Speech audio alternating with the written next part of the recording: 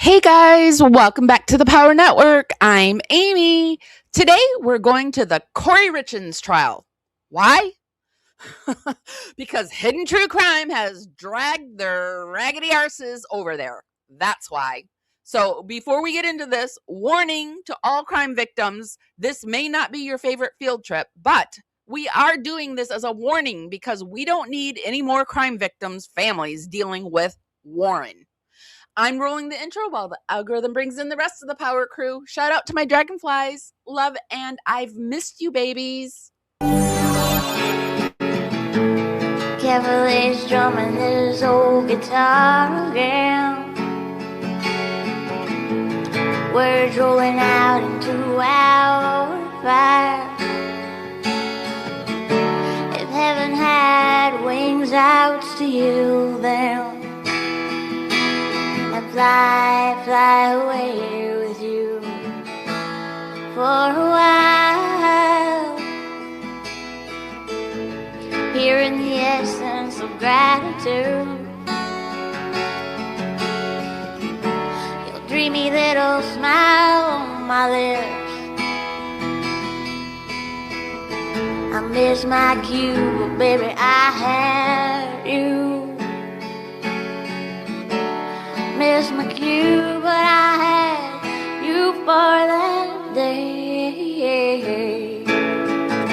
Here in the blue. Here in the blue and the essence of gratitude. I am so glad to be back here with my power crew again. I've been going through it, y'all. I have been going through it. And I'm a big old weirdo, too. So my weirdness is just like, it's a cuff on my sleeve right now. I cannot shake it. I cannot do anything about it. I took a week off to try to calm it down, but it's just not going away. So I think it's here to stay. I think something's changed. And I think maybe the content on our channel might be changing a bit too. But today, we're going to go back to one of our old faithfuls, and we're going to talk about Warren from Hidden True Crime. I noticed that she is on the move. She's in the field, boots in the ground, and she has taken off, and she's at the Kouri Richins trial. So we're going to take a quick look at the Kouri Richins trial. For those that aren't, let me get my screen all situated. For those that aren't really sure. I haven't been following the Kouri trial too much. But we're going to get ourselves acquainted with it, and then we're going to go into what our good old girl Warren and Gray Bay are doing, because they're doing. They're definitely doing.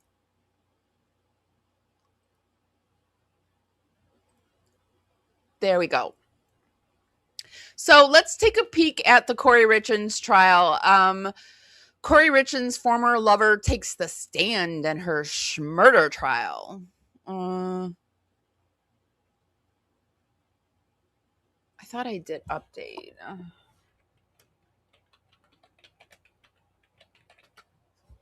Complete update. Let's just get into it and let's get it all in. This is, that's 48 hours. I don't want to do that.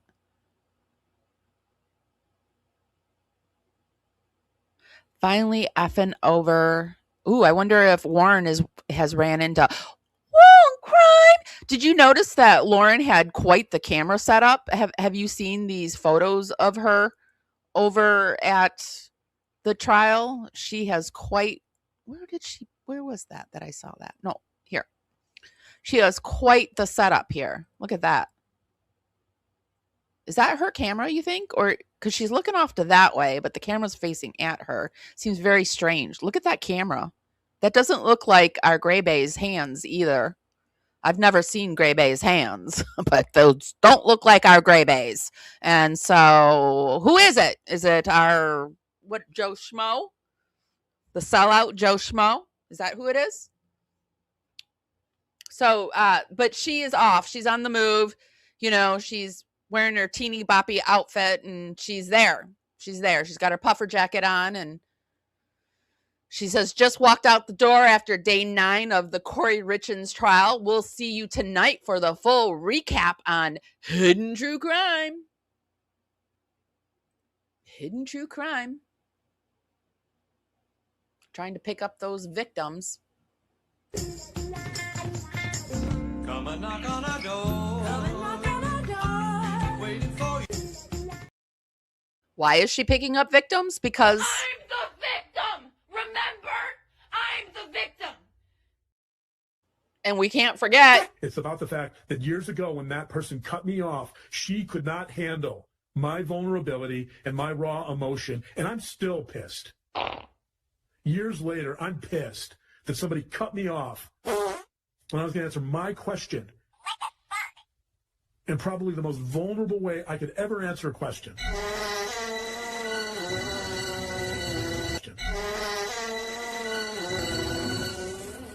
Because it was about my son. So pissed. I'm still pissed for you, John. Hey, Gary. Hi, Anderson.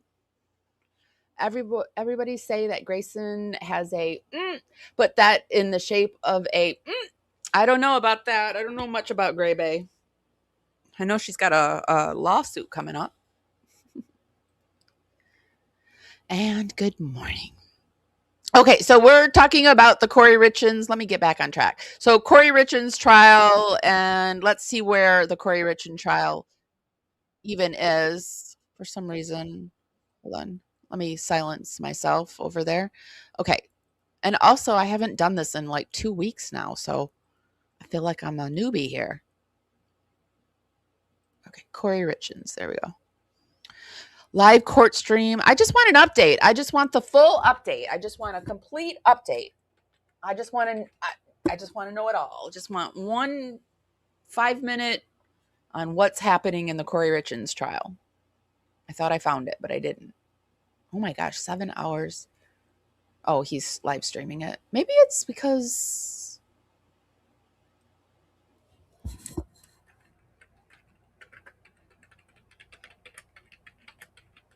complete oosh. Case update. Oh, Lordy. Let's do videos only. Oh my gosh. Their videos, I guess, includes live streams. See, this is my problem. I'm so irritable. I can't even stand myself. I'm so irritable. When cross-examining hurts your own case. All right, let's just go in and read it.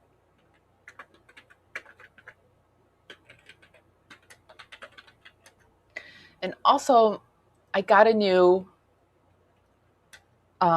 keyboard, but I haven't attached it. This one has a short, and it's doing all kind of weird shit.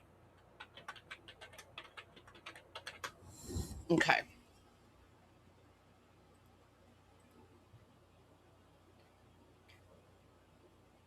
Oh my gosh. Is there nothing like... Amy, don't get mad. See, I'm mad. I can't. This is why I have not gone live, because I am not taking things well. I don't know how people are doing this. I really don't. I don't know how people are just acting like normal, everyday, whatever, when rich people are eating babies. I just like that's I default to that all the time. I just anyway. I'm going to be taking some deep breaths throughout this day, I think, because it's been like this all morning, where I'm just also Mercury's retrograde, which has to do with communication and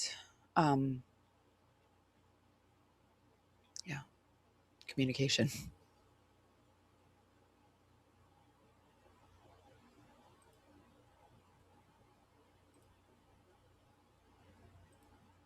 Are we not going to be able to like just click on shit now? What's going on?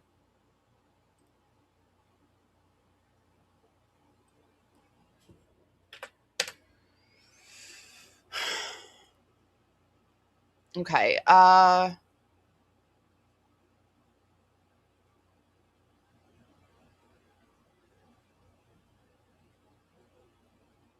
right. Complete. See, and this keeps happening. I don't understand why that keeps popping up.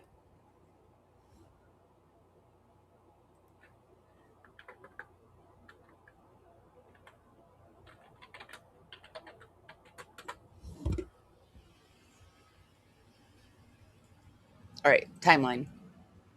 Here's a timeline of the Kouri Richins case as jury is now selected for the Schmurder trial. We're in day 9. So her takeaway, a jury was finalized Wednesday for the Kouri Richins Schmurder trial in Park City. Richin faces charges of aggressive Schmurder, insurance fraud, and forgery. The trial started February 23rd and it's expected to go until March 26th. It's in Park City. Jury selection was completed Wednesday in the upcoming trial of the Kansas mother accused of fatally poisoning her husband and then writing a children's book about coping with grief. Kouri Richins will face trial on charges of aggravated murder and attempted murder of her husband, Eric Richins, insurance fraud, and forgery. She has pleaded not guilty despite repeated requests from her attorneys to move the trial will stay in Summit County. The trial begins on February 23rd and is expected to last through March 26th. So there we go. All that for that. So that's what's happening today. It's the Kouri Richins trial. I know I used to have a grip and now I don't. I don't. I don't have a grip. Lauren talked of someone called Josh. So Josh is our cameraman. Everybody say, your messages are dangerous, my friend. Okay, so that's what's happening with the Kouri Richins trial, and our friend Warren has decided that it would be a good plan for her to go and do a little field trip over onto the Kouri Richins. And I first found this over on her, I saw it over in the Reddit forum, but I did come over here and she's been posting about the Kouri Richins. She's been going live and she did do a little warning where she warned us that she would be taking a field trip over yonder to visit the trial and gather her next victims. I did do a little short on it.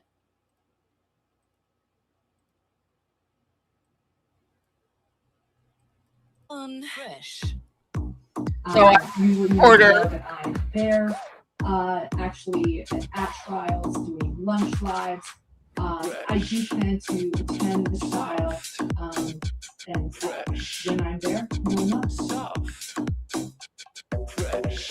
I'll leave it at that. So when she's there, we'll know. And the reason we know is because she's told us she's there and she's taking pictures of us and she's making quite a little spectacle of herself over on the hidden true crime boards. They have been talking about that.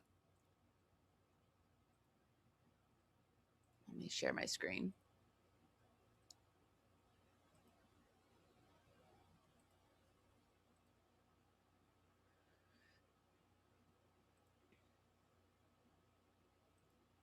So here we have a picture where it's alert, trial tourist spotted near the Richins family. So we know that she has this propensity to seek out the victims' families. We know that because she did that in the Lori Vallow case. She did that to the Vallow Woodcock family, and she will sit next to them. She will befriend them. She will immerse herself. Her and Grayson. Like, don't think that when I say her, I'm generally speaking them, okay? And when I say them, I'm generally speaking Lauren. They will engross themselves, enmesh themselves into the crime victim's family. They will become besties. They will bleed them dry. They will take their pictures and they will use them. If you dare to try to use those photos, the crime family, they will then strike you. You think I'm lying? Do you think I'm lying about this? Because I've got proof that I'm not lying about this. Because over here on Difficult Research, Kresha's channel, she talks about it. And she's been talking about Warren going to the Kouri Richins trial. And I'm glad she is, because if anybody should be has the right to be talking about it, I would say Kresha is. And the fact of the matter is that this woman put a wedge between Kresha and her family, her mother, her family, and has no remorse about it. Did a 9.5-hour live about it. And I had to think, like, do I really want to continue covering this case? But yes, I do, because I'm not really, I feel like I'm venturing away from covering true crime cases in the conventional sense, in that I'm covering it because I feel like this woman is dangerous, allegedly for entertainment purposes only. Wink, wink, wink. I have to say that, right? I have to say all this stupid shit, in my opinion, right? So, and in my opinion, I believe Kresha feels this way too, because I saw this. Confession time. Colette, I don't think Colette knows this. I don't think anybody knows. Kay knows this. Kay knows this because Kay visited us. Don't show it yet. Hold on. I got to preface it. You guys saw that. Kay Woodcock knows this because she did us. Don't show it yet. Oh my God. Is that the same kind of rings that Lori and Chad had? What do you guys think? Is it both malachite?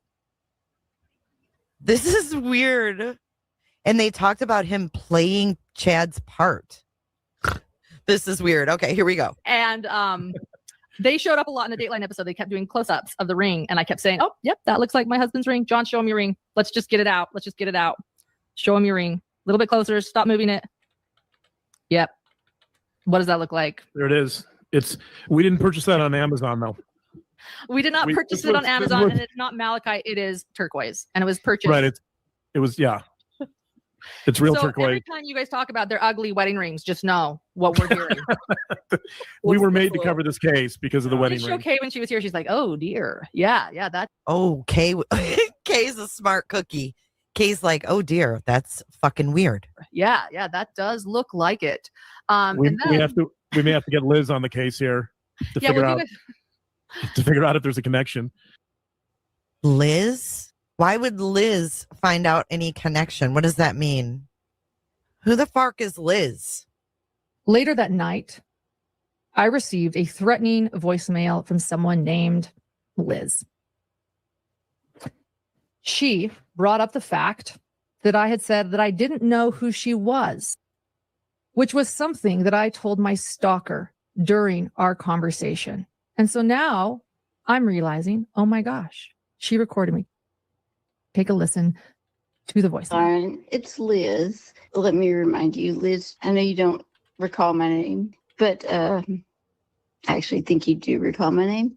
But I'd like to talk to you for a second. I'd like to talk to you about, number one, I guess, why you don't remember my name. But number two, I'd like to talk to you about why you are so upset about texts that you have sent to me in group chats about other people who I'm sure you don't, I'm sure it's hard to admit that you have said those things about those people, but I want to clear it up with you. So I would appreciate if you would call me back. No, not trying to be threatening or anything. I would truly like to clarify maybe where I'm missing something. Do you if think? you would please give me a call back, I would Do appreciate you it. think she called her back, or do you think Gray Bay called her back? I think Gray Bay called her back. My number is, and my name is Liz, L-I-Z. In case you don't remember, Liz, L-I-Z. Don't want to. At this moment, I'm having a panic attack about text messages being released. Oh, I bet you I'm are. worried about a friend. I bet whose you feelings are. I've heard. I'm worried about the potential of what this means. Thank you. Here's the I'm not thing. trying to be threatening. I don't think she's worried anymore. She definitely is not worried if she's got her little puffer jacket ass over at the Kouri Richins trial bothering them. Is exactly that. It's threatening. And I am worried that a vulnerable conversation that I just had with somebody in a courthouse now was recorded and being shared to people who might be calling me and threatening me. Oh, she's so This was a worried. very overwhelming scared. moment for me. Here she's like, oh dear. She's so scared. There she is at the Richins trial again. She's so scared. She's got all these stalkers. She's over it though. She's at the Kouri Richins trial. Yeah, that does look like it. We may have to get Liz on the case here to figure out if there's a connection. Well, if you guys think that's bad, do I have our wedding? I think I have our wedding certificate in this room. Not only that, again, I thought Shane was the Dateline person. I thought it was Liz Johnson. married before this case happened, but we eloped and we found an officiator online. So listen to this. We found an officiator and 2 witnesses. That's all we had with us. Our witness was named, are you ready for this? Alex Cox. And the woman that married us was Stop. I'd like to see that certificate, ma'am. I feel like you're lying. Okay. Let's see if we can get this to play. was named Janice. What? Do you believe her? I think she's a real liar, but do you believe her? So Crusha's not letting up on it, and I'm really happy for that. I thought I was a member. I must have lost my membership. Damn it. Because I thought I watched this. Oh, I am. Okay. Correct. Correct. You didn't see Kouri for a couple of weeks. So Crusha is covering the Kouri Richins trial. So if you want to head over and view the Kouri Richins trial with a fun group, I suggest you go over there. But here she is catching receipts caught the moment Josh entered the chat on day 8 of the Richins trial. Even with the chat now gone, we saw that contact with Lauren. Thoughts on this? So like I said at the very beginning, we know that her MO is to make contact with the victim's family. So now we see that she is doing that. That's what she's doing. Yeah, here we go again. Exactly. And I'm sorry, you guys. I'm over these people. She is like, I know she's not Epstein. I know she's probably not eating babies, but she's harming souls. And I just can't stop myself anymore. I can't. My fury is unleashing, and I don't know. I an hour in my meditation this morning, I just decided I needed to come and do this. So I hope I don't say too much, because I'm outraged. But I'm always outraged. She doesn't know what panic attack. I mean, I just would love to see her have a panic attack at the courtroom. I'm very interested. Who is at the trial? Who do we know? What content creators are at the trial? Because I feel like I need to know this too. All right. Okay, so let's get back to where Crusha is. So here we have yeah, I would guess 10 days. She's following the weeks, chat. something like that. And we'll go over to Hidden True Crime in a minute. I'm going to come back to that in just a moment. But Let's can see we what quickly she's look saying. at Receipts. Caught the Stacy's moment Exhibit 2, Josh Stacy's entered the Exhibit 2, chat. Where Let me see what. you know which one I'm looking for. Since you read my mind, Katie. I don't see it quite yet. When Ms. Richins tells you that she found out that Eric died of a fentanyl overdose, right? Oh. Again, How has the chat been moving? I haven't even Well, go ahead and clocked look at that yet. reports about this case. Is that right? Was it shortly after Kouri was arrested? I don't see the moment. Okay. And that's when you told them about this conversation, right? I'm so impatient. When did you tell them about? Let me speed this up. Let me ask this question. You're the one that told them about this conversation. Let me speed it up and let me put this on mute so that you can hear what I'm saying. And let's see if we can catch the moment he comes into chat. I don't know his name. Does he come in as Josh?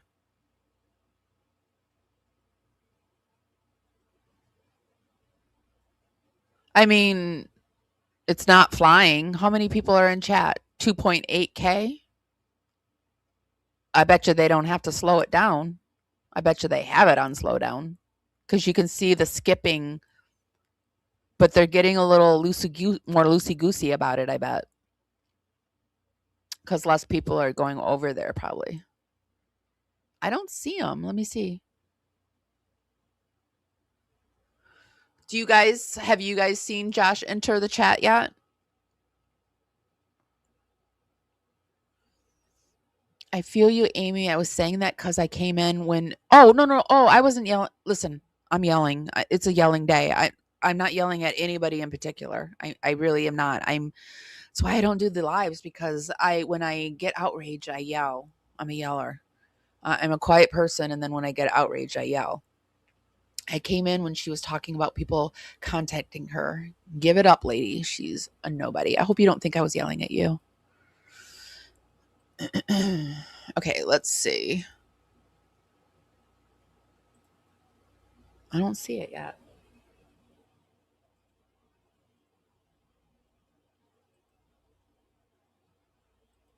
Krusha, if you see this, can you tell me what his screen name is? Because I don't know what his screen name is, I guess. Actually, Joseph was the father of, no, he has have a good night, everyone. Blessings, everyone. Till tomorrow. Thank you, Josh. Prayers. Okay, so people are talking to him. You are the peas in my pod, you know. Jeez. Oh, God, it makes me so mad that she's sitting there racking up more victims. But I guess, what do you do? Like, I don't even know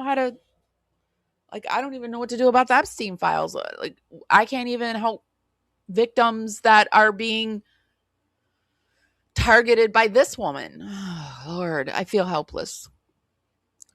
Thank you, Lauren. I actually, personal message from Jelly Roll today. Oh, geez. Okay, still watching. Okay, all right. We found who he is.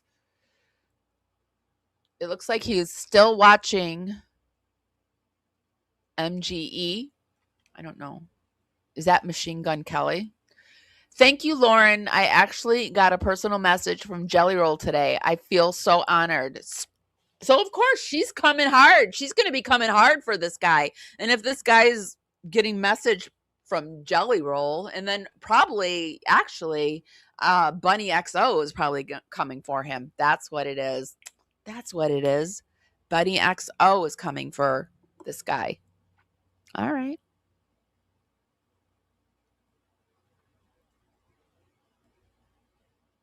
Bunny XO's been an issue lately, too. Allegedly, for entertainment purposes only, because they love to send their lawyer after people.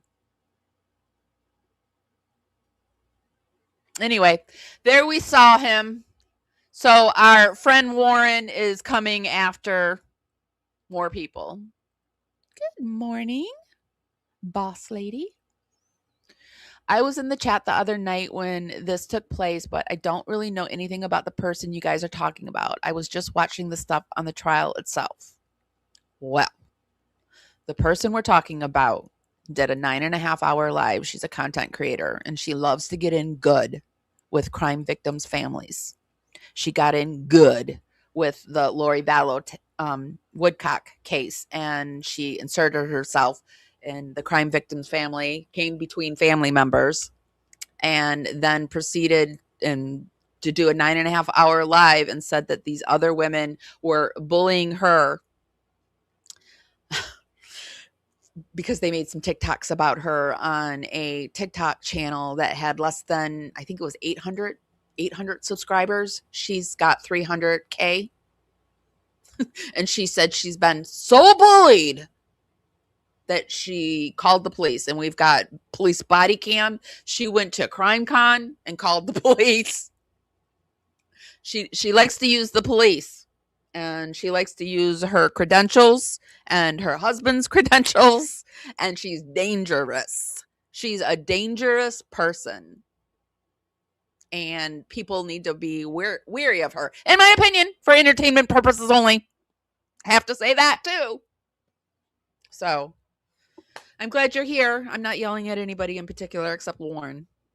I'm definitely screaming at the establishment, and Lauren is part of the establishment. She's the reason she's gotten, the establishment is why she's gotten as far as she's gotten. And I just can't. I cannot abide anymore. I will no longer abide. Not that I was anyway, but I can't do it. I cannot do it. Oh, the struggle is real, can't you see? This existential crisis is killing me. One hand up dramatic, eyes roll to the sky. Life's just too hard, I might just cry. Who gave me this moment of pure despair? My suffering is beyond compare. I'm the victim! Remember? I'm the victim! And don't you forget it. I will not let anybody forget it. Good morning. I'm the victim. No, Lauren's the victim, actually. What am I saying? I'm not a victim. I hate being the victim. My God. If you look at me with victim eyes, I can't. I am never the victim. I am the phoenix that rises from the fucking ashes. But Lauren is one of those people that is always the victim. So. All right, getting back into this. So, Hidden True Crime, they're over at the Kouri Richins trial. Official. So we have her over here in her community tabs, and for whatever reason, she has a camera guy with her this time. She's got a camera guy with her. So let's see what they're saying in the comments. Well, these are being moderated. Justice for Eric Richins. Eric Richins, if you ever come across this, warning, warning, danger, Will Robinson, danger. You're walking into even more danger. Allegedly, in my opinion, for entertainment purposes only. I can't wait for the recap, this person says. Lots to hear today. The defense always looks like they are deer in the headlights. Some things never change. I know, Rebel Lucy, some things never change. Anxiety waiting. I keep getting interferences, so I look to you to keep me updated. Of course, she loved that. Looks like you made a stop in Midway. Whatever that means. You look amazing, as always. I don't think... Listen, sometimes she does look good. I'm not going to lie. Sometimes I do like the outfits that she has, but I do not like this. And we're going to talk about it. Okay. How tall is our Warren? I would put her at like 5'8". She's not tall enough to wear something like this. She's got these cuffs here at the... Listen, and I like fashion too. And I've got photos of me I could pull up with hit or misses too. Like when you're a daring person, you do miss. But this is a definite fail. She doesn't have the body to wear this boxiness here. This is not good right here. And anyway, what am I doing? Anyway, do you like it? Do you guys like it? Do you think it's a fashionable look? Her face looks different. Certainly. She's got a different face on today. There. Nobody ever knows what she's quite doing to her face. And maybe that's the magic of it all. But some of the other things that she's saying, what a night. Steamy text, oath refusal. Trial tea and dark humor therapy because it works. I thought that it was interesting over on Reddit. There was somebody who brought up the fact, I wanted to read it too. This right here. This. They brought up the fact, oops. Hold on.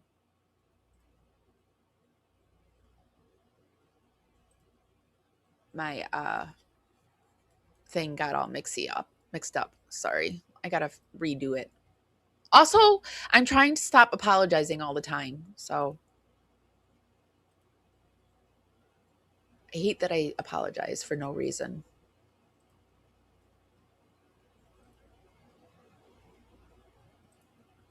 There. Is this the one I want? Yes. Lauren heading to the Richins trial because apparently the case needs her. As the Kouri Richins trial continues to unfold, many observers following the case have been engaged with it long before cameras entered the courtroom. And now, this person has an interesting point. Lauren loves to jump in on cases that she hasn't been following the whole time. She just kind of jumps right into it. She tries to glob onto the family, and that's what she's doing. She's jumping into it, globbing onto the family, acting like she's the celebrity extraordinaire. I'm here, you guys. As the Kouri Richins trial continues to unfold, many observers following the case have been engaged with it long before cameras entered the courtroom. They have reviewed filings, examined the financial complexities, followed the alleged poisoning timeline, and listened closely to the evidentiary framework is now presented before a jury. For many, this is not passive viewing, but sustained attention to a serious legal proceeding involving a death. It's a death. And it's a death that if this woman did it, not only did she murder her husband, then she wrote a book about it. A children's book. More children's shit. Right in our faces. And the responsibility placed on juries to weigh difficult evidence. Within the context discussion surrounding Lauren's anticipated attendance at the trial has prompted reflection among longtime case followers. Across several profile cases, a discernible pattern appears to have developed in the way she approaches trial commentary. Rather than consistently centering analysis on legal arguments, evidentiary disputes, or procedural developments, the focus frequently seems to migrate towards proximity to the individuals connected to the proceeding. Lunch live streams, commentary framed around perceived access, and repeated efforts to situate herself near the narrative of the case have been reoccurring elements of that approach. Public commentary on trials can absolutely serve a legitimate and constructive purpose. There are commentators who invest considerable time reviewing documents, contextualizing testimony, and explaining complicated legal dynamics so that the public can better understand the process. The type of analysis can be both informative and responsible. However, there is a meaningful distinction between substantive analysis and performative proximity. When commentary begins to revolve around personal presence, visibility, and perceived access to the people involved in a case, the optics can begin to resemble self-positioning rather than thoughtful coverage. The branding element involving Lauren and her so-called walking the dog producer Grayson only seems to amplify the perception. Live streams and appearances may generate attention, but attention does not substitute for analytical rigor. Another element that some observers have noted across multiple cases is the degree of interpersonal contact that tends to follow in her wake. When disagreements arise, the response often appears to involve attacking the character of others rather than engaging with the substance of the criticism. The tendency towards personal disparagement can be revealing in itself when commentary shifts from examining evidence to impugning the motives of the reputation of those who disagree. It says far more about the commentator than about the people being targeted.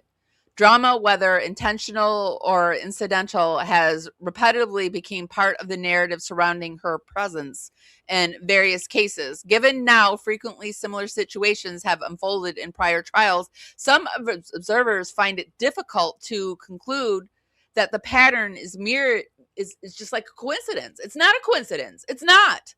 Or that any meaningful lessons were internalized along the way. Like, I always hope that I thought the best we could do, because I know, they got down to 3,000, 1,200 subscribers. They're back up. I thought the best we could do is at least damage her ego and maybe adjust it a bit. But no, she is the same maniac that she was in the Vallow case, allegedly for entertainment purposes only.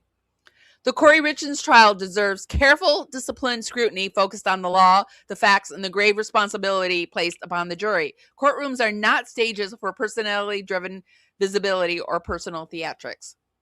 Many observers simply hope the focus remains where it belongs, on the evidence and the administration of justice. So, do you think that's even possible with her presence? I don't think so. Because look at this. Look at what she's doing. Where is this? She brought a cameraman. A bigger camera. Bigger, better camera this time. She doesn't take constructive criticism. No, she doesn't. Grayson is not her producer. She's her personal assistant. She's her personal lapdog. You're right. Allegedly. Who wrote this? Somebody over on Reddit. I will put the links to everything that we view or in the YouTube show notes. Today we're coming to you on Facebook, YouTube, and Twitch. So be sure to give us the love on the platform you're viewing us on. But that's it. It's telling that Lauren hasn't said a single word about Monkey Vaughn since the Stacey Wandra preliminary hearing. That's another person that she's gotten in with, like the Monkey Vaughn case. They made sure to post their interviews, and I think they came out against Lauren, and she hasn't said anything about that. This is the same person who at one point positioned herself as a spokesperson for Brandy and spoke very publicly about the case, yet now that silence is pretty noticeable. What we do see instead are carefully managed appearances that performative display of fairness whenever the cameras are rolling. Whenever the cameras are rolling. That's important. Whenever the cameras are rolling, she does a lot of shit behind the scenes. Genuine empathy tends to show up in consistent advocacy, not selective visibility. But the cameras and the promotions, those never seem to miss. So she's just really into it. She's really into herself. She's really into what she's doing there. Oh, shoot. I stopped sharing it. Sorry, guys. Oh, and I just apologized. All right, let me share the screen again. And I'm going to come over into chat, take a quick break and a breather, and talk to you guys for a minute.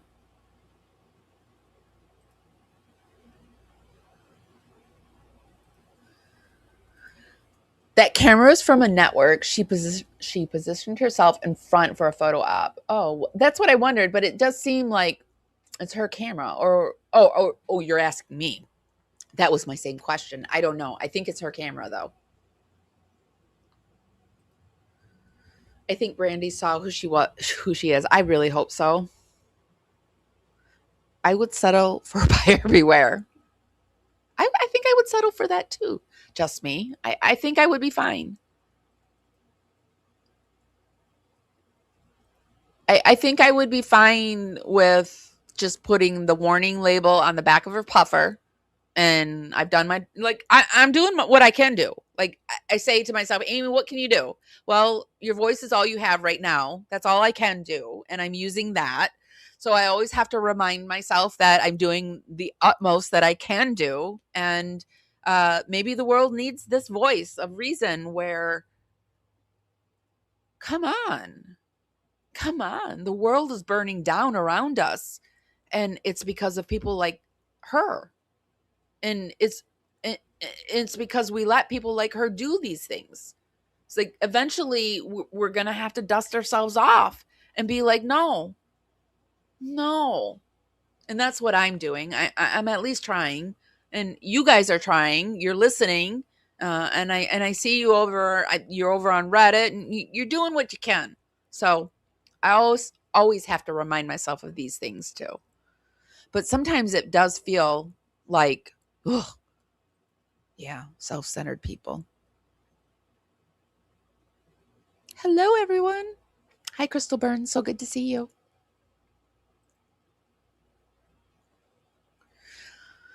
I guess we have to find out if that's from a network. But anyway, oh, and I need to move myself.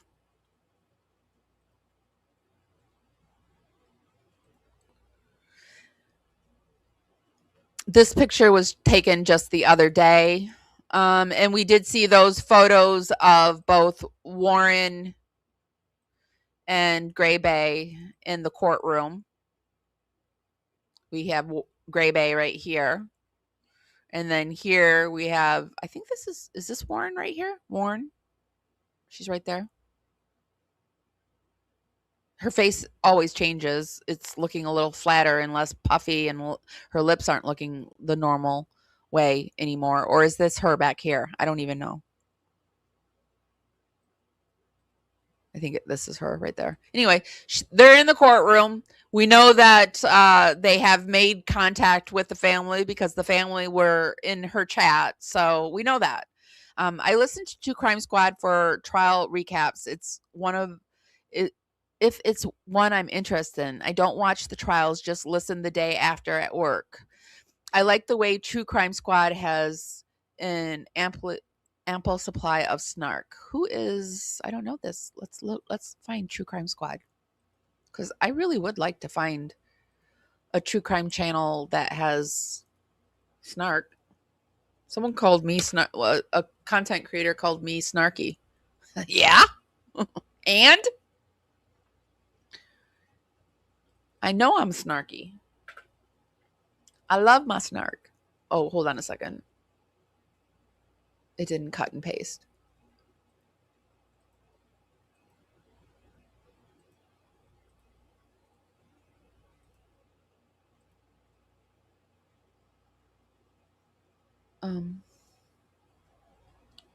Is anyone else listen to True Crime Squad?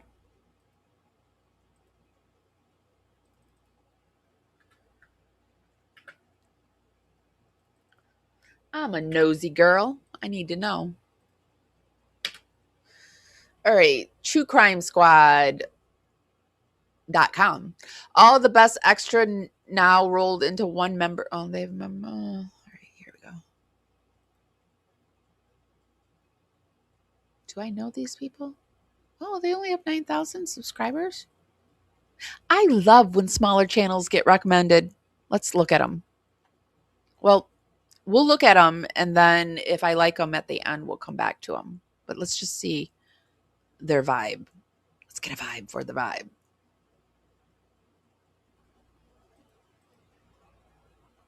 So, case, that's Murdaugh. We're getting a vibe for the vibe. Oh, they covered the Lori Daybell case. The sentencing of Lori Vallow Daybell in Arizona.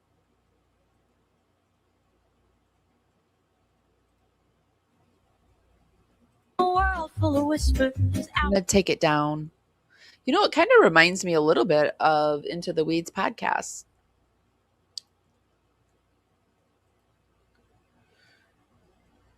People are harshly criticizing the true crime community as late. Yeah, I've seen that a lot lately. I don't know that it has to do with Lauren alone, but I've never heard so much criticism regarding true crime on YouTube. Yeah, I have. People are waking up and they're tired of the same old, same old. I have seen a lot of criticism on the true crime. All right, let's see what this is. But you know what? People are I'm happy that people are finally waking up, so I'm happy to hear the criticism, as long as like it doesn't go into territories where I'm feeling degraded. Co-host and partner in crime, Christy Brower. Hello. Hello. Hey, everybody. How's it going? It is going. It is. I am tired. I am so grateful. Okay, There's no. We're not mad at them, so we'll at the end we'll come back and we'll watch that at the very end. To get updated if you want an update on the Kouri Richins trial. And we're going to go over to Difficult Research too, because they are covering the trial daily and we'll see what they have to say. So where was I?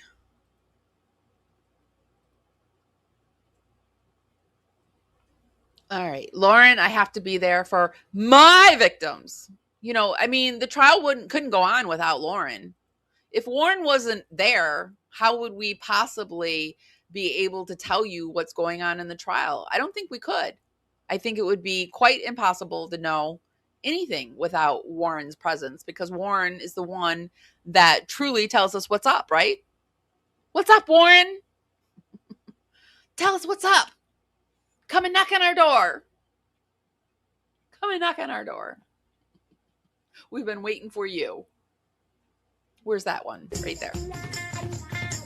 Come and knock on our door. Come and knock on our door. Waiting for you. Okay. So what else did they say over here? I listened. Oh, I already did that. Here's another photo of her after everything the Richins family has endured just to reach this trial. The optics of Lauren deliberately positioning herself next to Gene Richins, Eric's father, are difficult to ignore. This family has waited years through investigations, legal maneuvering, and procedural delays simply to arrive at this moment in court. Yet somehow Lauren consistently manages to situate herself in close proximity to the most emotionally vulnerable individuals connected to their cases. At this point, the pattern is unmistakable. And I think that's the thing. There's patterns. And I think maybe people are looking at true crime maybe a little bit more because there are patterns within the true crime community. I've seen the patterns myself, and I try to stay out of the patterns. And Lauren is a pattern. And yeah, let's not pretend this is accidental. Most of us understand perfectly why she is there. The proximity is not incidental, it's strategic.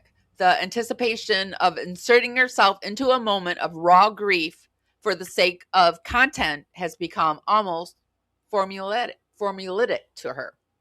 When someone repeatedly inserts themselves into higher profile trials under the guise of coverage, it inevitably raises questions about motive, property, and basic decency. Observing from the gallery is one thing, hovering near a grieving father at the very trial surrounding his son's death is something else entirely.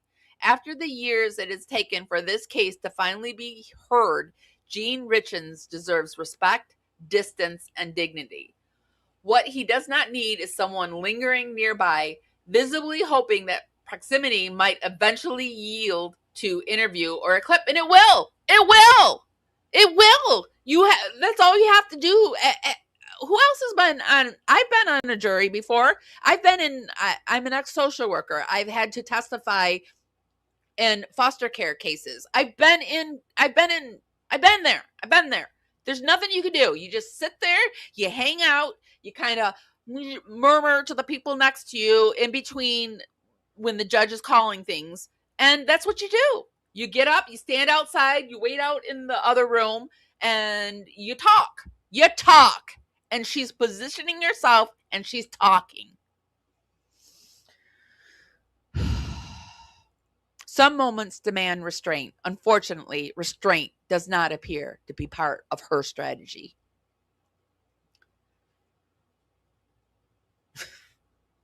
She does kind of look like that woman who's had too much facelift surgery. She is looking a bit like that. And I stand 10 toes down when anyone says, when I mention in the weird way she looks. I didn't do it. She did it. She did that to her face. It's not God-given. It's not natural. She did it. So I will talk about it. I'm yelling again. Hold on. Sorry, guys. I'm sorry. I'm mad about this. I'm really mad about this. If you ever had a conversation with me in person, my hands will be flying.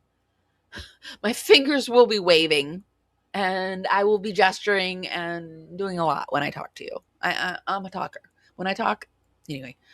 So we see here, this was the guy that was in her chat. We read it. Here they are. Strategically placed. You think that's, and I think this is Bobby Joe with a J or with an I. Sorry, Bobby Joe with an I. Don't quote me on that. But strategically placed. Gray Bay, Warren. Gray Bay, Warren. Of course, John's not there, but you know. Good morning. I need to figure out a way to communicate better, though. It already has. She is talking to the paramour. How long before the family wants? Well, I mean, they're coming into her chats now. They're coming into their chats, so they're probably chit-chatting now for all we know, right?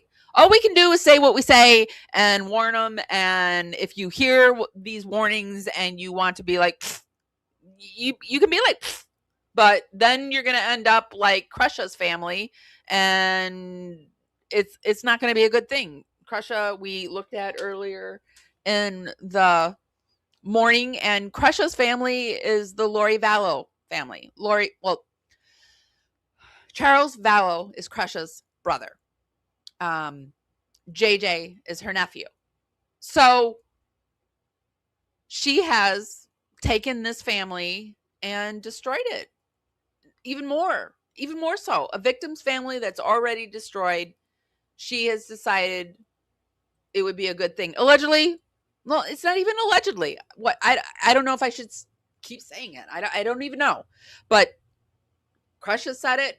I've got a lot of videos on it, a lot of lives on it. If you don't know what I'm talking about, I will link the Law and Quine playlist that I have accumulated. Here we have Crush is still talking about it. Oops, I didn't mean to go to the membership. I wanted to go to the post. Here she has no words. I've got no words. Here's a photo of Warren. We are out here covering the Richins trial, day 9, not filming a 2004 Baggy Jean music video in a dirt lot. I'm all for the detour, but can the next stop be a stylist between the malachite rings and the Alex Cox coincidences? I didn't think the fashion would be the most confusing part of the day, yet here we are.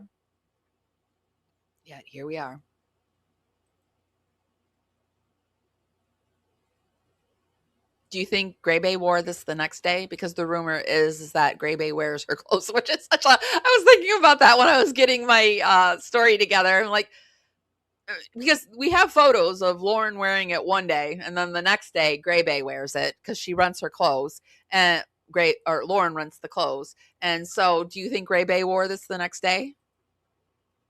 Just walked out of court after today, Kouri Richins' trial testimony. We'll see you tonight for the full recap on Hidden True Crime. But first, taking a small detour. I put this. She rubs all the wrong buttons for me. And then people are asking, whose pants are those? They're Gray Bay's. Somebody needs to put up alert posters around the courthouse because she's a victim predator. Oh my God, the one she thinks she's a movie star. She does think she's a movie star. She really does think she's a star. A star in her own mind. Okay, so let's go over to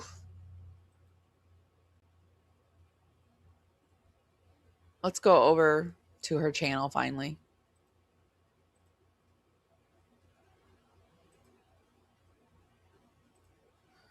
And let's see what they're doing.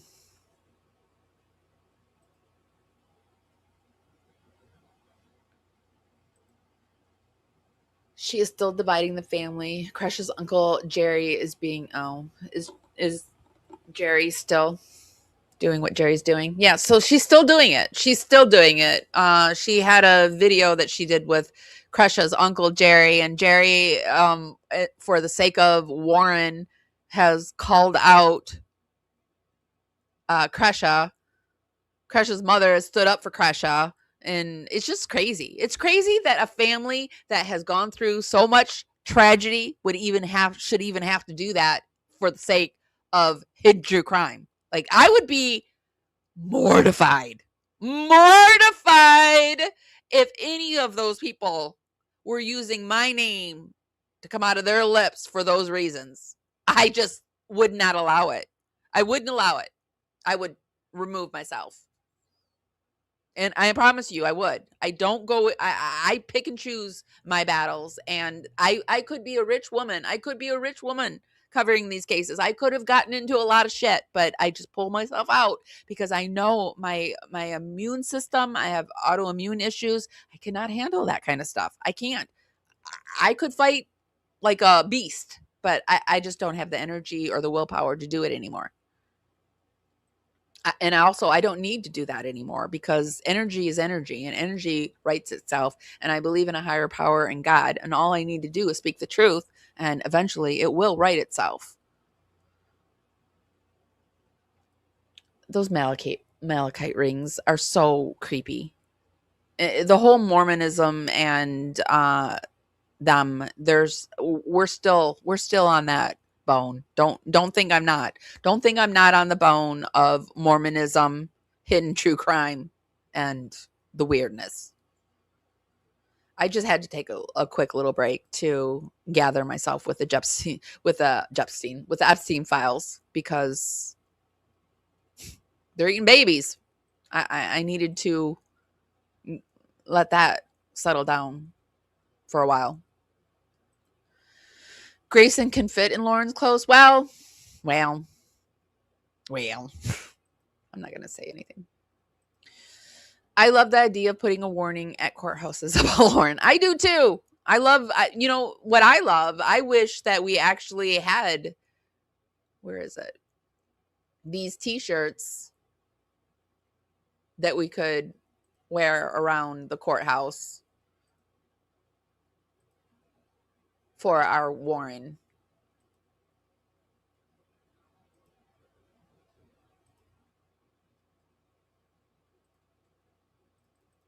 This t-shirt. I ran into Lauren Matthias at the courthouse. Warning. We need that.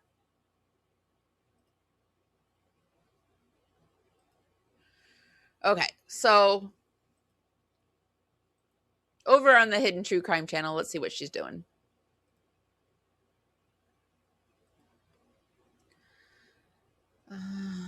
Juror Sketcher, high profile juror tells all his thoughts on Kouri Richins' drama. Did she do an interview? Okay, so now she's doing interviews. So she's getting a high profile juror. Okay, we're gonna have to go into that. She's doing interviews. Kouri did what? Tea trial and unfiltered reactions. So she's got people coming on her channel. Kouri Richins deep dive, everything you need to know. So she did like a little update before she did all of this. In the lives, her lives aren't doing as well. This case, she's not doing as well as at the Vallow case, at least. Unhinged phone calls, live feed, lunch live with Lauren, steamy talks, live feed, 8 million in debt, live feed, cell data analysis, live feed, corrupt erupts, live feed, bombshell, live feed, key evidence, live feed, trial recap, live feed, autopsy secrets exposed. So they're going 10 toes in. Which one you guys want to look at first? Let me come over and see what you guys want to look at first. I know I'm freaked out about it being World War III too. I don't understand. And that's why I'm watching you, because okay. I'm glad I'm diverting your attention. And I'll try not to talk about it too much.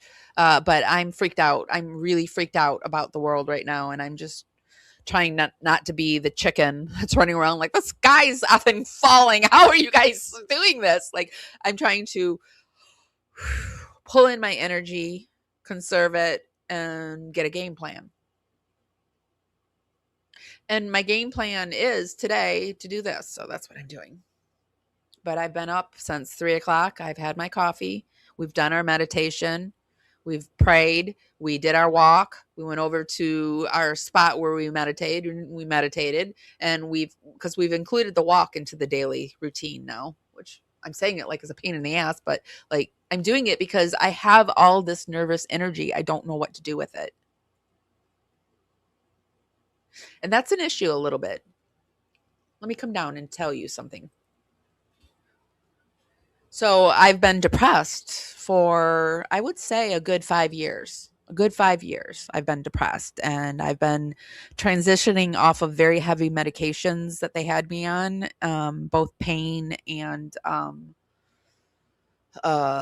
psychological medications. And I've been doing a lot. And my energy has hit the ground. It hit the ground. And so I said to myself, I need to do something. I need to figure out this energy situation. And so I've been playing with supplements, and I have gotten these supplements and I think they're working, but now I've got all this nervous energy that I don't know what to do with. So when you're used to being a bump on a log, and you are a bump on a log, all this nervous energy is like, what? So I think I'm becoming a new person pretty much. I think in a month I'll be a different person. I'm definitely in that, in the clouds and the weirdness. Weird. Like, I got a weirdness about me, and I tell people that, and they're like, oh, ha, ha, ha, ha, we all got weirdness about us. No, this is the weirdness I'm talking about. When I tell you I've got a weirdness about me that I have never been able to quite put a finger on, this is the weirdness. So I don't know what to do. Manic? I don't know. Maybe it is mania. Maybe it's like, but it never ends. It's like a constant mania. And the only time that I've ever felt like this before was when I was in this. So I'm from Michigan, and 5 years ago I was really sick. I had a stroke. I had to have back surgery. I have some autoimmune, so my health was at an all-time low, and I was like talked into moving to Florida, and like things would be wonderful and great, and it did not turn out that way. And I knew I needed to get out of the situation that I was in, and something ignited me, and it would not let me rest. It would not let me rest. There was a voice in my head that said, keep moving, Amy, keep going. You can't rest. You've got to keep moving. You've got to keep moving. And I believe that's the only way I stayed safe. So now that same thing has triggered in my head, and it says to me, you've got to keep moving. But where am I moving?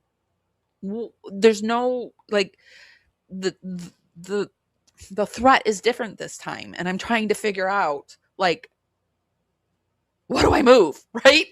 Where am I moving? So that's the crazy feeling that I'm feeling. And yeah, it probably is manic, but I don't know what to do with it. And it's the only time I've ever felt it was then. And so, and this time it triggered because of the Epstein files and what's happening. Fear is the enemy. It is the enemy. But also, fear will not be ignored, and I can't ignore it. And so I have to look at it. I have to say, what, right? And so that's where I'm in the process of like looking at the fear and being like, now what? I'm looking at you. I see you. Fear usually shrinks when you look at it, right? It's not shrinking. So that's where I'm in. I'm in a very weird state. And I guess I'm trying to find my tribe that is like in that state where we can be like, yeah, we're in that state too, and this is what we're gonna do. Like I'm trying to find a plan, and every morning I'm meditating and I am journaling, and it's like all the signs are saying like, yeah, you're burning yourself up. You need to calm down. But how? How? Yeah, I know I'm waking up. I thought is this what the Kundalini rising feels like? Is this what that is? Because I think that's what it is. And it's very uncomfortable. It's really like uncomfortable. Somebody who has a background in my BA is in psych soc. It's really uncomfortable.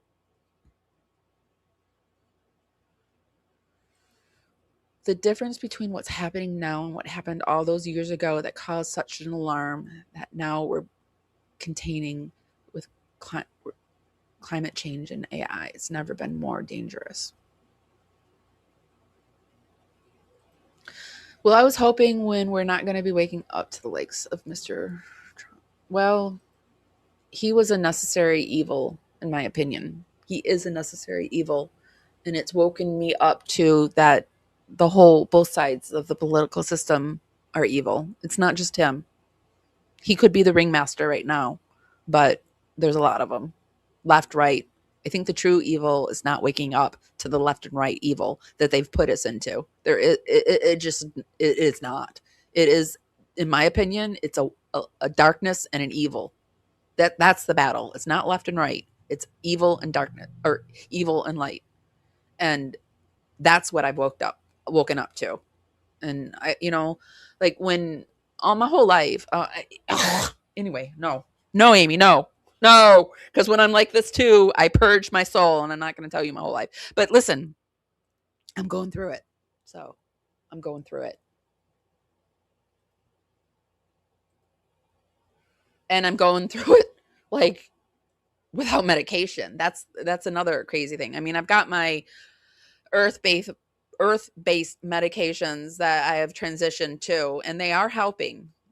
But geez. Okay. Getting back over to hidden true crime. Let me take a deep breath and center myself and get myself back over to here. Let me take a breath. While I'm doing that, if you guys could just, take a breath too and reach up and hit the like, share, subscribe, all that good stuff. It really means a lot to me. Today we're coming to you on YouTube, Facebook, and Twitch. So over here, I kind of want to look at a video. And this is the one I want to look at first.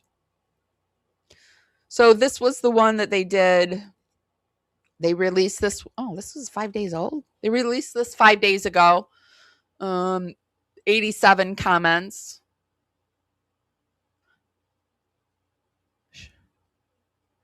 The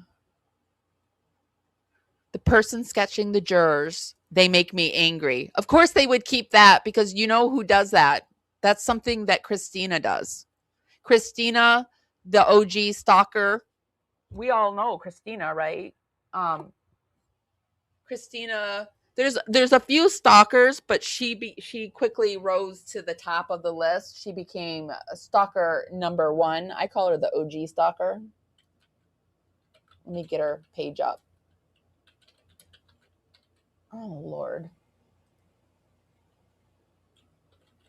Oh.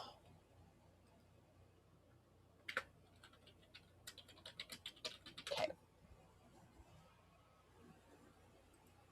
Her. It's normal. And so my friends growing up, we didn't talk about that. I wasn't that person before that. I can honestly say that. One thing people said about me growing up, Lauren never gossiped. I know. Lauren never gossiped. My younger sister was I was always service oriented. This is who I thought I was. I'm feeling lost. I haven't been at 37. My dad's in Clinton when they were born. John's not doing well. We're suffering from injuries. I don't have fun. I lost identity, and I met these people online. And I put all my eggs in that basket, and they were shit talk, and it was funny. And it made me giggle, and I started participating. Oh dear, sounds like our Lauren Turd is admitting that. So this was Christina. This is Christina. That was the day that Christina confronted Lauren. Fans. The behind the scenes is the coolest thing ever. It really is. Seeing the dynamic between everything and everyone. I drove 6 hours. Why? So I wasn't able to go to Lori's trial last service. So I wanted to. And this year I did the ticket system really fast and I got it on the opening statement for the first 2 days. And that's where I met Marcella. And mostly because I followed it from the beginning and I feel like it's a way to witness that the victim's lives in a way. Chris man is, and I then had the opinion that this man needs to die. Just he needs to know that his days are limited, just like he made those children fans. The behind the scenes is the coolest thing ever. So that's our Christina. How big is her channel, by the way? I wonder how big. Why is there a paid partnership with that? This ex-friend saying that and claiming that to many people over time. So you finally see it, huh? Within the deflection, she reflects her true self. So just give narcissists time. While they're gaslighting you, they will tell you the truth. So yeah, and funny, we had no idea who this ex-friend was until that ex-friend brought it out. That ex-friend saw more attention on your videos, so she had to speak. The guiltiest dog barks the first and the loudest. Yep. I had no idea who your ex-friend was, knew all about her, but didn't know her name until she said it herself. Huh. Woof. Keep going, girl. Keep going, Warren. You got this.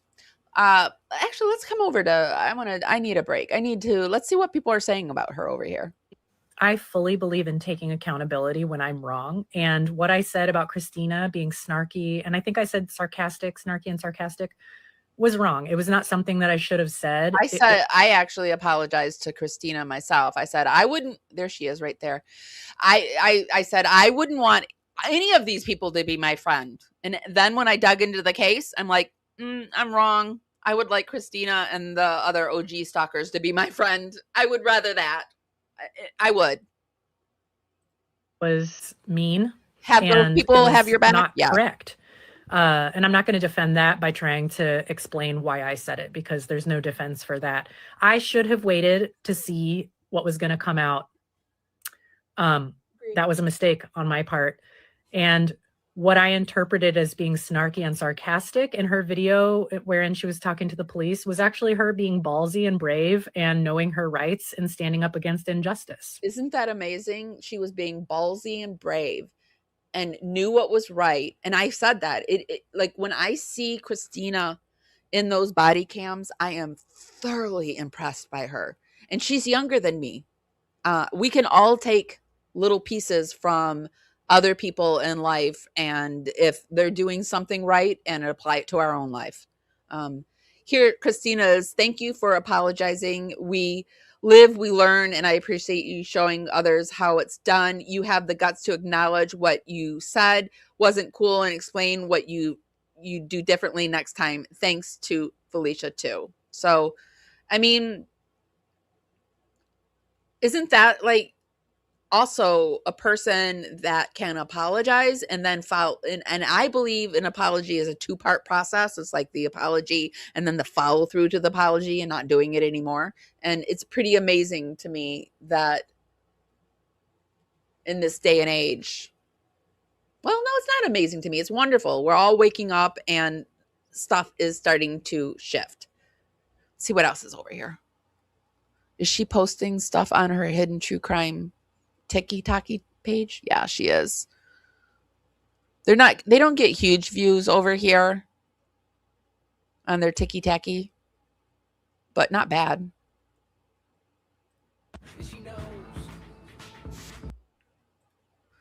That sometime last night, the mother shot her daughter and then shot her. She's probably gonna latch on to that one. That's another big case that's dropping right now. Okay, let's go back over to hidden true crime. Is there anything else here I want to look at? Well, let's see if it was so small. Let's see what Christina has posted on her page recently.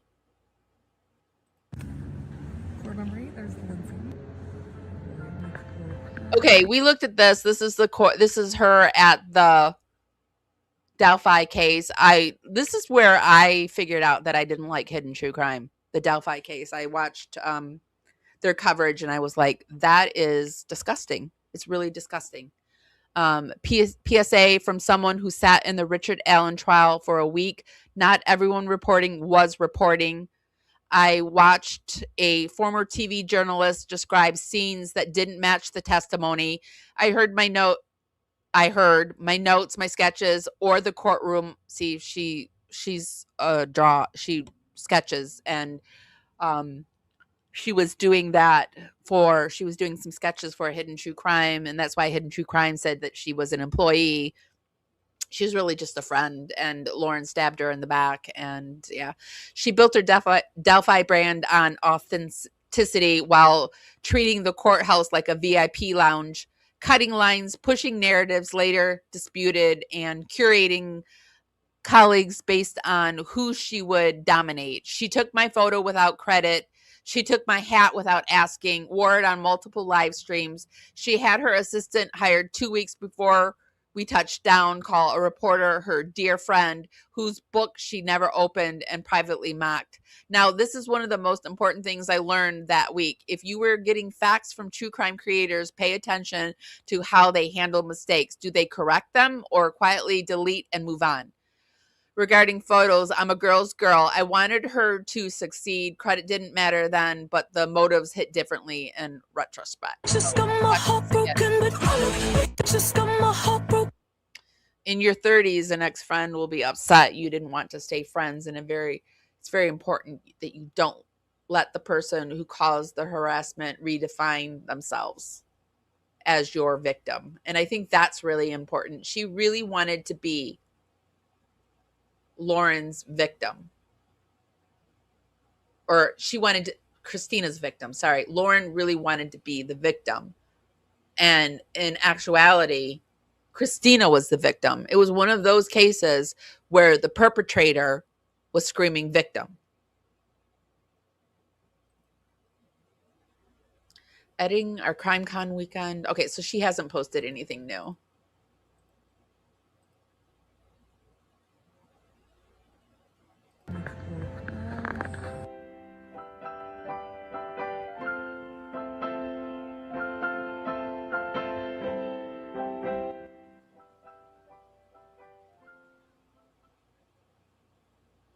There's the hat. I guess I thought that the hat was hers. People are wondering about the hammock, not the hat. I'm gonna attempt to sleep in this. She's going up. Oh my gosh, a double rainbow. Okay. So back over here, this person has the balls. Lulu has the balls to say the person sketching the jurors, that made me angry. I think Christina's there. Yeah, she refused to be her victim. And when she is doing a show with John, she looks so bored and so annoyed and can relate to when I'm somebody I don't care for. Yeah, I can't even hide. I can't hide it when I'm with somebody that annoys me. I cannot. And people pick up on it right away because my snarkiness, like, just, and the same thing happens with Lauren. Yeah. Yeah. She has panic attacks that she has low self-esteem, don't think she loves her husband anymore and feels trapped like she did years ago and her other relationships, but she found a niche. Hey, has Lauren been married once before? This is her second marriage, right?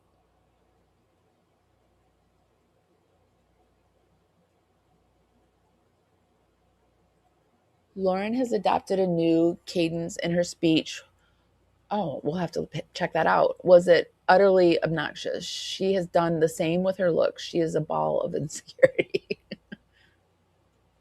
She is a ball of insecurity. I never cared for her, only watched her if she talked about something I missed elsewhere.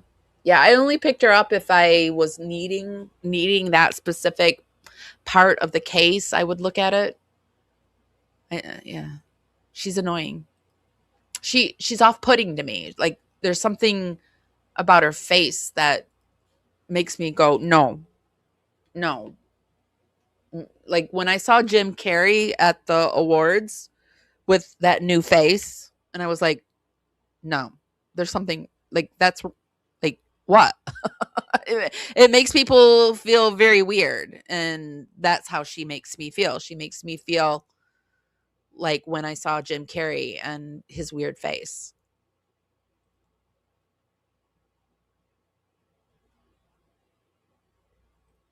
This actually never existed.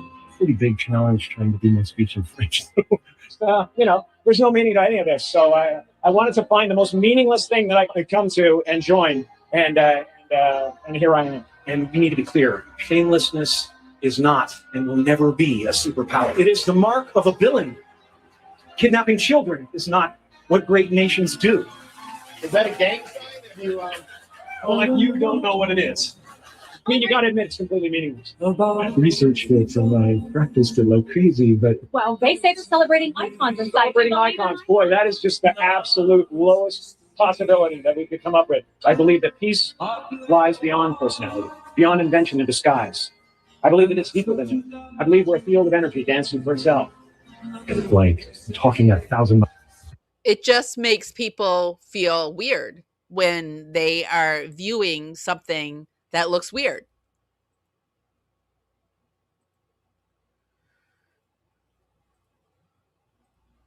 Here we go. Let's listen. Hello, Hidden Gems. We have... All right, so there's something happening with her lips. I don't know. She's losing her top lip somehow. Tom Evans here with us today. Tom, it's so good to see you, friend. Tom, I wanted to bring his perspective on today because Tom without following true crime. You did not follow true crime. You did not follow these high profile cases that the true crime community assumes everybody follows. And more specifically, the Lori Vallow case, Chad Daybell and Lori Vallow case. Okay, so we see that this is somebody that she used for when she was covering the Chad and Lori Vallow case. His book was good. It's too bad that he is on her channel, because I really am sus of people that he must know what's going on with her if he covered the Vallow case. And so, I don't know. Called for jury duty. And you were called. And I was watching this video in the Epstein files, and there was this, he was an Uber driver, and there were these bunch of rich ladies in the back, and they were talking about these doctors, the doctors that are coming out in the Epstein files. And there's this new doctor, he's an anti-aging doctor that came out, and he was working with Epstein. And in the back, the lady was like talking about, she went to see that doctor, and this person said, oh, you went to see him? He's in the Epstein files. And she's like, yeah, I don't care. I don't throw the baby out with the bathwater. What?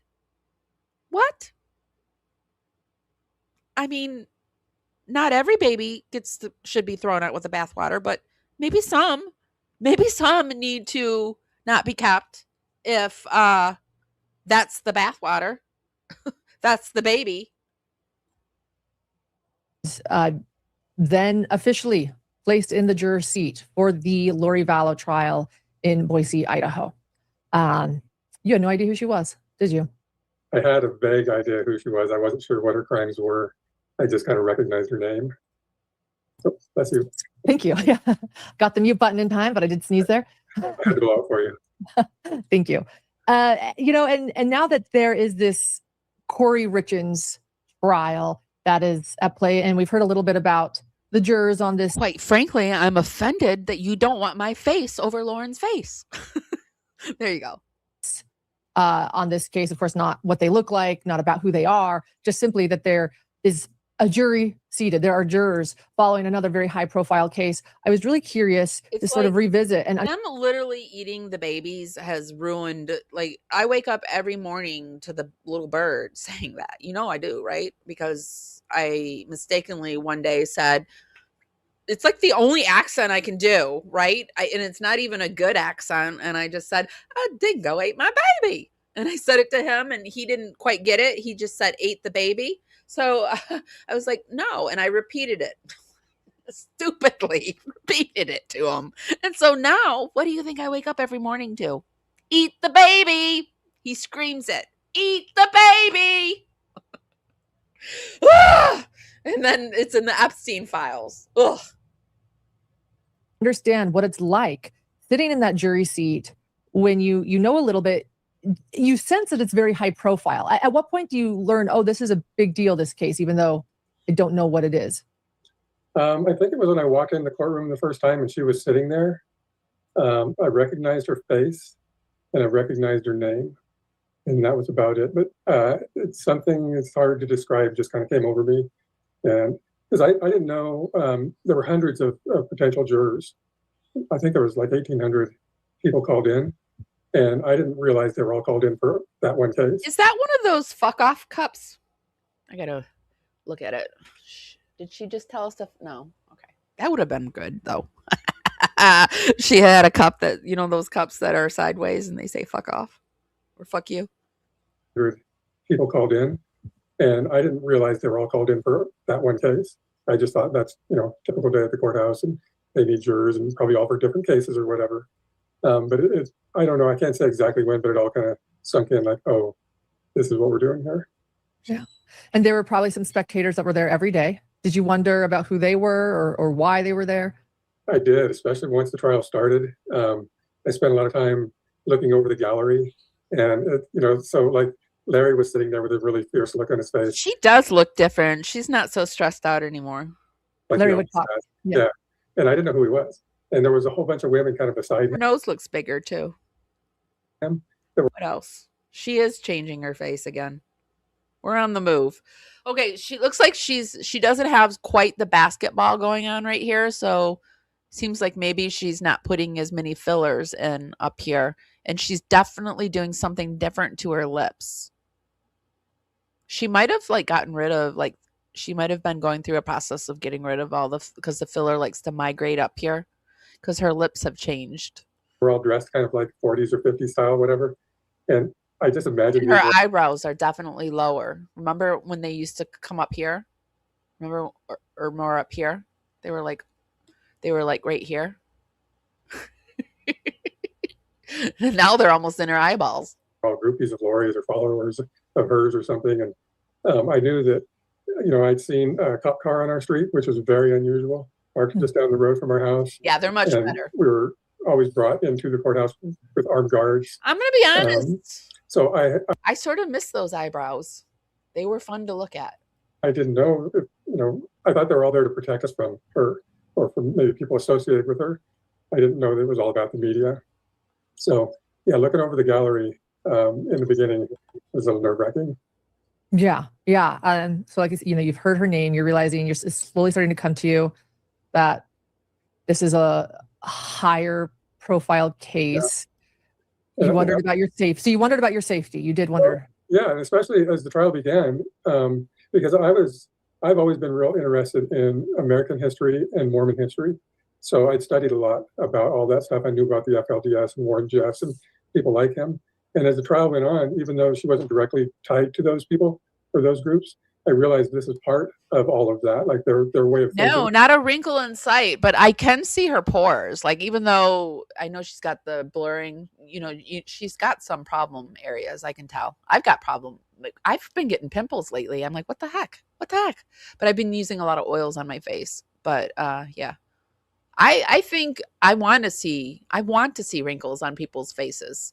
I read a article about why it's so off-putting when people do this work to their faces, and when they can't communicate, they can't move their face in a normal way. You're constantly trying to, like, the human brain is constantly trying to make sense out of what it's seeing. And it's, like when you see someone like that, you're constantly having to remind yourself to stop. And then, if you do happen to say something in the society we live in, they're like, stop it, you're mean, you're saying too much. She did it to her face, though. If this was a birth defect, I wouldn't say a word about it. I wouldn't say a word. In fact, I probably would talk about the birth defect and explain why. But she is doing this to her face.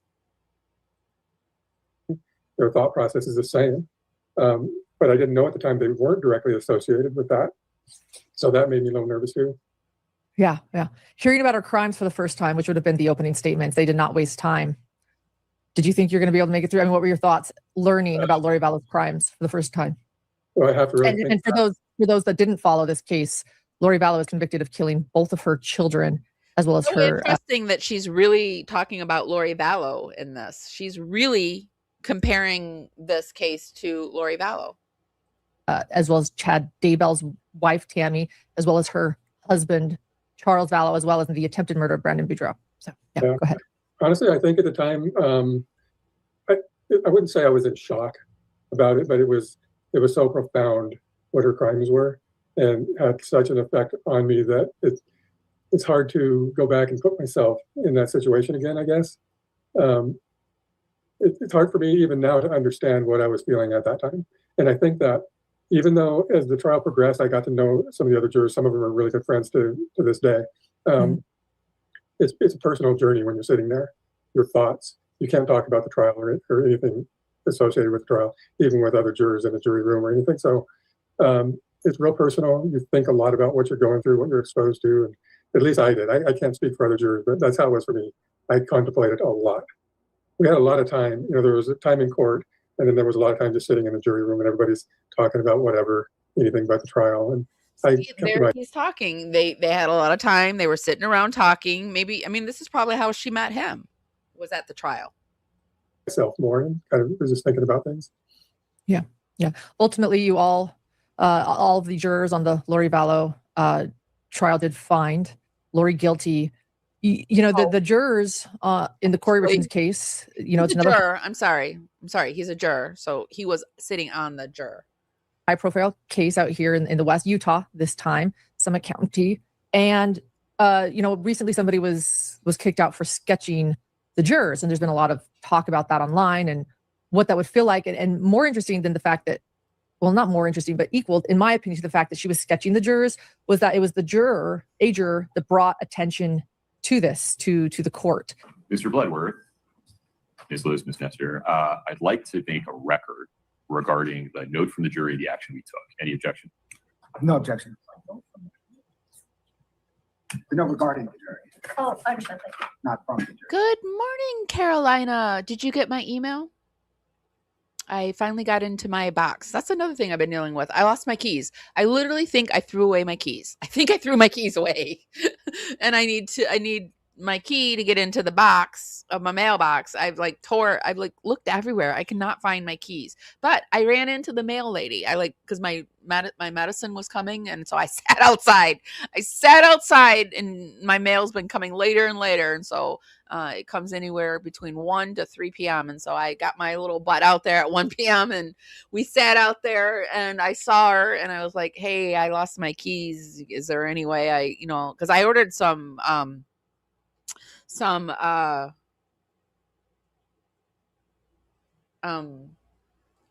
collagen, and it's been there in my mailbox for a week now, and I haven't been able to get it. And Carolina sent me something, and so I went down, and she gave. There's like these, the boxes are those little boxes, and then they have the bigger boxes, and they put the keys in the little box, and you can open it and get your stuff out. So I had 2 keys, and she gave them to me, and while she was doing it, and then I jammed one of the boxes, and I still don't have my powder yet. It's still down there, stuck in the box. So that happened. But yes, thank you, Carolina. I got your mail. Thank you so much. It's really, really appreciated. I think this was written by a juror. Oh, I did understand. Yeah, this was passed out from a juror. So during an afternoon recess, a juror passed a note to one of the bailiffs that read, quote, "Judge," I'm having a little trouble with handwriting, so bear with me here. "Are there members of the audience in the courtroom that are sketching members of the jury?" Question mark. Yeah, go Is that allowed? Trash. Without Because consent? I waited. I couldn't find, I hurt my back. I couldn't find my keys, and I was like, oh, well, I waited. And then I realized I don't know where they are. I think I put them in. I think I threw them away. And it's been a week, so the Question mark. It is distracting and a concern. Please advise. In response to this note, court staff confirmed that there was a member of the spectators that was in fact sketching jurors and identifying the sketches by juror number. That sketchbook was confiscated. The sketches of the jurors were removed from the sketchbook. Okay, I got to go back. I wasn't listening. Sorry. A member of the spectators that was in fact. Is that allowed without consent? Question mark. It is distracting and a concern. Please advise. Member of the bailiffs that read, quote, "Judge." Hold on. I need to know about this. Who is this artist, and why are people complaining about sketchers? I really feel like this might be something. Go back. This feels like a Lauren thing, but she's not there yet. So talk about that online and what that would feel like. And more interesting than the fact that, well, not more interesting, but equal, in my opinion, to the fact that she was sketching the jurors, was that it was a juror. Judge, are there, see, and she's purposely covering this because this is what Christina does. And she thinks this is like tea for her. I know it. I feel it in my bones. Judge, are there members of the audience in the courtroom that are sketching members of the jury? Is this allowed without something? It is distracting and a concern. Please advise. That brought attention to this, to the court. Mr. Bloodworth, Ms. Lewis, Ms. Nestor. Do you guys know who this person is that's sketching? I'd like to make a record regarding the note from the jury, the action we took. Any objection? No objection. No, regarding the jury, Oh, I understand. Thank you. not from the jury.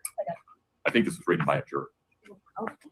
Oh, I did understand. Yeah, this was passed out from a juror. So during an afternoon recess, a juror passed a note to one of the bailiffs that read, quote, "Judge," I'm having a little trouble with handwriting, so bear with me here. "Are there members of the audience in the courtroom that are sketching members of the jury? Question mark. Is that allowed without consent?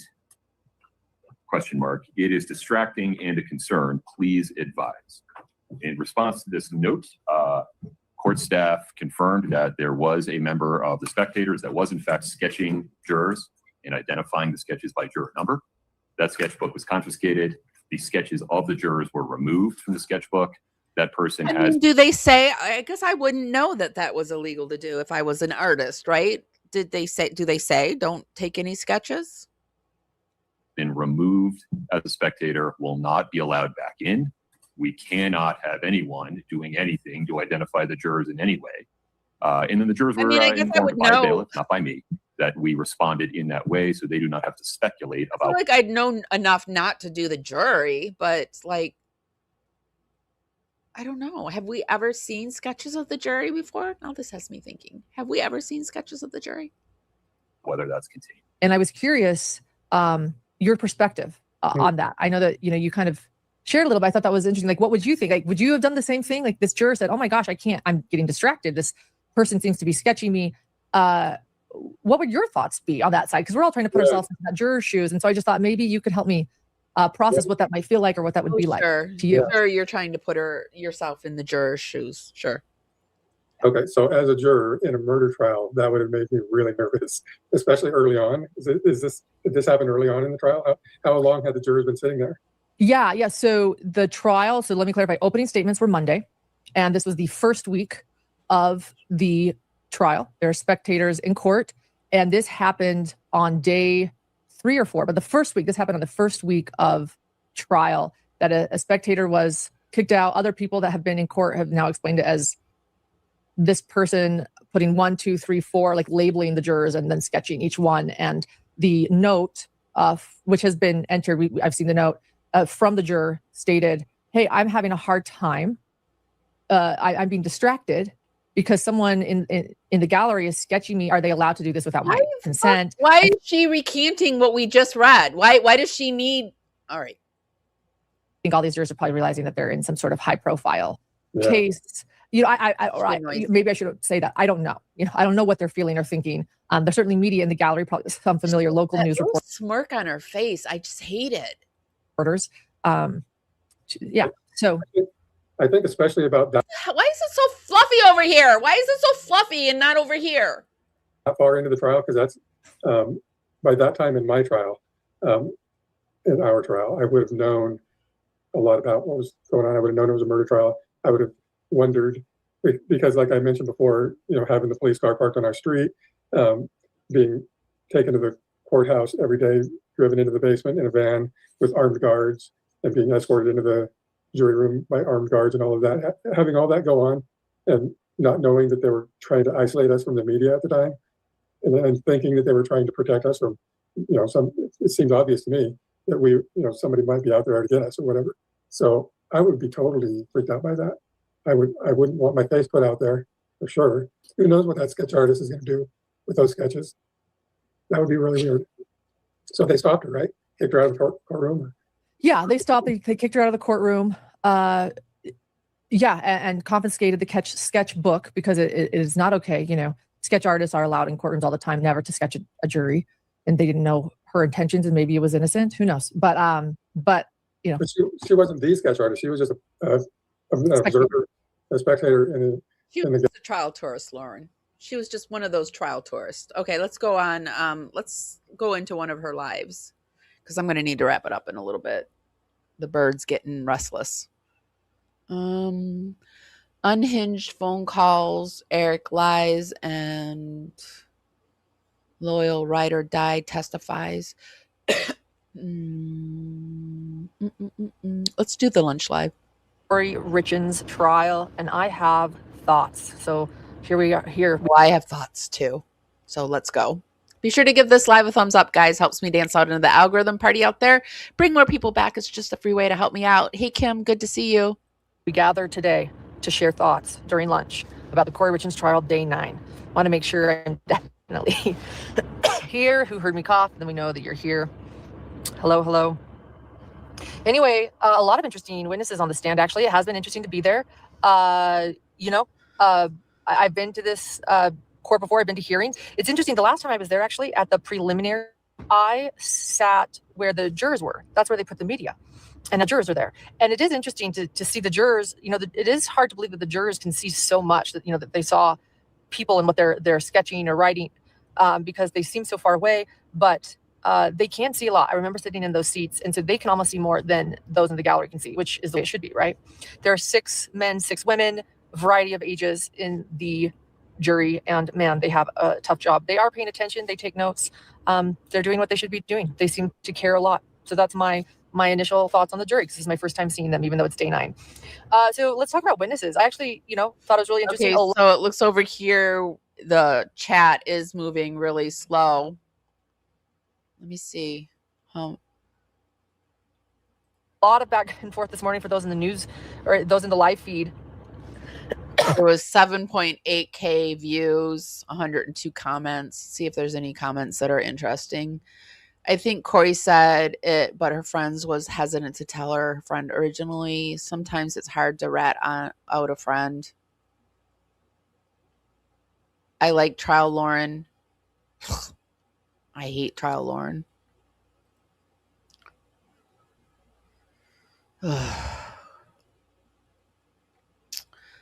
The line is a mic drop for me because Kouri knew at the time that she said that she would stand to be financially much better off if Eric was dead.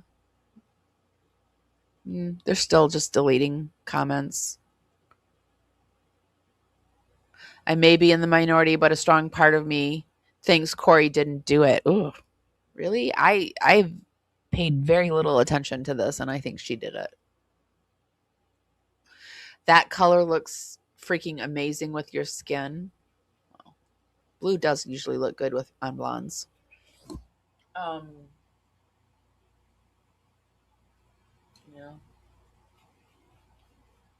Yeah. About whether or not to share this particular jailhouse call that they can't call a jailhouse call. The jailhouse call that don't you dare say is a jailhouse call, the home wave call, but they can't call it that either. A recorded call of Kouri between a male. Don't pay attention to who the male is. Should we share the date? Should we not share the date? Should we start with the transcription on page 4, page 5? All of these things, the defense was really fighting hard with their objections, and the prosecution and the state was really fighting hard to keep certain things. They really wanted to keep page 3 in, and the defense did not. Anyway, the judge decided they'd start on page 4. He would be the one that shared the date. A lot of confusion there. I actually thought the call was a little anticlimactic. I mean, certainly shared Kouri's, in fact, I think I have it here. The defense, their intent for the call, because at one point the judge was like, what's your intent? When they were like arguing and they sent the jury back out, decided they could share this call. And essentially was they wanted to show Kouri's intent in seeking counsel from a divorce attorney. I think it maybe did that, I guess. So anyway, Becky Lloyd I thought was really interesting. I'm curious what you guys thought of her. I feel for her being on the stand, having to testify against an old friend. She says that Kouri even got her job at C&E Masonry, where she still is. She's an estimator for the company. And honestly, so at one point, the defense did a great job with her. If you were watching, she stated that she and Kouri had a conversation in December of 2021 while they were doing a sub for Santa or a type of thing for C&E Masonry. And she had a drink, and they were talking about Kouri wanting a divorce. Becky Lloyd had gotten a divorce. It was rough. And Kouri sharing problems in her marriage. Maybe not even, just how she was worried about getting a divorce, that Eric would turn the community against her. And that, all the things we've heard, Eric's controlling. And then there was this one moment in her testimony, and she stated, it was a big moment. They said, what else did she say? And she said, and I want to talk about this with all of you guys before the recap tonight. She said, well, she told me it would almost be easier if Eric was dead. And look, and Becky McDonald saying we need to watch back and see Kouri's face while listening to Becky Lloyd. We will do that. We will do that. I have a lot of questions. There are some things you just don't see as well in the courtroom, guys. So we will be watching some things back. Thanks for that tip. But so, I wish, it would be easier if Eric was dead. Right when she said that, I had thoughts. I had thoughts about how, like, if I was a juror hearing that, I wouldn't necessarily think that was like the biggest bombshell, just being a jury. This is me being honest, because people say those things off the cuff. I wish someone was dead. It would be easier if they were dead. This is complicated. I know we're at a murder trial, so it matters here. It's definitely evidence and circumstantial evidence and a witness testimony. I get that. It's a murder trial. But I remember even thinking, like, did she say that? Did she not? Does it really matter? I think what I thought was most important about Becky Lloyd's testimony for me was the fact that Kouri was saying she felt trapped and wanted a divorce and thought that Eric was gonna, smear her name. And I mean, for me, that was enough for motive. I mean, she's painting motive, right? And what Kouri wanted, that was enough. So this moment, in other words, it didn't make her testimony more for me. It just was like, okay, she said it would be easier if he was dead. But that was supposed to be, I think, a big mic drop moment. And maybe a lot of you thought it was, maybe, yeah, girl talk, it happens, right? And maybe you guys disagree with me. So I just want to share this. So I remember like kind of thinking that and feeling that. I'm like, that doesn't do that much. It's not a mic drop moment for me. And then defense gets up. And defense, during Becky Lloyd's testimony, they did a great job. They said, do you remember, not even being sure if this was said, the specific part about it would be easier if Eric was dead. And she had spoken to a private investigator, and she said, no, she's always known that. You can see over here that the chat is barely moving. Josh hasn't entered the chat just yet. Was said. She's certain of it. Then they played past interviews with Becky showing she did indeed say she wasn't confident that that one line was said. This mic drop moment was said. So, lessening this mic drop moment. And I remember thinking, and they had a good exchange. It was a good exchange. And Becky explained why she feels like it's true now and why it was overwhelming because it's her friend. And so here's something. I just want to say this. Really? What state are you in? So let's talk it out. I remember thinking, you know what? I don't know if that was said either. I don't know if Kouri really said that. But again, for me, it doesn't really matter. It doesn't add more depth to her testimony. That is, Kouri was upset about her marriage and didn't want to be in her marriage and was worried about getting a divorce and what that looked like. And I remember thinking she could have just decided, she said that later. Grayson told me after that she felt that it was true and that she had probably trauma blocked it. That was Grayson's initial thoughts on the matter, just Hidden True Crimes producer Grayson. She said, no, I think she could be telling the truth here, and that's really what happened, and maybe she sort of trauma blocked it and processed it. And then I said, well, no, I think she could have been looking through another lens after the conversation, after Eric dies, and thinking. Does she think, I haven't listened to what I don't know, does she think Kouri's innocent too? You look extra low-key today. Yeah, she's not wearing that Big Bird outfit, that's for sure. Did she say that? I want to know. Is our Gigi there? Is Gigi at the trial? Has anyone seen Gigi at the trial? Do we need to call Gigi? Is Gigi there? Pull up Gigi. Call Gigi. Call Gigi. You want me to call Gigi? You want to piece Gigi in as we go too? You guys think though? Because I'm processing that one a lot. What you guys thought of Becky Lloyd's testimony. Again, if I was a juror, I'd probably dismiss that whole line now. But it still doesn't. I just didn't know if it was necessary. And I guess that's maybe a point too. If I was the prosecution and she had once been uncertain about that line, I probably would have just been comfortable leaving it out. But I know they wanted it for effect. Did you guys think that line was really powerful when she testified that? Hopped over to Pretty Lies and Alibis, and she is covering it. Is Gigi there? Do we have Gigi on the? Welcome to Pretty Lies and Alibis. Let's seek the truth and travel the long road to justice together. What you know, Alibis, welcome to another episode of Pretty Lies and Alibis. I'm Gigi. Good to have you here. It's Thursday, March 5th. This is my second attempt because your girl left the mic on mute the first time. Let me just say I'm glad tomorrow is no court because I got other things to work on, and that would be Lady. So as of today, haven't heard anything else, but I'm exploring some options and I will definitely keep you updated. She needs to be back home where she's loved and not just left outside 24/7, rain, sleet, snow, wind, whatever. And also where her heartworms are taken care of and she doesn't have every rib shown. Really disappointed in Animal Care Greenville for giving this dog back to her abuser. Okay, I know. Gigi adopted or found a dog, and it was tied to a bench. It was horrible. I can't believe they gave that dog back. It looked horrible. It was leashed to a bench and in the middle of nowhere. Girls fired up. Let's jump in though. Back on the stand after lunch was Kouri's friend Chelsea. She was at the Richins home 2 days after Eric's death. Kouri was upset and she went to console her. Kouri got in an argument with her sister-in-law, Amy, about Kouri trying to get into Eric's safe to get the will out. And the argument also involved the home. The sister-in-law told Kouri the house wasn't hers, it was Katie's. Kouri was crying, she collapsed, she was hysterical, and she said she couldn't believe this was happening. She doesn't know much about Kouri's business other than flipping houses and said Kouri presented herself as successful. Gigi there? I don't even know if Gigi's there. That's the whole point of this. Is Gigi there? Let's go over into her community section. Sometimes we can. Hey y'all, I decided to pull the video naming a potential suspect and Nancy Guthrie, about to record the afternoon recap in Brandon Banfield. What a day, should hopefully be out by 9:30.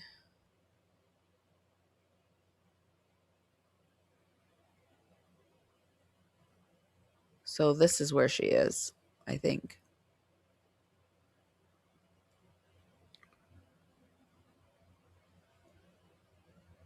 Let's see what her live stream, Kouri Richins trial. So I think she's just live streaming it.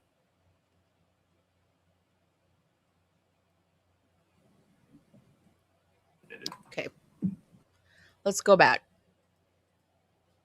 Kouri thought it would be better off if Eric, it would be easier if Eric was dead. I guess was it that important of a line? Because I think the defense just did a great job at that line. And I wonder if they should have even added it, in my opinion. A lot of people saying Becky is telling the truth. And I want to be clear. I believe Becky in everything else. And I believe right now that Becky believes that she said that. And Kouri could have said it. I think that through months and time, she's become absolutely sure. But I don't know. I think there could be some reasonable doubt there that Kouri said that. Kouri could have said it. Grayson thinks, like many of you, that she probably trauma blocked it.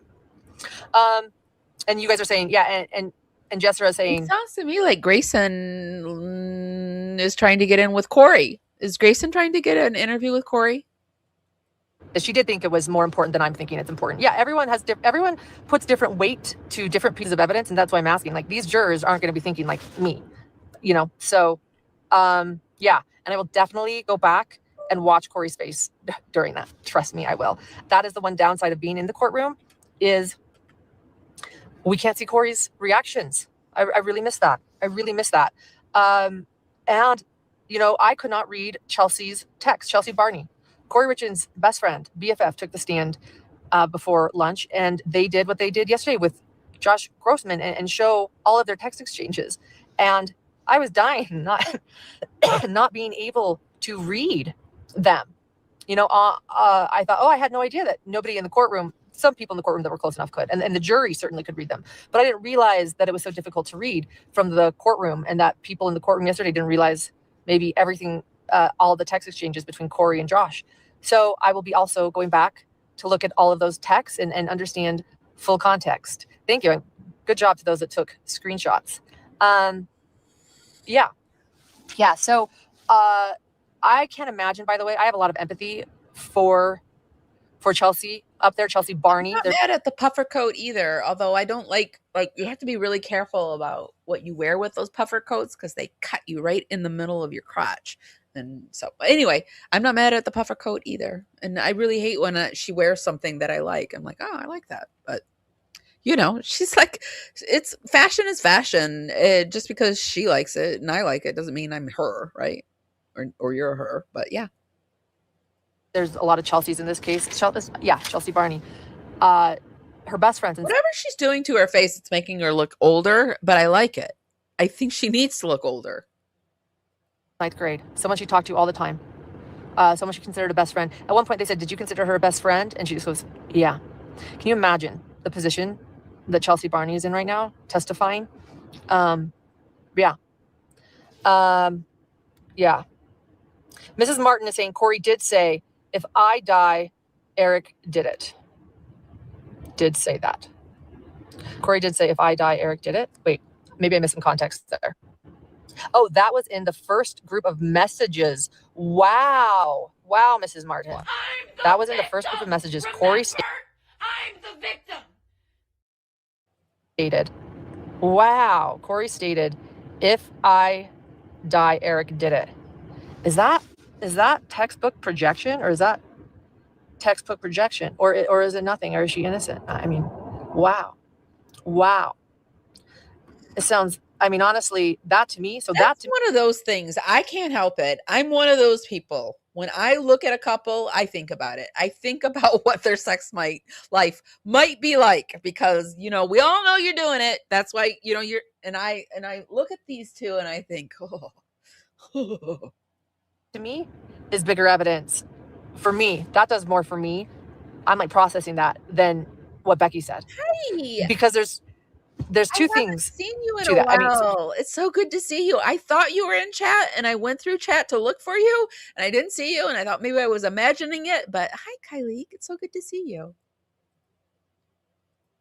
Because Kouri didn't die. She wasn't murdered by Eric. So thus, it's actually really what she's saying. A lot of you guys. I haven't seen just me, Kylie, Andrew. Well, Anderson, you popped in on a few other things. Carolina sent me a package. The one thing that I'm really grateful to Lauren, like, because good can come from bad. Good can come from bad. I got a lot of you from her, and I am really grateful for that. Isn't true. So that leaves us with two possibilities then. Either she's guilty and thus she's projecting, and that's the reason for the statement. It's almost like a confession, but just twisted. If I die, Eric did it. It's like she knows what she's guilty of, perhaps even knows what Eric's saying to friends, like, she better do that too. You spot it, you got it. Or she's innocent, thus she would never have a reason to say that. I've been in deep with the Epstein stuff too, and I'm just now organizing my thoughts and getting back to like what I want to talk about. I messaged Kresha this morning, and I want to start talking about the 144,000, and hopefully she'll want to talk to me about that, because she's someone that I seen talking about it, and I want to kind of understand it, because I saw that was in the Epstein files. Because why else say that? It's an admission of guilt to me. That to me is so much more interesting than what she may have allegedly said to Becky Lloyd. Wow. So thanks for throwing that in chat. I can't wait to look at all those texts. Did you hear? Grayson's in and out. I'm surprised she doesn't do more stuff with her hands, though, because her hands, I just looked at my hands. Lately, my hands have been looking a lot older lately, and I'm surprised she doesn't do stuff with her hands. She's busy, but so she's coming in the car and out the car. Did you hear that one of the texts was Kouri saying, if I die, Eric did it? Was it prior to his death? Yeah, obviously. Yeah. Did she literally just ask that, did he write that prior to his death? Grayson, do you think that he texted it from heaven? What are we doing here? I mean, I know we are in a weird state of the world right now. It is weird. It's so weird. I feel like we had a guest on our show and she told us that the veil's gone. And yeah, the veil's gone. I think the veil's gone. But I don't think people are texting us from heaven quite yet. To me, that's an admission of guilt. That's more interesting to me than anything Becky said on the stand. Like, because she's not telling the truth. So why say it if you're not guilty? Right. Like, there's got to be some backstory to that. Could be like projection. Projection. Yeah.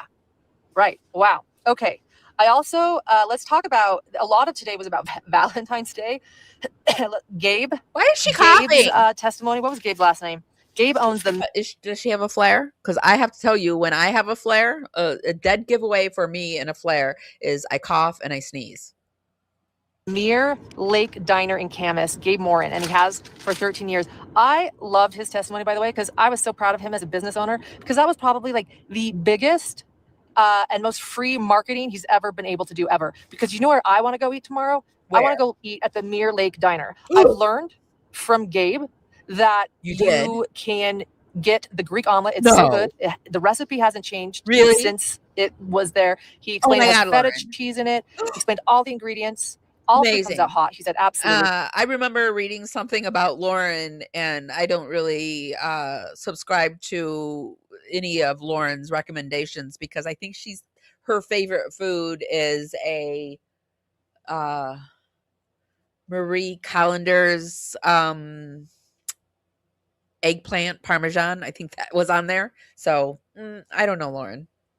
All food is hot. Get this, it comes with hash browns, but if you don't like hash browns, you can switch it free of charge to a quinoa salad, or you can get, what else is it? There was another option. Oh, soup, free of charge. They won't even Say what? Free? Oh my God, Lauren. Why is she telling us this? So that's why that Valentine's Day a quinoa salad was there, because they'll just switch that hash browns to quinoa salad, so something healthy. And then he explained the bagel sandwich, and it sounded so good. Pepper jack cheese, 2 eggs, avocado, about a quarter of an avocado. Guys, I don't know. I'm there. Gabe took the opportunity.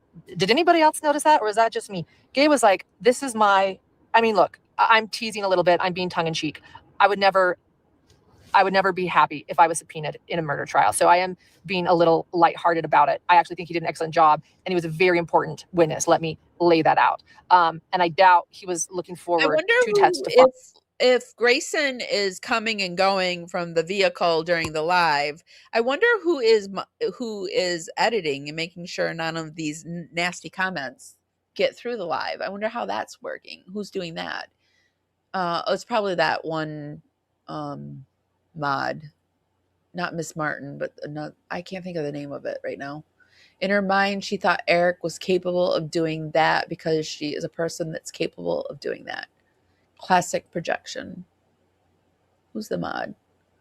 Troublemaker Baker. That's who is probably doing it. 13 minutes left in the lunch break. Yep, that's probably who's doing it. Fine, in front of thousands of people and everyone sitting on their couches watching from home as well. So I feel for Gabe, and I actually think he was a tremendous and very, very important witness. Because they ride at dawn. Where did Kouri get the alleged sandwich that she allegedly poisoned on Valentine's Day? He sets the stage. But yes, I also thought, if you're gonna be a witness at a murder trial, and you have to be, and you're a business owner, make magic. And that's what Gabe did. I think he makes magic every day at the Mere Lake Diner. I'm gonna go check it out. After he finished, I was so hungry. They were like, Mr. Bloodworth to the stand, and I thought they said Mr. Buttersworth. I was like, oh man. I literally heard Mr. Buttersworth. Mr. Buttersworth to the stand. I was like, wait, we've got the husband of my favorite syrup here.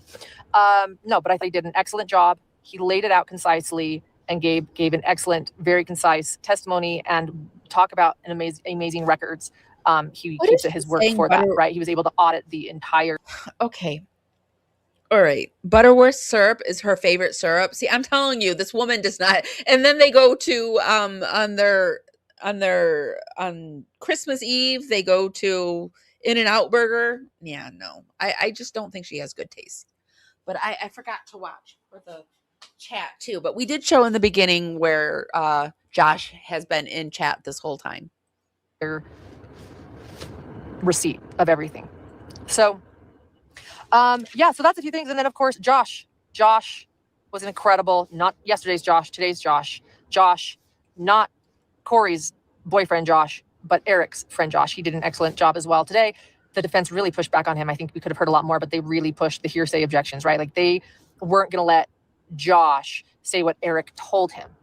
All they could really get out there was what suggestions and questions did you have for Eric in this conversation? And it's clear that what they were trying to get out was that Eric was worried for his life, that he was concerned that he was poisoned that Valentine's Day, that he was sick, that he almost went to the hospital. That would make sense. So, that would make sense why she eats like a child. She acts like a child. So yeah, that's a good point.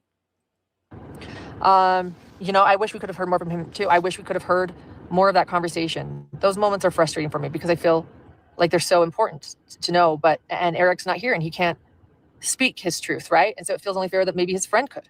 He confided in a friend and told his friend what was up, and now his friend is testifying in trial and he can speak for Eric, but then it's frustrating because he can't because of hearsay. It's hard, but he told a lot of people, a lot of witnesses. Yeah. So anyway, that's what it is. I will be going back and watching. The downside of court is I will be needing to go back and watching all of Kouri's reactions, and I will be needing to go back and looking at all of the texts, which I will bring you tonight, as I always do. We will go through those texts tonight. Once I get the screenshots and get them transcribed, we will process them all. Lunch is short. We bought some food earlier today at a gas station, so we're going to go eat here in the car and then go head back in sooner than later because it is a full courthouse today. It did fill up. So, it was really hard for us to position ourselves right behind the victims. It was really hard. It's not easy. So we got to eat from the gas station and get in there. Kouri's family's there as well as the Richins family.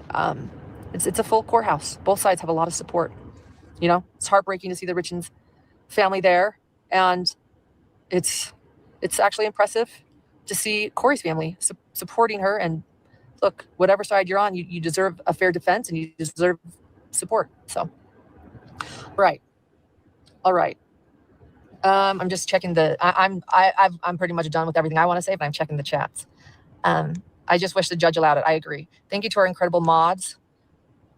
Eric was scared that he was sick. Thank Yes, you absolutely. to our incredible mods for blocking anyone who has anything meaningful to say. Thank you. That was day 1.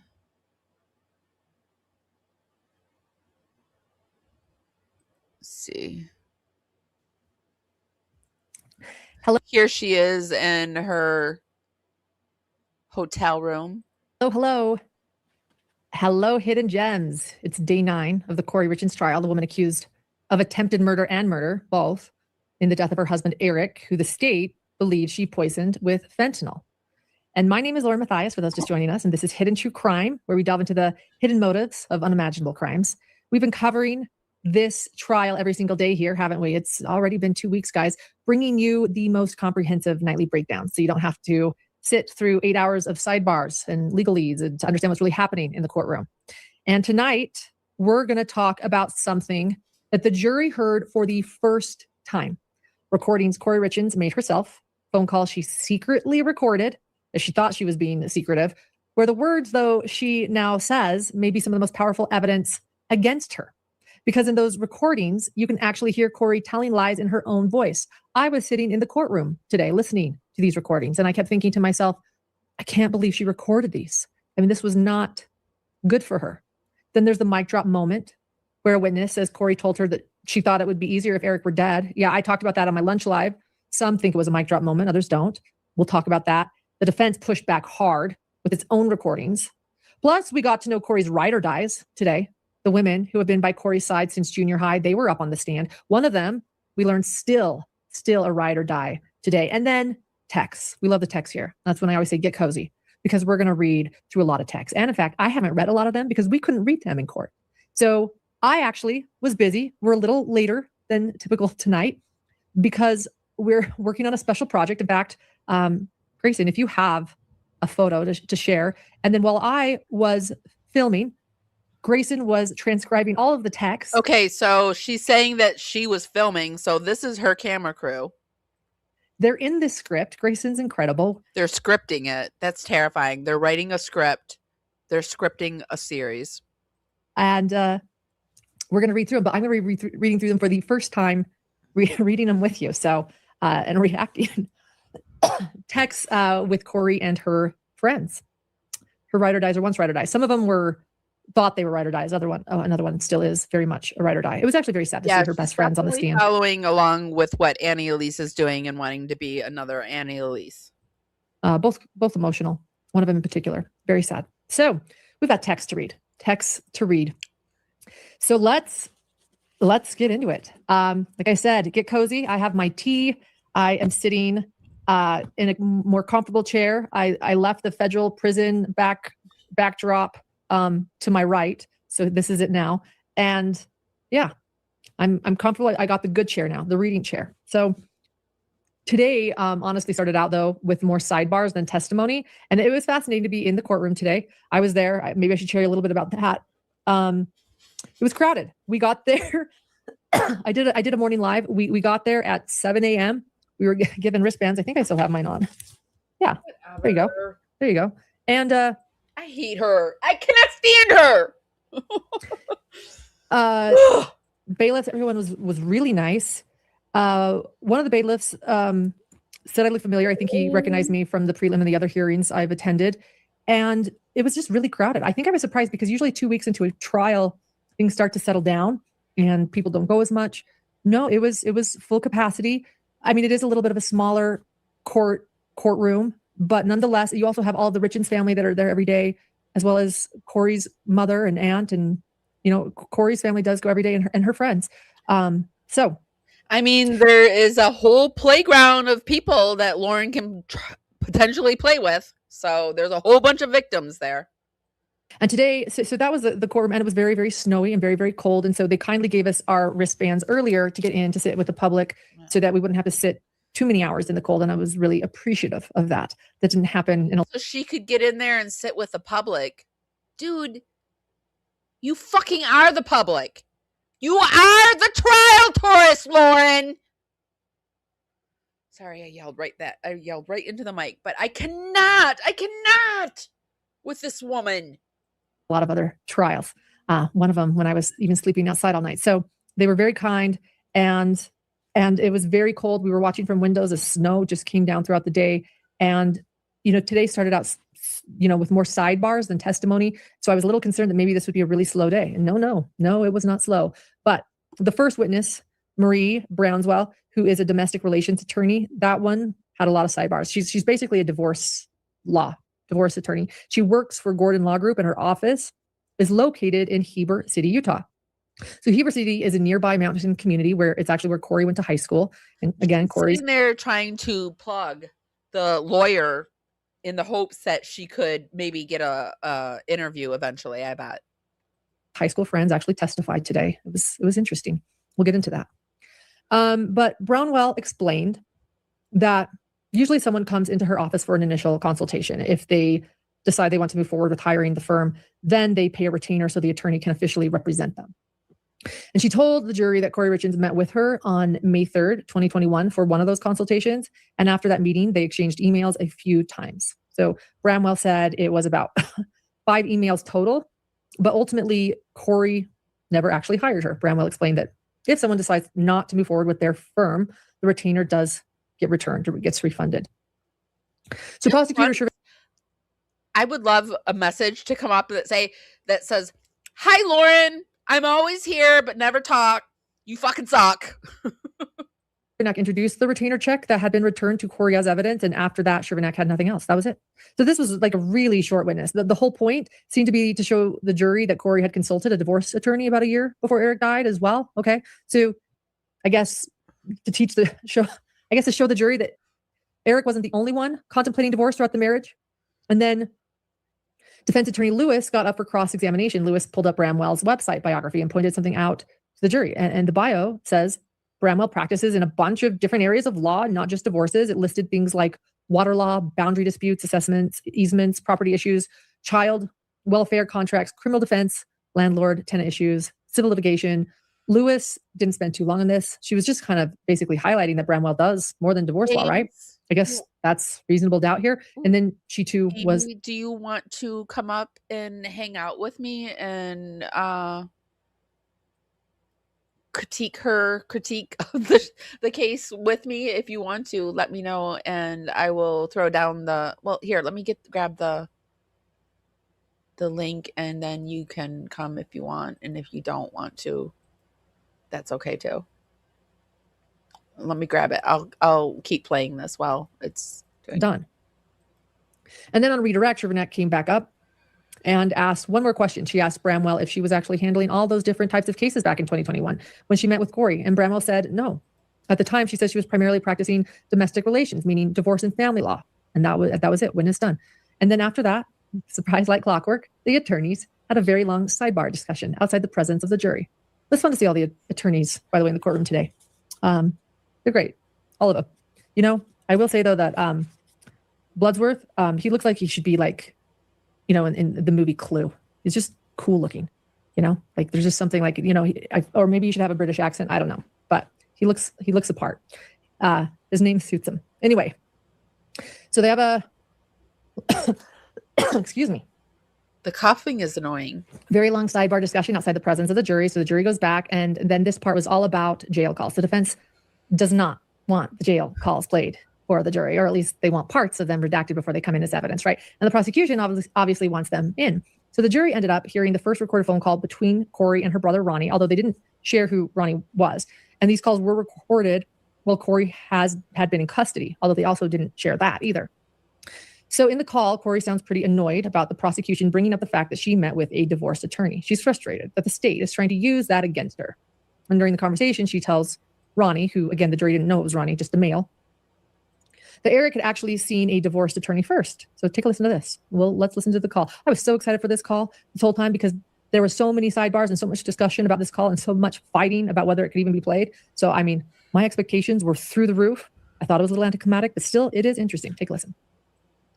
Obviously. I know. I'm just like so annoyed by that. Like, I'm like, what the hell are you talking about? Like, who gives a shit? Yeah. Obviously, if And one it's party's not like- going to do it, the other party's probably going to do it to see what the fuck.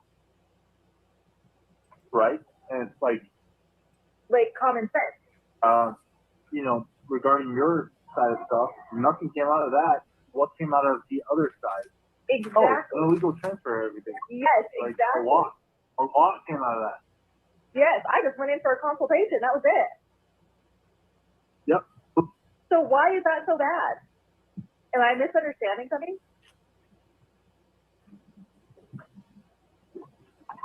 No, it's just something they're going to try to probably try to hold against you, you know, for no fucking reason. Because He did it first. what? Yeah, he did it first, and not only did he do it first, like he actually took action on it illegally. Yes. All I did was, what the hell am I supposed to do? That was literally the conversation. Yeah. Yep. So It's my you know, right to that do. person's probably going to be right. And So that it's- person's probably going to be brought in, Which is perfect, because you know what I told that person? which is I don't want to fill out the packet. I don't want absolutely anything. I want to walk away clean and free. It's a good I name. don't want anything. I mean, you can't deny that name. That Brad Bloodsworth, that is a good name. That's like chef's kiss to the parents who gave him that name. She kept advising me, no, that's not how this works. You have to fill this out about da-da-da-da. And I said, I don't want to. I don't want any of it. Yep. That is what I told that lady. I said, I just want to be done. And Yeah, she argued with me. Forever. I took the packet, I threw it away. I'm like, no, I won't fill this out because I don't want to have So- everything. I mean, right. So that's perfect and works in favor for you for everything. Yep. Nothing, you know. That's like a really good analogy, Carolina. She says Lauren Matthias reminds me of greedy Mr. Burns from The Simpsons and Grayson, his goofy little sidekick. Yeah. I see that. Fucking annoyed by it though. Like, quit portraying me to be this person. Yeah. Anything you're trying to say I did, Eric did. Like, so now they can't Also, each other out. maybe a little of Pinky in the Brain is the Pinky in the Brain. I'm a fucking idiot. Like, Yeah. protecting myself, like, Yeah, I wouldn't get I wouldn't get too worked up about it. yeah, I'm not, but that just gave me an idea. I am going to ask if she can testify. Well, that's not really going to matter because she just gets subpoenaed. And to be honest, if their attorney don't do it, yeah, you're going to. Yeah. So I don't know. I'm just annoyed. So I told Mom, I said, Because they're going to try to paint this picture So you're gonna try to paint this picture and like, oh no, Yeah. no, here she is. What she asked about? What do you advise her? What she say no to? Well, yeah, I don't know. They thought, like you said, they thought about it, but guess what? You know, so Exactly. So it's everybody's natural reaction to want to defend themselves. All right. So I don't know what you guys thought of that. I thought it was a little anticlimactic after all the arguing back and forth and objections, but the state did say that their reason for this call was to essentially show her state of mind, and then even said consciousness of guilt. So interesting. After the jury heard that first, I think they are going to try to get, I don't know. She seems like she's on Kouri Richins' side. I don't know. jail call between Kouri and her brother Ronnie, the state called their next witness, and this was Becky Lloyd. Becky was a lot more interesting to me. Becky, and I think she was a lot more interesting to all of you too. Becky told the jury that she's worked for C&E Stonemasonry for about 5 years, and her role there is an estimator. So basically, her job is to calculate how much stone is needed for jobs when they're putting stone on houses. And she said when she first started at the company in February 2021, Becky also explained that she knew both Eric and Kouri before she started working there and met them sometime around 2017. Prosecutor Chevenak asked Becky what her relationship with Kouri was like in 2021, and Becky described it as actually pretty friendly. She said she knew Kouri as a neighbor. Every chance she gets, she mentions that her husband is a criminal doctor, the mother of her children's friends, and she also considered her a friend. Doctor. And then Chevenak asked Becky about a conversation she had with Kouri on December 17th, 2021. Becky said that date stood out to her because she remembers it clearly. She keeps a journal, and she even had a photo from that day. So this was absolutely this date. She explained that she and Kouri were doing gift wrapping for C&E Stonemasonry. They were preparing gifts that the company planned to pass out to families in the community. And then while they were wrapping gifts, the conversation turned to Kouri and Eric's marriage. Becky told the jury that she had actually gone through a divorce herself just a few months earlier. So because of that, Kouri started asking her questions about how the divorce process had been going, and they ended up talking about their relationships. Becky said Kouri told her that she and Eric had gotten into a fight that same day, so it was fresh on her mind, really fresh.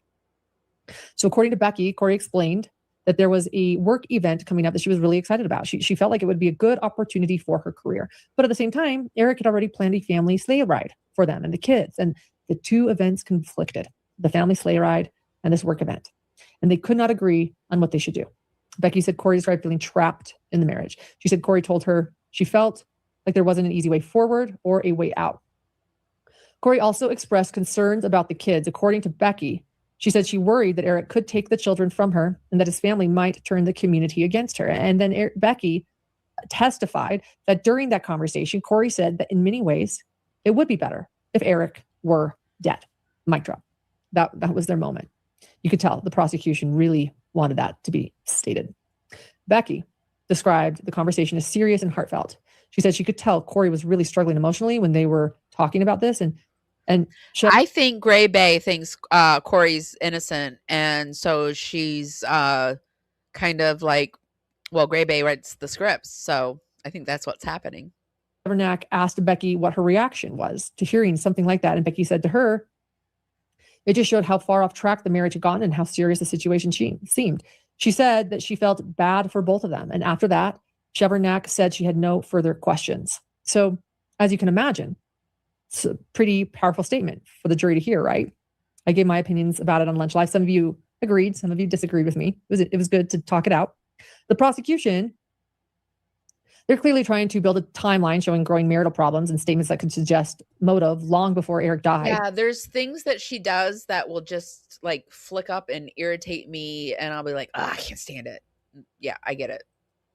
You guys have to watch Kouri's facial expressions though during this. Had to go back and watch them. I mean, she was absolutely not happy, the opposite of happy that Becky shared this information. It was like she was trying to signal to the jury, can you believe this? I didn't say that. I mean, doesn't every defendant do that kind of shit, Lauren? I mean, did you do that in the Delphi case? No, you thought he was guilty. That's right. You can tell I promise you,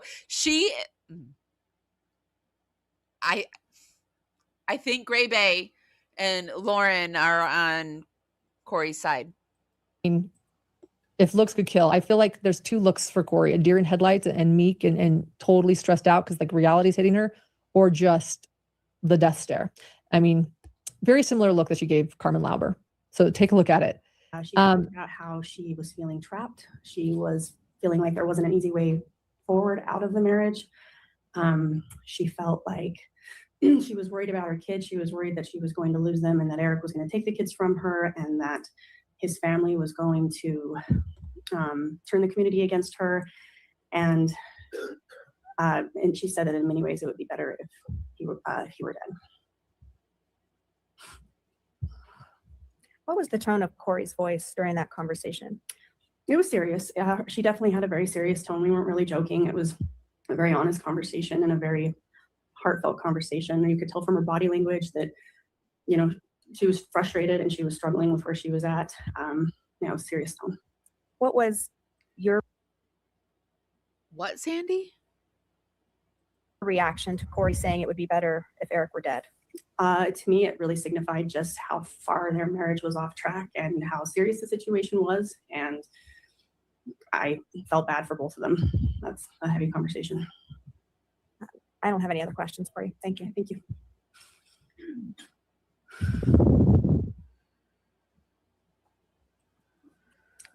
Good morning, Ms. Lloyd. Good morning. My name is Kathy Nestor. I'm one of the attorneys representing Kouri Richins. Yeah, man, that Kouri Richins is not happy there, is she? So the defense attorney Nestor steps up for cross examination. You saw her there get up. First, I mean, this was probably one of the best cross exams there's been so far. First, Nestor starts by establishing the relationship between Becky and Kouri. Becky explains that Kouri was the one who helped her get the job at C&E Stonemasonry. Kouri served as her reference when Becky applied there.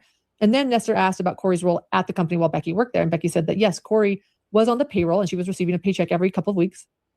But Becky added something else. She said that after Eric died, Kouri actually called and told him to stop sending her those checks. And then Nestor went back to focusing on that December 17th, 2021 conversation. I need to stop this really quick. I want to come over here and do a quick read up on this Kouri Richins case because I don't know the ins and outs. So I asked AI to tell me the highlights, and here's the not delightful list of key points from Kouri Richins' case. Alleged crime: she's accused of poisoning her husband Eric Richins by lacing his Moscow Mule with a lethal dose of fentanyl in March 2022. Officials say toxicology showed about 5 times a fatal amount in his blood. Prosecutors call it aggravated murder. She's pleaded not guilty. Attempted murder before the main incident. Prosecutors allege she tried to poison him earlier on Valentine's Day by leaving him a fentanyl-laced sandwich. But that first attempt allegedly didn't unalive him.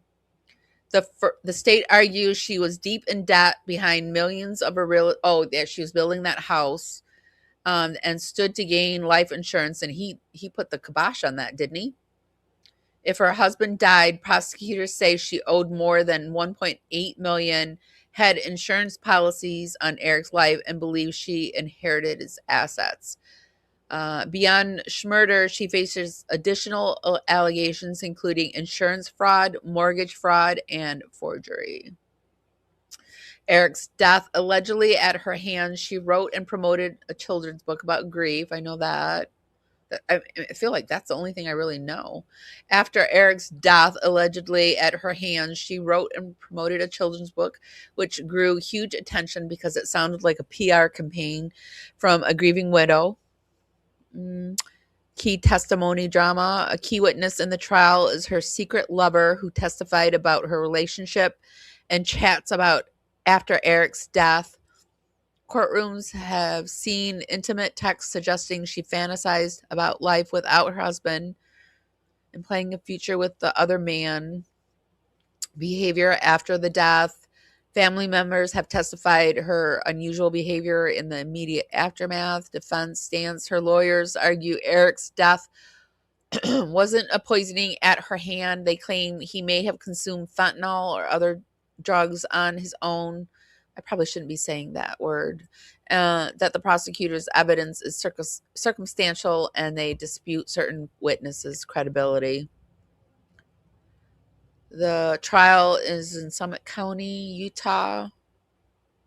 That's the short, ugly summary of it. Okay. That the prosecution had just highlighted, that Kouri Richins herself highlighted by her looks there. Becky explained again that the two of them were wrapping gifts at C&E Stone Masonry to give out to families in the community who were less fortunate. It was basically a charity type effort. And during that time, they were talking pretty openly, right? Becky described it as girl talk. She said Kouri trusted her because Becky, again, had previously confided in her about her own marriage and the fact that her husband had been unfaithful. So Becky said Kouri felt comfortable.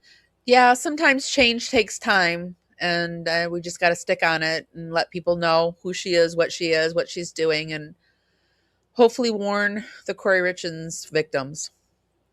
Opening up and talking about her own relationship struggles with Eric. So then Nestor started getting into Becky's prior interviews about this conversation. She asked Becky if she had spoken with a private investigator hired by the Richins family about the conversation she had with Kouri. Becky confirmed that she had. And that first interview happened on April 6th. Nestor then pointed out that during that first interview with the private investigator, Becky never mentioned the comment about it being better if Eric were dead. Becky responded that she didn't recall whether she had said that or not during that first interview, so Nestor kept going. She pointed out that Becky had a second interview nearly 2 years later in March 2024. And during that interview, the private investigator apparently told Becky something along the lines of, I understand you've talked to Katie and there was something you forgot to tell me when we first met about a statement Kouri made. And that's when the statement came up about Eric being better off dead. Becky agreed that this was discussed during that second interview. And then Nestor pushed a little further. She asked Becky if she remembered telling the investigator that she couldn't get up on the stand and definitively say that Kouri made the statement. And Becky responded very firmly that she did not remember saying that. So at this point, that was Nestor's moment. And she said, okay, well, if you don't remember, we're going to look at that recording. So the defense has their own recordings. Nestor tried to pull up the audio recording of Becky's interview with the investigator. Prosecution objected and argued that if Becky needed her memory refreshed, that could be done, but that wasn't the same thing as playing the recording outright. Nestor pushed back and said, no, this wasn't about refreshing recollection anymore. Becky had just denied making that statement so she could be impeached with this recording, meaning lose her credibility. That led to another sidebar discussion between the attorneys and the judge, and then we were just all waiting. They're like, come on, we want to see this recording. Just play the recording. So then after that sidebar, the judge ultimately ruled the recording could be admitted, allowing the defense to play this recording. Let's listen to this recording of Becky Lloyd. Let's listen. And this part, I swear she said it, but I also feel like if you put me on the stand, I would not be confident enough to actually truly know if she said it. But I swear she said, in many ways, it would be better if he just died. That's your because, and I remember thinking, the reason Is that your voice? That is my voice. All right. And you did say that you wouldn't be able to swear to it on the stand, didn't you? I wouldn't be confident in that. Yes. Okay. And then if we could play the second clip. Yeah, well, like I said, that's the conversation we had, and I for sure know she set the traps up, and I am 90% sure she said the comment about it being better dead. Okay. To the person pointing out that there are a lot of redheads in this town, yeah, I'm with you. I'm thinking the same thing. Josh and Eric and the Richins and now Becky. I mean, yeah, a lot of redheads in this town. You're right. So I'm curious. So I'll be honest. Right after that, Grayson and I talked about it. I was more doubtful. I thought, I think she does believe that she heard that, but I don't know if Kouri really said it. Where Grayson thinks that she absolutely believes Becky and that it was maybe a trauma block. And I kind of shared this in my lunch live, and you guys had some varying comments. So I'd like to take a poll. And let me be clear too. I don't think she's lying. I just wonder if it's like sort of like a reclaimed memory. Like she believes it now, but maybe Kouri really didn't say it, even though Becky believes she did. But Grayson thinks, no, she believes her. It was just a trauma block. And she knows that Kouri said it and she just couldn't believe it. So I want to know, go ahead. Oh, and Grayson thinks she has a lot of guilt too. Want to tell someone. So, because she didn't tell someone. So I just want to know, do you guys believe that Kouri said this? Or do you think that maybe it is doubtful? I mean, I don't know. I just am more like, I don't think she necessarily, Kouri necessarily said this, but here's the thing for me, it didn't matter as much to me as it did to other people. I still think it was a pretty powerful testimony from Becky that Kouri was sharing her marital issues and she wanted out. To me, that was motive and was powerful on its own. So 83% right now say yes, that you do believe that Kouri Richins said that. There you go. We'll let that simmer for a little bit, yeah? Oh, finish. There's more? Let's tweets. Okay, let's keep going. So now it's your testimony that you were told about this statement by someone else? No. My testimony is... Sorry. It is very difficult. I had to grab the baby bird out of the shower. I have a little bird and he's going to be joining the programming. Thank you, Carolina, so much for gifting the Power Network memberships. Congratulations to our new little dragonflies. We have, who got gifted? I don't even know who got gifted. Looks like we have, ABS Mateland 6 and Michelle Matus. Congratulations. You are now a Power Dragonfly. The Dragonfly is our membership program that we have over here on this channel. It's just like an added way to help me out, and it's a way that I can give you a little additional content. Here, I made a little something about it. Let me pull it up. And if you're not subscribed, why are you not subscribed? I would really, really, really love to have you as a Power subscriber. If you really like my content, be sure to become a Dragonfly. And that's our membership. And it's $2.99. Actually $3.99 a month, and we would love to have you. And Kim is throwing up the links, and I will also put the links down over in the YouTube show notes. I do this to cite our sources and for fair play use. Everything that we view today will be over there. To say such a thing when someone that you care deeply about has been leveled with such charges, it is very difficult. So that is why it didn't come up in the first interview. It is a very difficult position to be here on the stand saying things like this. I don't want to be here. No one has supplied my testimony to me. No one has made me say anything about that. No one has supplied words to me. I know that happened. And it is unfortunate that it happened because I don't want to be here saying it, but I know that is what was said. And in fact, the friend you're talking about is Kouri Richins, right? Oh, absolutely not. Absolutely not. Didn't you discuss this statement with Kouri Richins, and Katie's the one who sent you to the private investigator? Katie is the one that made the private investigator aware of it, but that is not who I had the conversation with about it. As far as the truth of the statement. I named the wrong people off. Sorry. It doesn't show me in the back end here, so I have to go over into chat. And it looks like Susan B. Womack is a member now, and ABS Matusland. And also, I think I saw another one come through. Loves Living Mouseland. Also, welcome to the Dragonflies. Woo! Thank you, Carolina. It's really, really appreciated, honey. I did have a conversation with Katie about it. I did? Okay. And then you also had a conversation with some other friends who helped refresh your memory about what you might have said?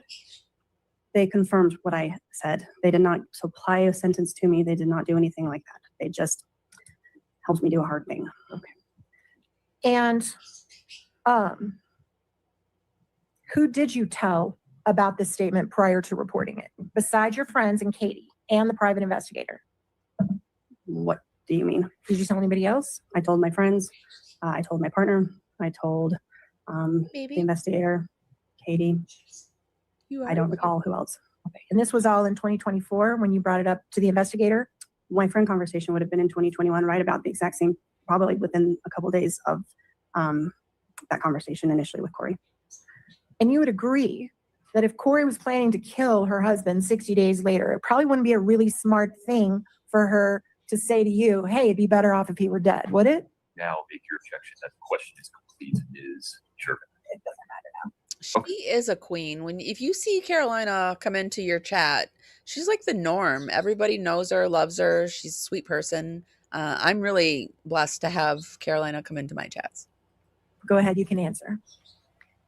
Say it again, please. I'm so sorry. If Kouri Richins was planning to kill her husband in about 70 days after she made that statement to you, it wouldn't be a really smart thing to tell someone like you, hey, it'd be better off if he were dead, would it? She's got a cute little doggy too. Do you have an opinion about that? Same objection. Doesn't call for speculation. It's the same. Okay. Did you ever ask Kouri directly, what did you mean when you said that to me on December 17th? No. You never gave her the opportunity to explain whether she was just venting, whether she was joking, whether she was serious? Unfortunately, no. And you had a long time to do that before you reported it to this investigator, didn't you? As a friend. I suppose so. Yeah, that's all I have. Thank you. I thought that was so interesting when she said, I don't want to be here. I can only imagine. Well, Chevernak after that went back on redirect and asked Becky if Kouri was joking. When she said it would be better if Eric was dead, Becky said no. Nestor immediately objected for speculation, and Judge Mrazek sustained the objection, instructing that Becky's no answer be stricken because she can't know what someone else was thinking. Makes sense. Chevernak then asked about Kouri's tone of voice. Becky said it was serious. Kouri wasn't laughing or smiling, and she had no reason to believe it was a joke. Nestor asked one final question, asking whether they were drinking during the conversation. Becky said they had had one beverage. Lauren, are you drinking? And the next witness, actually, I don't think Lauren is drinking. I think Lauren might have given up the drinks because she's sounding more clear. She's just different. There's something different about her today. The next witness was Gabe Morin. Gabe owns and operates a restaurant in Camas called the Mirror Lake Diner. Bloodworth introduced a document showing transaction records from February 14th, 2022. At 9:07 a.m., there was a to-go order that had been called in. So this is the attempted murder. This is really important. Setting the stage for Valentine's Day, the attempted murder date. So there was a to-go order. So that's the bird in the background. That's what he does. He's been making those loud noises, and there's no way that I can possibly make him stop doing that. So I'm just going to tell you now, you're going to hear him because he's done taking a shower and he's making these loud noises lately. And it is what it is. We got some headphones too. I've been walking around with headphones. Had been called in and then paid for in person when it was picked up. The jury was shown the receipt for that transaction along with an audit record for the order, which listed Kouri's name on the to-go order. So after that, Bloodworth said he had no further questions. That was it. In other words, oh, is this where the sandwich came from, the Mirror Lake Diner? Nestor got up for cross and pulled the receipt back up on the screen. The order included a Greek omelet, a bagel sandwich, and a quinoa salad. And she started by confirming that the restaurant has had a similar menu items on the menu for a long time, and Morin agreed. They haven't changed that Greek salad since it started, he explained, as we all started getting really hungry. She then asked what's in the Greek omelet, and he explained that his Greek omelet has feta cheese, spinach, Kalamata olives, and eggs. It comes with a choice of a side, which in this case was the quinoa salad, and he mentioned that you can get the soup or the quinoa salad free of charge and switch that side. They then talked about the bagel sandwich, and Morin said it's made with a New York bagel, bacon, egg, over hard, cheese, avocado, tomato, and the cheese being pepper jack. It's packaged in a styrofoam container and comes with hash browns. And we're all getting really hungry. And Nestor then pointed out that since it's a hot sandwich, you probably wouldn't want to eat it cold because that would be kind of gross. I see where Nestor's going, right? If this is the sandwich, the Valentine's Day sandwich that she left in Eric's car for him to take a bite of, which caused him to be concerned that Kouri poisoned him and take an epi shot, then wouldn't you want this hot breakfast sandwich hot, right? I mean, that's a good place to go. I give the defense that. Morin agreed, but he added that sometimes people don't pick up their to-go orders right away, so they might end up eating it cold anyway.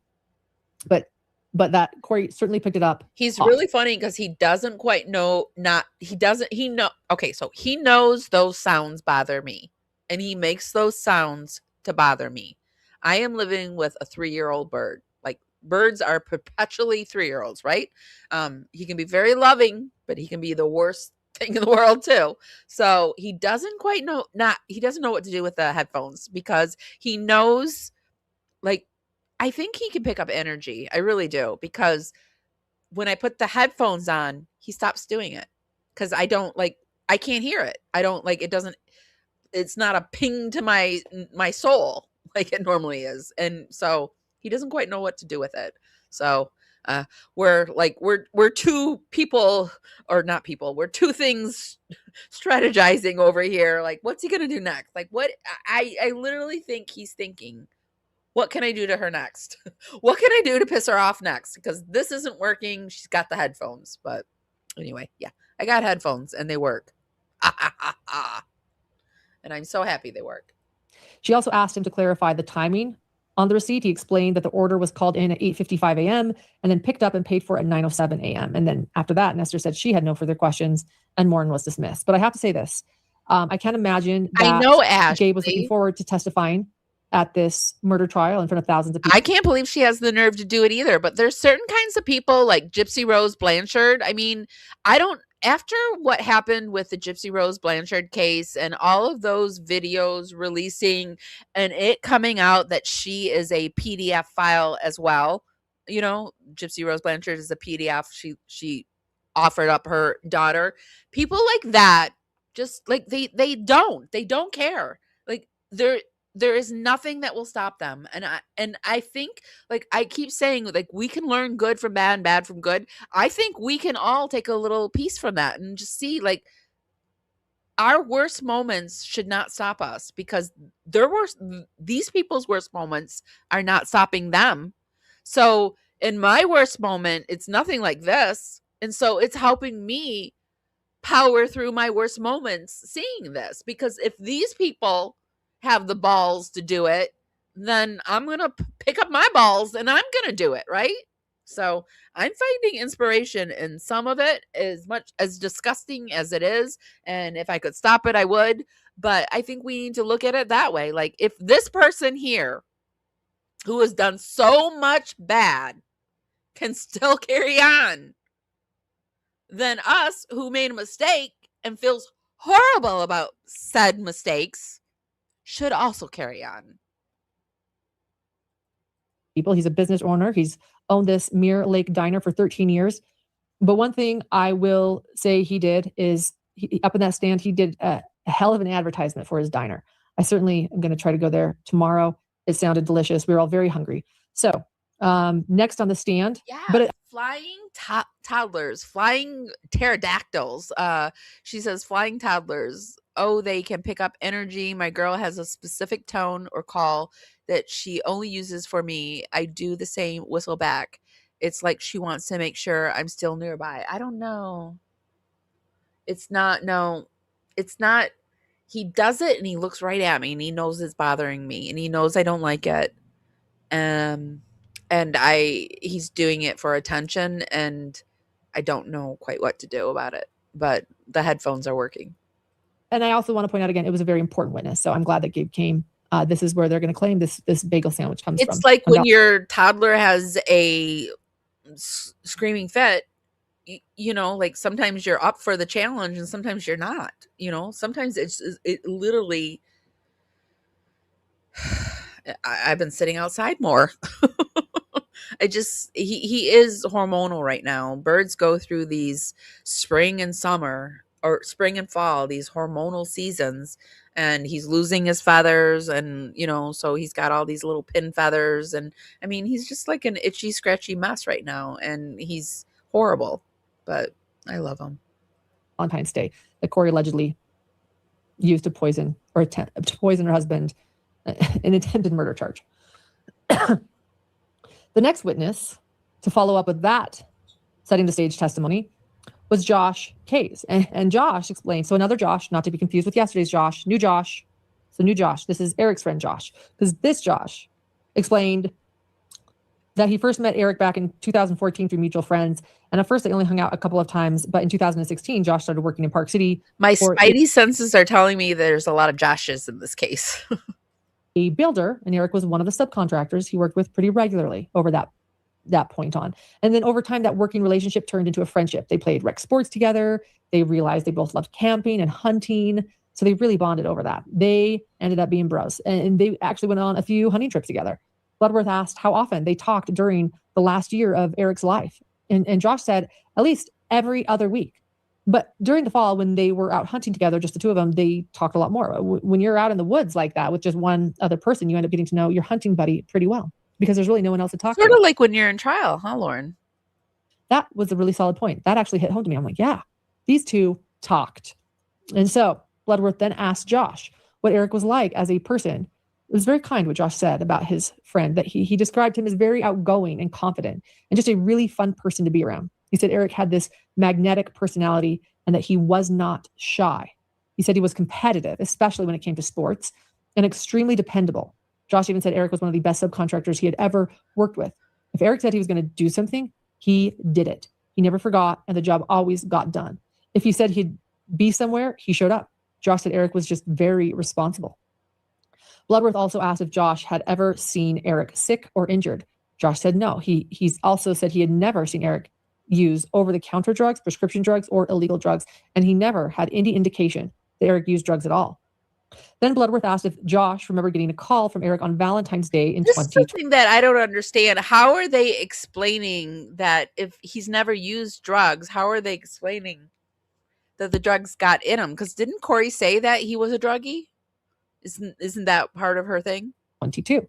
Josh said yes, and he remembered it clearly because the tone of that conversation was completely different from any conversation he'd ever had with Eric before. He said Eric sounded somber. That was actually an adjective he kept using again and again, somber.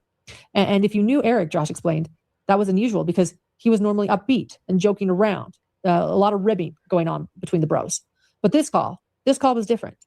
Eric sounded very serious and sincere. Josh said he had never heard him sound like this before.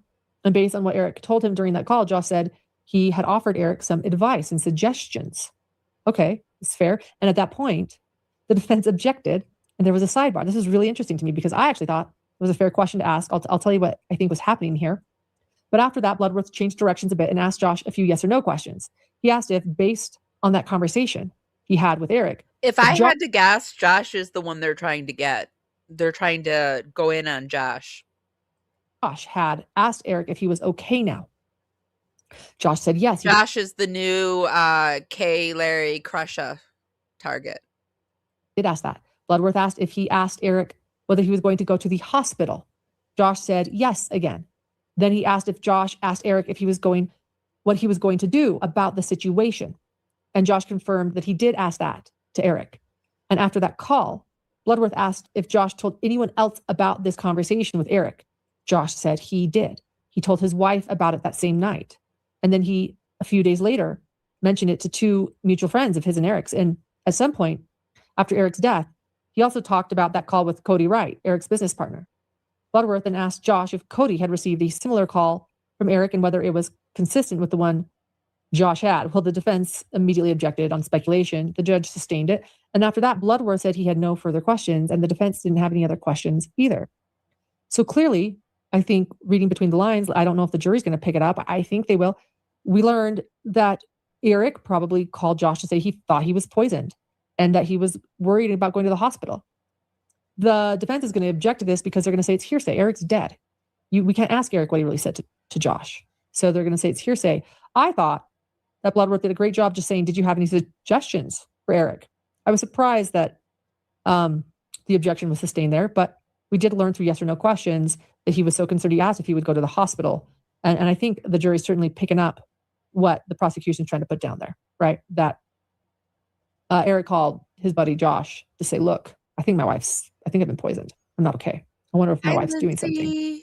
But we don't know it for sure. We're left speculating, filling in the gaps there. And I want to say, sometimes I think that filling in the gaps for a jury does help, like not knowing what that conversation was about. Wait, what? According to Lauren's poll, we can assume that she's capable of getting Jan out of her way. Did she do a poll? I don't think I looked at the poll. Our minds can now wander and wonder. What did he say? Did Eric say, I think my wife poisoned me? We can't know because they left us a lot of blanks to fill in ourselves. And sometimes our mind can do a better job filling in those blanks than even what actually was said. So I think the jury will get that witness. And the next witness was someone else. So we are hearing from another Chelsea. But this time we're hearing from Chelsea Barney. So we've heard from Chelsea Gibson. She was on the stand for 3 days. So do not confuse Chelsea Barney with Chelsea Gibson. And the prosecution did at one point. They said, sorry, not Chelsea Gibson, Chelsea Barney. Chelsea Barney is completely different. Chelsea Barney is one of Kouri's ride or dies, or was. It was sad to see her on the stand, honestly. So essentially, Chelsea has known Kouri since junior high. They've known each other for over 20 years. And they talk every day, if not every other day. And Chelsea considers Kouri her very, very best friend. As far as seeing each other, Hi, Susan. it just every day, how often they saw each other, it varied. Bye, Susan. So good to see you here. They both had children. Chelsea back then had 3 kids. She now has 4 children, we've learned. But kid schedules mattered. So sometimes welcome to everybody coming in. It's good to see everybody coming in. All my hidden, we're not gems. What are we? Hidden anti-gems? it was a couple times a week, sometimes once a month. They travel together occasionally. And Chelsea said she considered Kouri her best friend. So Bloodworth asked Chelsea if she was aware that Kouri had taken out a $250,000 home equity line of credit on the house that she lived in. Chelsea said yes, she knew about it. She said she first learned about it in early October of 2020 when they were on a trip to Sun Valley with some other friends. And during that trip, Kouri told her that Eric had found out she took the loan out on the house and was really upset about it. According to Chelsea, Kouri said Eric had turned off her credit cards after he found out. That's kind of big. Eric turned off her credit cards after he found out. It feels a little, because of that, Kouri asked some of the friends on the trip if they could cover the cost of her portion, and she said she would reimburse them later when she could. Chelsea said Kouri told them she'd use the loan to buy a house that she planned to flip and then sell, and after that, Bloodworth displayed an exhibit showing a text exchange between Chelsea and Kouri from October 14th. And here's this text exchange, and like I explained, I was in court watching this, could not see all the texts. Grayson has transcribed them here, and I'm going to read them with all of you for the first time together. Let's do this. Let's do joy. I don't understand this. So, Carolina, you said accused Josh of being the mastermind behind Eric's murder with a brother like Shane who needs enemies. So, her comment section was fueled by Shane's video. Oh, bad. Carolina, MFJ took it down after Josh testified. There was backlash from the viewers because everyone felt Josh was sincere and people were pissed. I'm not really sure. I think I missed something there. This already? Okay. Here we go. So Kouri says, call you in 10 minutes. Chelsea. Like, what the fuck, friend? I'm freaking out. Ha ha. Kouri. Ha ha ha. You're so funny, friend. Everything's going to be just fine. 85. But if I die, Eric did it. Crazy though, right? I don't know what to do. If he thinks I owe him money, then that's fine. I'll pay whatever he thinks and then I'm out. It's getting a little out of hand. That to me, my opinion, that text was the mic drop moment in this trial. I explained on my lunch lie a little bit. I was told that was in a text. We'll get back to that. Let's keep going. Chelsea. It's getting way out of hand. I don't think you should pay him anything. Let the attorneys decide stuff like that, because guarantee they will say you don't owe him anything or that his payout of the house won't be as big, which is fine. Kouri. Oh, exactly. They would say he still owes me triple of what he says I owe him just for paying me out for the house. Just kind of feel like an asshole, or maybe I shouldn't, but I feel like it would be bad karma if I didn't. Shit, I don't know. Honestly, what would you do? Chelsea. What do you feel like an asshole about? Taking money out of the house? Kouri. Yes, but it's technically my house, so I shouldn't feel bad. But if I just walked away and said good luck, I would feel like an ass. Chelsea. How much did you take out? Kouri. A lot. Chelsea. Haha. I don't know, friend. How long do you think it would take for you to pay him back? I just worry he's going to keep digging and hire a PI or something and things get bad. Kouri. Oh, for sure. So I just got to be top-notch careful. He's totally going to, I feel like, and then shit will hit the fan. And there's nothing more important to me than the boys and making sure custody is always going to be at least 50-50. And if he digs and finds something, I don't want him hiring some expensive attorney to fight for the kids or something. I don't know. Everything has gone through my mind on the endless possibilities. Chelsea. Yeah, I bet so. I don't know. If it was me, I would want to be out ASAP and let the attorneys figure out all the money stuff. Whether it's now or a couple of months, he's going to be vindictive and try to fuck you over no matter what. Kouri. Guarantee he would, ! He's going to try everything. He's pushing me so bad to go to counseling by myself because he thinks I need help. What WTF? I feel like he's doing that to set me up for down the road to say she's crazy. She even goes to counseling. Like he thinks I'm the damn problem here, but he's not hearing himself. I should go back and talk to your attorney and let him know the situation and see how we should move forward. Maybe that's what I'll do this next week. Chelsea, haha, I just can't get over him thinking you're the crazy one. That's nuts. You should say, fine, I'll go if you go and see what he says. I'm sure that's what he'll try to do and say you drink too much and blah, blah, blah. Yes, you definitely should go see him and see what he says to do. Kouri, Eric's home. Chat later. All right. And after showing the text, Bloodworth asked Chelsea if Kouri had ever told her whether she paid back that home equity line of credit.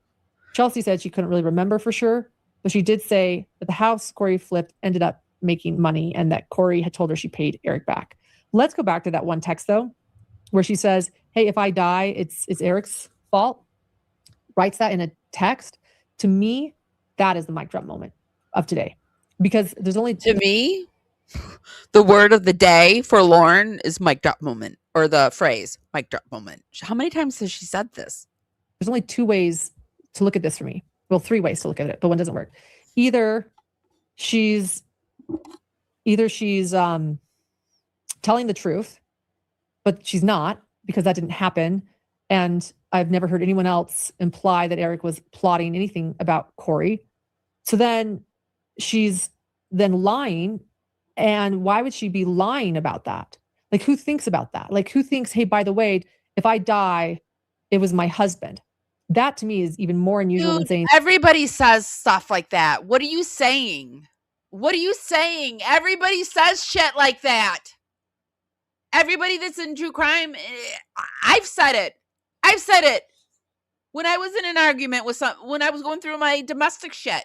If I die, even now, I feel like I need to say it, because if I start covering the Epstein files and all of this, I in no way want to end my life. I feel perfectly fine. Even though I'm stressed out and stuff is going on, I in no way want to die, you guys. So there.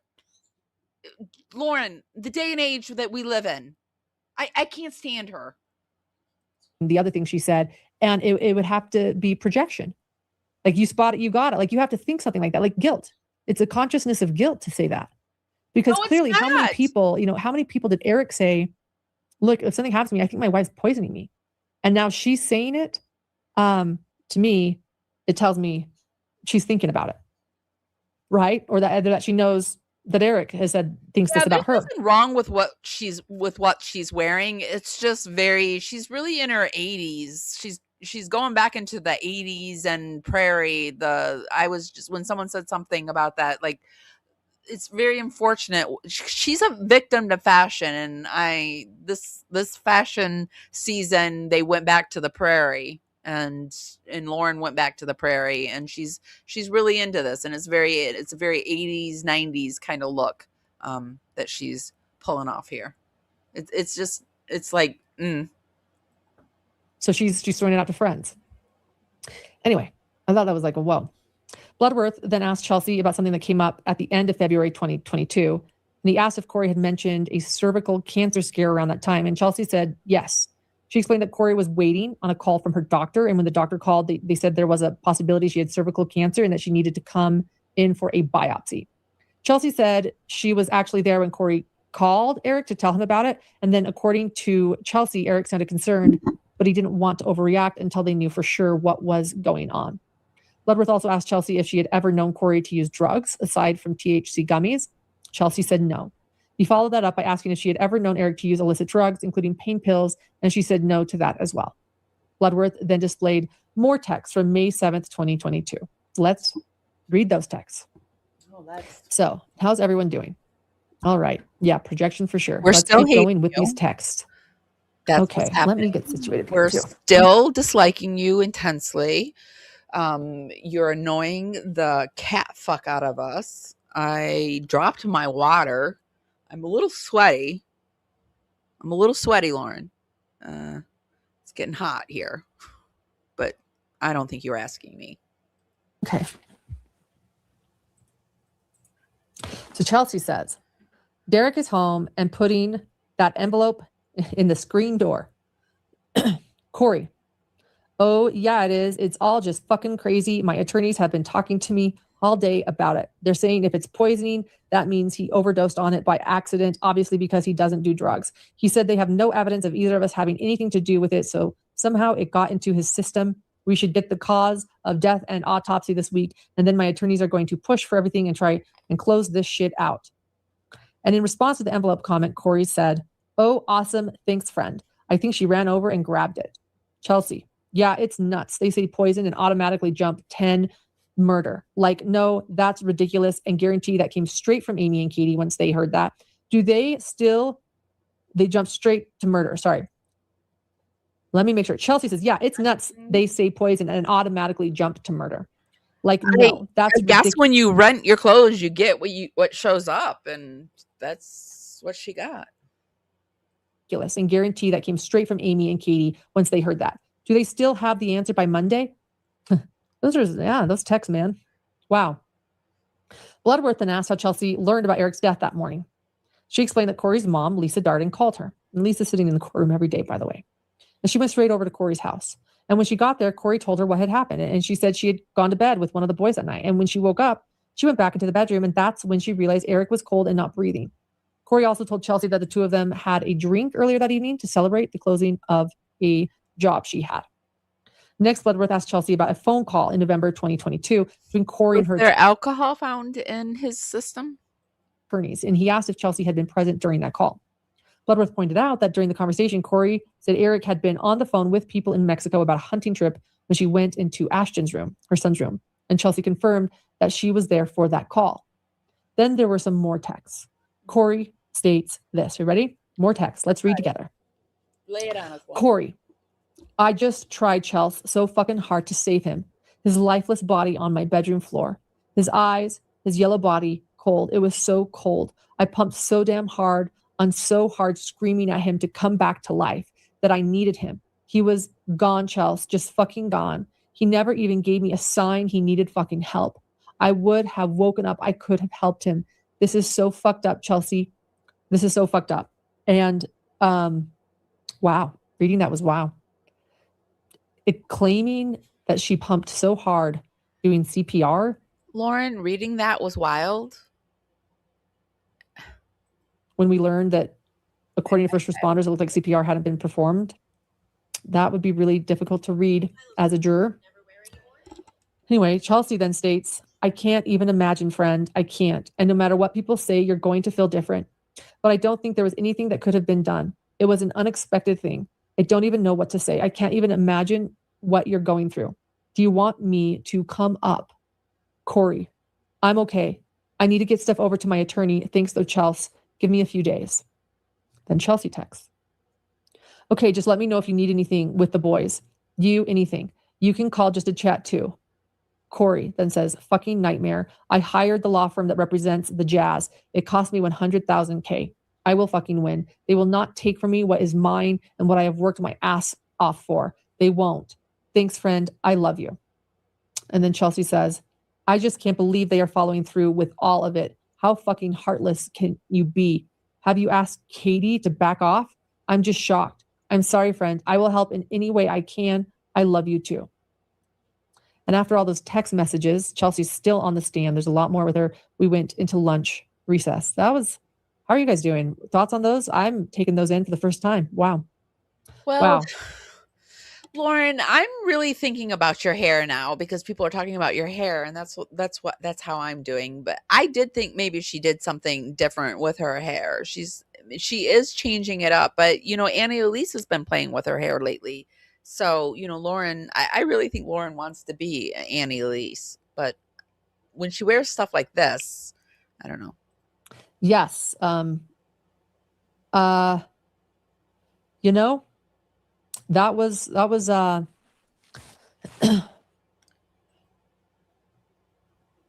yeah, that Robinson Crusoe. Many secretly love it when Lauren has a good swear in the name of reporting, right? I'm sitting here quoting. And it's Kouri that needs to wash her mouth out with soap, not me. Oh, shut up. That was to me. I would like to wash pretty heartless my and mouth out. down. My She's very eyes out. angry about the money. She's you. Oh, she's lying. We know that there are things. I think I'm winding down that just aren't true. I think I'm Laurened out. I think I might have hit my Lauren limit. I think I don't think I can sit here and listen to her anymore. I really don't. I don't know how these hidden gems do it. let's pop forward and I don't know, let's move forward a little bit. Let's go into something else. What's she talking about here? Ever during these calls, in my opinion. And let me tell you before we play them, let me tell you what I'm thinking. The way the evidence has gone, for the last 2 weeks, we know a lot. We know all of Kouri's finances. We know a lot about the marriage. We know a lot of everything. So they've set this up that we can listen to this call and know that Kouri's lying about things because we've seen the evidence. Take that for what it is. And the most fascinating thing about this too, I do not think this call makes Kouri look good at all. My personal opinion, I guess I'm prefacing it with that. And wow, this call, it was actually, by the way, the courtroom was so still as these calls were played.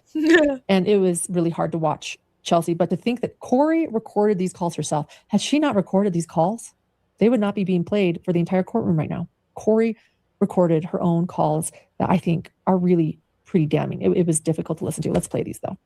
Let's play these. The airport. In the airport? Yeah, I work at the airport at night. Yeah. Well, no, I want to talk to you when you're free, not when you're at work. Oh, I got 30 minutes for the next flight. Okay. I gotta talk to you. I gotta get shit off my chest.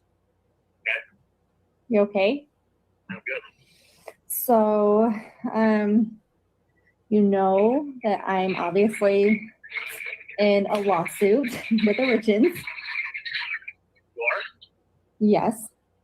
I know that. I just want to tell you what's going on. But I also want to back up a couple steps, and I want to tell you that I understand that your loyalty is 100% to the Richins. Like you've known them longer, and I get that, and that's fine. And I just, if our friendship ends here, I get that too. And I mean, I get it, Bryce. Like I just get it, and it sucks, but it is what it is. And I just want to get everything out on the table right now so that, but basically, you know about Eric's trust. It's no surprise. Yeah. Bryce, I don't care about money. It's not a big fucking deal to me. All the money, Eric has almost, $3 million in life insurance money. I want it all to go into the trust to my kids. I don't want any of it, Bryce. Like, I don't care about money. This house is my house. I don't believe anybody when they say they don't care about money. I don't believe people when they say that. Bryce. Right. But I mean, to me, that's a statement saying to me, I care about money, but I don't want you to think I care about money. When I make money, like I work hard for my money, Bryce. Like I do. I don't make Eric money. I have put $80,000 towards our mortgage in the last year. I paid $60,000 in cash for my money towards that pool. Like, this is my house, and I'm going to fight for it. I just want you to know. And whether I have to fight the girls about it, I'm going to. They can have half a C&E. They can have all the life insurance money. They can have anything they want. Take it. But they can't have my house, Bryce. Yeah, for sure. I don't know everything, right? I know what Eric was doing for a long time, right? I mean, I don't judge you. Eric doesn't judge you. Eric doesn't judge me of mistakes that I made, right? But I know that. Bryce, I mean, I'm just going to be out. Yeah, I took $250,000 off of our house. Yeah. Do you know how much in real estate we own today because I did that? $11 million worth of real estate. Do you know why I did that, Bryce? Because Eric would never let me work. Eric never trusted me in believing me. No, but I want you to know that. Would you do it? Would you take $250,000 to make $11 million? Well, that's tricky, right? Like the communication was the big thing for Eric, right? He told me no, Bryce. I believed in myself. He told me no, but I knew I could do it because I know what I can do. Bryce, I wouldn't do something that I didn't know that I knew I could do. I'm not fucking stupid. Right. Bryce, I own 12 properties that are almost all paid off. Including my own house that I've almost paid off.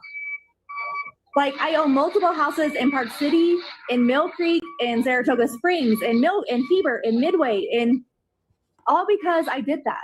Oh, geez. I hope she isn't. I really hope she isn't, because that Ozempic is really troubling. The way that the Osbournes look right now, they look the stars. It's just tearing their bodies apart. Anyway, I don't know. Is she? I don't know. I hope not. And they all go to my kids. $11 million of real estate property because I took $250,000, Bryce. He just never gave me a fucking chance. He never gave me a chance because he didn't believe in me. And he can say whatever he wanted. He can say I stole from him. He can say whatever. But at the end of the day, that $250,000, Bryce, was paid off in 7 months and turned into $11 million in 2 years.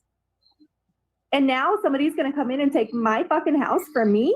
It's not going to happen. I didn't think they were going to take the house. They're taking the house. Yes, they're taking my fucking house, Bryce. This is my goddamn house. This is my fucking house. Actually, Kouri might remind me a little bit of Lauren. I thought the house was going to stay with you no matter what. No. The house goes to the trust's name, which goes to Katie. She has the right to sell it. She has the right to remodel it. She has the right to do whatever. I have no rights to the house, so to speak, of the trust. Eric, Eric he did everything for you and for those kids, right? And when all that shit went down between you and Eric over, the power of attorney and taking the money and whatever, that's what changed it for him, right? So he was like, right, I'm not here anymore. I need to make sure my kids are protected, right? I get it. And they're just protected. I get it. So I said I knew she wasn't a bit ugly, right? And I'm neutral here.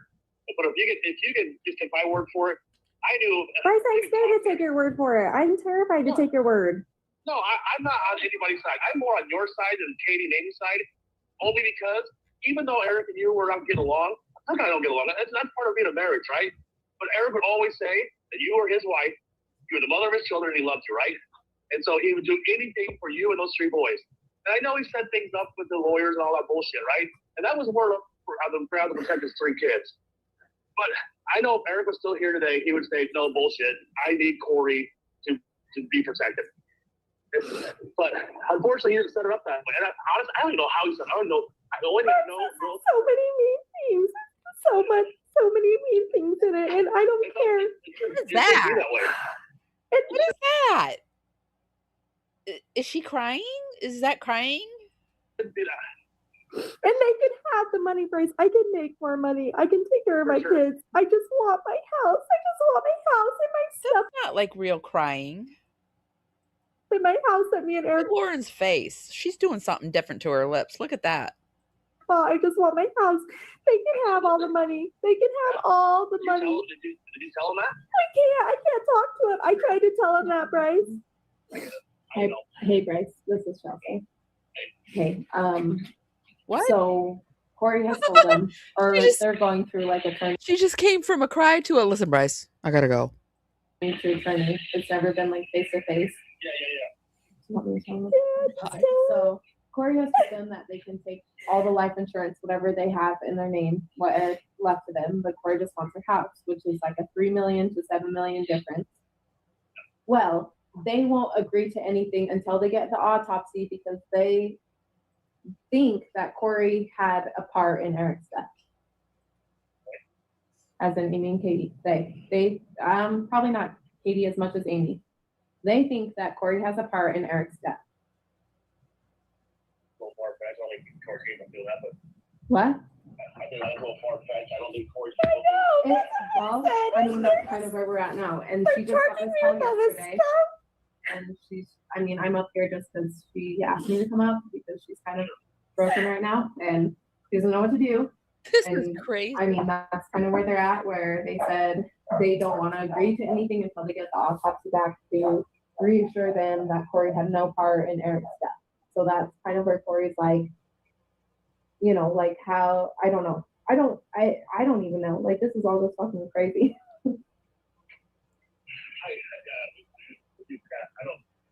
I covered right? Where the thing that he did, all of this, they were all just No, and I mean, everyone totally understands that. Like, I think everyone understands that. Everyone knows how Kouri and Eric were. Everyone does. Like, even I do. Like, everybody knew how they, yeah, like, we're not fucking stupid. I mean, 2 years ago, they were getting a divorce, and then they were great. But, like, to say in the moment that they were at when he died, I mean, I can honestly say, because I even told Kouri, like, I hadn't gotten a call from you in a year that Eric was being an asshole. Like, I hadn't gotten that call. So, like, for me to say, like, Eric wouldn't have turned this around, like, I guarantee Eric would have turned this around. And I'm not saying, like, Kouri needs life insurance. She doesn't. Like, Kouri can make whatever money she wants. But the fact that they're going after her house is what she's just so broken about, is because it just says, so in the will, it says everything that, like, so Eric put the house in the trust. No, not just for the kids, for, like, Katie. So Katie can make all calls up until they are 18 years old. Yeah, not just that, but she's the power of the trust too. So, like, Eric put the house, so Eric not only put his part of the house, but he put Kouri's equity in the house in the trust. So Kouri has no fucking say right now, unless she fights it with a lawyer, which she's doing right now. But also, he put half of his business in the half that, so him and Cody signed a, I don't know, some, like, insurance thing to where if one of the partners died, that half would go to the widow. Well, Eric signed his half that would go to the widow into the trust. So in all honesty, Kouri gets nothing from Eric, which, I mean, Kouri's not about getting anything from her husband dying right now. I mean, that's a tragic thing where no one, like, that's not what you go after unless you're some fucking black widow. Like, that's not what you go after. You don't go after your husband dying, and you don't go after money. But I mean, she's just saying she doesn't even care about the life insurance, because the life insurance, the beneficiary is Katie right now of Eric's life insurance. That's fine. Which Kouri says she's fine. And, like, in all honesty, like, if you weigh out how much Katie gets in the will and how much Kouri is asking for, is compared to $7 million to $3 million. Like, Kouri has already weighed her assets on everything, and with Kouri's house and, like, everything that is in her house, she would probably get $3 million with that. And Katie, with the life insurance and everything she's getting out of it, she's getting $7 million. So it's like, you know, like, all Kouri is asking for is her house, but they're not agreeing to that because Kouri has a say, or has a, like, Kouri was an accomplice in how Eric died, is what they're saying. If that makes sense. That makes sense. I have not talked to Katie or anybody. Well, I mean, there's no reason to talk to Jean, because Jean's kind of Switzerland on this whole thing. Yeah, no doubt. Yeah, but I mean, with all being said, it all comes down to Kouri can't attend Eric's celebration of life. Really? Yes, No, I can't. My attorney said her attorney said there's no, like, absolutely not, like, don't attend Eric's celebration of life, because Katie or Amy will be there, or one of their friends will be there, or someone will be there to come out and making Kouri look bad, because they've already come after her of being an incompetent mother. Amy said I was an incompetent mother of Saturday night. Tell him that. I didn't tell him that. Saturday, Amy has came out to her lawyer saying that Saturday night, the night that you came over and we were all drinking, that Kouri was an incompetent mother and couldn't take care of her own kids that night. So Amy had to take care of them, which Amy had no part of taking care of them, because Lisa and DJ were here. And so they're filing a suit saying So they're filing a suit trying to make Kouri look out as a incompetent mother. I don't agree with that. I know, and Brett, and God, Bryce, and Kouri kept saying, like, Who has the kids now? Just out of curiosity. Like, all day, she's like, I need to call Bryce. I want to talk to him. But I don't know how to go about it, because Bryce is like a Richins side, and it fucking sucks that there's, like, a Richins side and there's, like, a Kouri side. Like, it's fucking, like, that's like, that's fucked up, you know? Like, fuck. Like, this isn't what this should be about. Like, we should have really committed to it, because she's just, like, really not, like, you don't hear it. It's just like a whiny voice when she talks. It's just very non-committal. Shouldn't fucking, like, grieve about Eric's death, about being whose side is who. Like, it should be all one and one, and we should come together as a fucking family and just, like, love each other. Like, I agree, and I just put myself. If I could talk to Eric today, and there's thousands of conversations that I've had about what would happen if I weren't here, what would happen if you weren't here. And honestly, to me, I know what Eric would want. Now, I get he put shit in writing, right? I get he went to learn. He got his feelings hurt and shit happened 2 years ago. He got his baby feelings hurt. And so but I know for a fact that if he knew this was going to happen, I think he would have made some changes. He would have. Christ, I am not a bad fucking mom, and Amy told him I was a bad God. mom. No. The Richins girls don't play nice, and they never have, and they never will. Well, but that's kind of like ultimately what she wanted to call you about, was that she just can't make the celebration of life, and she feels awful about it. She doesn't want. I mean, and if you continue to do it, whether you cancel it or not, like if you continue to do it, she doesn't want you to. She doesn't want to come out as looking as the bad guy that she's not there. Oh, I get it. Everybody's coming though, Bryce. I invited everybody, and everybody's coming. I just can't go, and I feel like a fucking asshole, but I just can't, and I don't know what they're gonna do or say next, and I didn't fucking do anything. I know, I get it. Yeah, like in all reality, she's just kind of looking out for her and the boys right now. Yeah. Well, just so you know, Kouri, I have no part of any of this. My goal for as long as I'm on this damn earth is just. I mean, Kouri, I get things are going to transpire in the next however many years, right? I just hope that you and I can have a relationship to where I can come see you guys every once in a while. You guys live so damn I'm far away. surprised Kouri isn't trying to like pull a Alex Murdaugh and say she had some kind of substance abuse issue. That's what I want. I don't want to muddy the water. I don't want things to get shitty between you and I, because I would love to see those boys grow up, right? Because once those boys grow up, would mean the world to Eric, and him and I made promises to one another that if something were to happen to either one of us, that's what we do for one another. And Kouri, I get it. Like, Brooke and I stuck at being married too. Like, shit happens, and unfortunately, Eric put some shit in writing because I think I was feelings hurt. But at the end of the day, he loves you, and he loves those boys, and he'd say the same thing today if he was here. So. Yeah, I agree. I get it. But hey, let me call you back if I can. My plane is vanished. Yeah. All right. Call us back.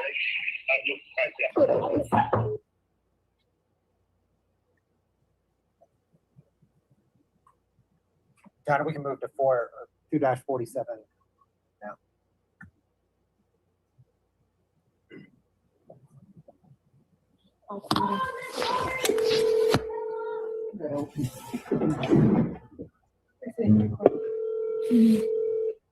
I'm starring a lot of your comments, guys. Painful.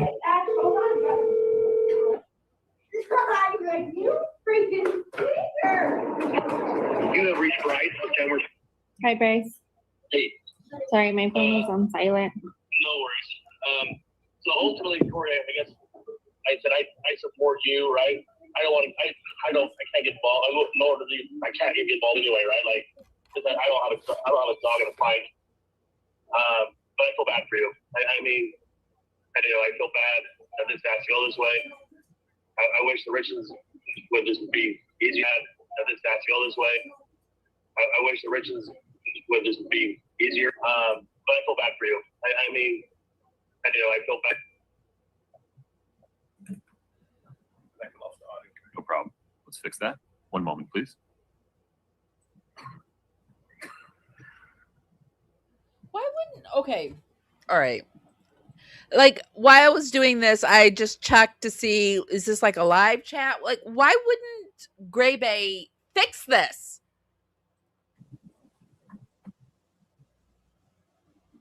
Before they, edit it? While we find the next clip. Done wrong to them. I've never, I helped Katie when she had postpartum. I watched her girls. I helped Amy when she lost her mom. And I don't understand what I did so wrong. We've never been super close, but it's like I've never done wrong to them, and I don't understand why they're putting me through hell. Yeah, you personally didn't do anything wrong, though, but you gotta understand how Eric was, right? When Eric was upset or you guys weren't getting along, you would just he'd call me. Well, he's not calling me. I kept telling him, I said, you gotta do one or two things, Eric. If you're not happy, because he's gonna say to me with Brooke, right? Brian's not gonna just get divorced. I'm like, dude, Eric, it's easier said than done. Right? Oh, it is. It is. Yeah, but it's easier said than done. He'd always push me to get divorced. I would say, dude, if you're not unhappy, Eric, you should get divorced. Yeah. And his response was, I love Kouri. I love my 3 kids. I couldn't bear to see not being with my kids every single day. I said, dude, I get it. They freaking make it. Did that happen again? Audio goes out. They'll have it up. When people describe Eric, dude, Eric is a great guy. He really is, right? But he also, no one's perfect. And I'd always tell him, like, dude, you need to relax a little bit. Like, it's funny that I think we jumped ahead a little when the recording restarted. Do we need to go back? people just get divorced, Eric. If you're not unhappy, because he's going to say to me, I'm done. I said, you got to do one of 2 things, Eric. If you're not unhappy, because he's going to say to me, Brooke, right?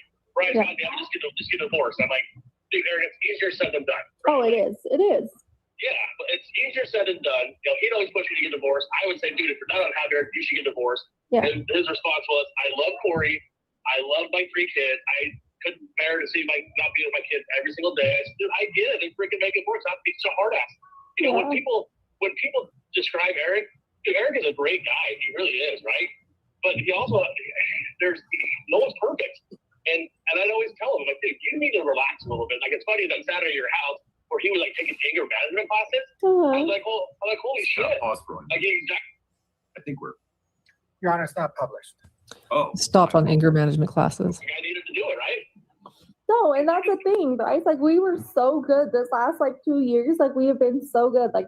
Like Eric has been he had an anger management book that he would write in every couple of days. Like, it was in his nightstand. Like, I'd come home from work and he was be right out on the back deck, writing in his anger management book.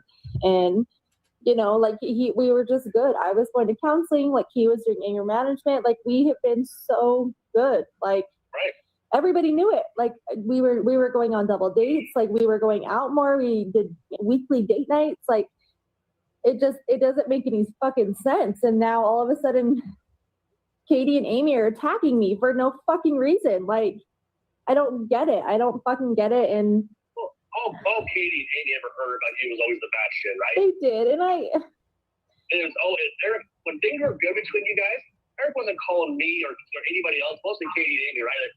Hey, Kouri did this awesome. She did this awesome. This is great, right? Yeah. He would only call the bitch about what you were doing, what you were doing, right? And so all I heard was the negative shit, right? Yeah. I said, I'm sorry. And I said, I wish we could have a lifeline to Eric right now. And because I know if he could talk, he would say, no. Yeah. He would explain it. Yes. He set things up to protect his kids, but it wasn't setting anything up to try to fuck you. Only you hadn't killed Kouri. He loved you all the time. Every day he told me, you know? And yeah, I said today, we go fight, but he'd always say, I love Kouri. She's the mother of my children. She's my wife. I'm going to do whatever it takes. I'm like, good for you, brother. That's what you have to do, right? Well, yeah, I just hate that you guys have to go down this route now because the things that Eric put into place with a lawyer. And that was 2 years ago. Jesus Christ, we've come so far in 2 years. And it's if Eric redid his shit, last month we sat down and talked about every asset that we had, everything we had. And Eric was like, holy fucking shit. He was just also taken by surprise. He just was like, that $250,000 is the best thing you've ever done. And I was like, I know, you just didn't believe in me. And, and I was like, and now it all goes to our kids. Our kids are taken care of for life. And if he redid it today, it would be fucking different. And now everything is just so fucked up. It's just a nightmare. It's just a nightmare. And every day they're coming at me with something. I'm getting charged with fucking assault. I'm getting charged with Your Honor. Approach. Of course. Why wouldn't Gray Bay edit this shit? Jesus, I haven't been in trouble since I was in high school. When I was 16 years old. Jesus, I haven't been in trouble since I was in high school. When I was 16 years old, for hell's sakes. I'm 32. What do you mean I'm in trouble? I didn't fucking do anything. I agree. I don't know. Anyway, I meant to call you yesterday. I talked to the medical examiner. I called them because I don't believe that they don't have anything. I just am having a hard time believing that. Yeah, what's taking so long? Well, she said that, she's like, well, I'll have the actual doctor call you who did his autopsy. And I was like, okay, whatever. And so her name is Pamela Ulmer. And she called me a couple hours later and I was like, look, lady, you gotta have something for me. Like, there's no way you didn't notice something obvious. Like, Jesus Christ, 12 weeks, you know? I mean, this conversation helps me believe that she's guilty. That's what it's doing for me. So, yeah, I would say you're right. And she was just like, well, yeah, there was something obvious, you know, we noticed, but, you know, we're not going to call you and tell you that immediately. And I was like, well, what? You know? So they ruled out an aneurysm automatically. She's like, it wasn't, yeah. She's like, it wasn't an aneurysm. I can tell you that. And she goes, he did test positive twice for COVID. And I was like, yeah, bullshit. No. Which we did have COVID a month and a half ago. Like, we all tested positive, but that was like a month and a half ago. Like, he didn't still have fucking COVID. Yeah, that was fucking, we had in January. Yeah, like we didn't still have COVID. And she was like, well, his lungs, he had a fungal infection in his lungs. Like, they were completely covered in white spots. She's like, and I don't know what it was. She's like, so I cut 3 of them out and sent them in for biopsies. She's like, but they were so full of fluid and blood. She's like, I have no idea yet what it is. She's like, so I'm thinking between the COVID and the fungal infection that it shut his lungs down. And I was like, no, like that, he is the healthiest guy. That guy is a fucking mountain goat. Like, he could, like, I was like, we just ran a half a marathon 6 months ago and Eric didn't even train for it. And I did. And he beat me by 40 minutes. Like, no, there's nothing wrong with his lungs. Like, no, I don't believe that. And she got bitchy with me. And she's like, well, what do you mean no? And I was like, no, it's not COVID in his lungs. Like, there's just not. There's no way. And I was like, and no offense, like, my husband would roll over in his grave and haunt you. And what made her roll her eyes at the COVID comment? Everybody involved, if you put him down as COVID. We are very against COVID and vaccines. Like, nope, not happening. Like, if it was COVID, there would have been signs of him. Well, that's what I said. Able to breathe and shit, right? Like, yes, he wasn't sick. I was like, he was just at soccer the night before. I was like, he was at soccer the night before. He was running around. Like, he was totally fucking healthy. He wasn't sick. He was not sick. No, I don't buy that. Like, no. I was like, I will call you back in 2 weeks, because she said that she sent all of his organs out for testing, a toxicology report, blood, everything. And that's why it's going to take so long. And I was like, okay, well, I'll call you back in 2 weeks when you have more results, because that is not what it is. Like, there's no way. There's no fucking way. See, the people who have died of COVID had symptoms before. Yes. They were overweight. They were in the hospital, ICU. Like, he did not die of fucking COVID, lady. Jesus. And like, in the middle of the night. In the middle of the night. Like, I would have heard him get up, have a hard time breathing. Bryce, when I found him, he was in the exact same position as he was when he fell asleep. When I rolled over, when I got in bed with him at 3 a.m., like, he was in the same position as he was when I went to bed with him. Like, no, I don't buy it. Mm-mm. Like, keep testing. That's not it. And if she puts him down as fucking COVID, I will, Jesus Christ, I will flip fucking shit. It's not COVID. No. And so I was like, no. Why is Lauren's face like that? And why is Kouri's face like that? I'm missing something, I think. I'll call you back in 2 weeks when you have some more results back, because that's not it. I was like, that guy was in better shape than anybody you could ever imagine. Like, he didn't drink like we he did? didn't drink. No, he didn't drink. He didn't smoke. I was like, literally, I trained for a half marathon for 6 months. He woke up that morning and decided he was going to run a half marathon and still beat me by 40 minutes. Yes, it was so annoying. I was fucking pissed, but he still did it. Like, he had better lungs than anybody you would ever. No, it's not his lungs. I don't buy it. So that damn Lyme disease kicked his ass too. Yeah. So she's wondering that too. So I gave her all of his Lyme disease doctor's information. So she was going to reach out to his Lyme disease doctor and contact them and see his last lab results and stuff. And then she was going to look into silicosis, because Sylvie actually got cancer and stuff from silicosis, who's one of their main employees. 2 other of their employees, and then Shannon's brother, died of silicosis. But I was like, no, he doesn't have silicosis. Like, I just sent him in for testing 5 years ago, and his lungs were 100% healthy. From all the dust and shit. Yeah. Yes. And I was like, trust me, my husband was 100% healthy 5 years ago. Like, his lungs were 100%, and he does not lay stone, nor does he cut it in the last 5 years. Like, he drives around in a truck, lady. Like, It's not, because she was like, what does he do for a living? And I told her, and I was like, but that's not it. Like, he owns a company. He doesn't cut it. He's the owner. He's not the No, employee cutter. he's not the main cutter by any means. Yeah. She's like, well, I'm just gonna look into it. And I was like, okay, you can look into it if you want, but that's not it. And I was like, and it is not his lungs. Like, you have to go with something else. Like, I was pissed when she said that. I was like, he will roll over in his grave. You put him down for COVID. And so she was just, I don't know, kind of snippy after that. Yeah, I'm sorry you have to go through this. I knew that this was going to get stupid, right? And right, I don't want anything. I think you're doing the right thing, though, right? Like, you were married to Eric for almost 10 years. You knew the ins and outs of your relationship. I get Eric's had things up legally with the lawyer to protect, the company that he had and his 3 boys. The shit was not going right with you two. I get it. Bryce, did you really think I was just going to screw Eric and take everything he had? Like, why? No, but he was worried about it, right? It's because, not saying you personally, but the people we've known over the years, you hear shit on the media, right? Like, the wife chases out her husband for everything he's got because he didn't do everything the right way, right? And I didn't ever talk about the legs. He never told me exactly what he was doing. He told me what he was doing, right? And every time he'd tell me, like, oh, I went and saw the lawyer today, it was because I just get everything set up because I don't want my kids to be homeless. I don't want them to be homeless. Oh my God, yeah. But that was when I said shit was going stupid with you. No, too, right? I get it. And I think if Eric was still here today, and I think he'd change it. He would. Unfortunately, that sucks. He can't. Right now, Katie has all power. At least Katie has power, not Katie. He might be worse at it, but. And it just like hurt. I think it was most hurtful the way that he wrote it, right? Like, if you read it, it was just so hurtful the way that he wrote the trust.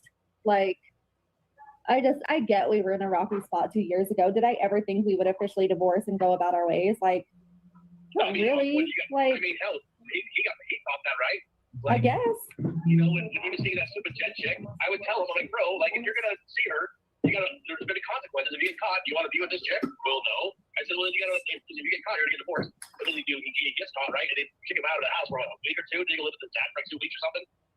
Yeah. But I mean, I think Eric was here. I'd say it again. I think he changed it, but unfortunately he didn't. And now you're stuck in a hard place, right? To fight for your family, fight for what's yours. And the Richins family, not necessarily cheating. I think if Gene, I don't think he would be as ruthless as. No, he's trying to stay neutral. Yeah, and it sucks. From what I've heard from Katie, Katie's like, she's like, I don't want Kouri and myself to go south, right? For those 3 boys. Katie and I don't have a relationship, right? So we don't ever talk. I mean, all she has to do is just, Bryce, give me my house. Like, I don't make Eric money, but I make okay money. Like, just give me my house. They can have everything.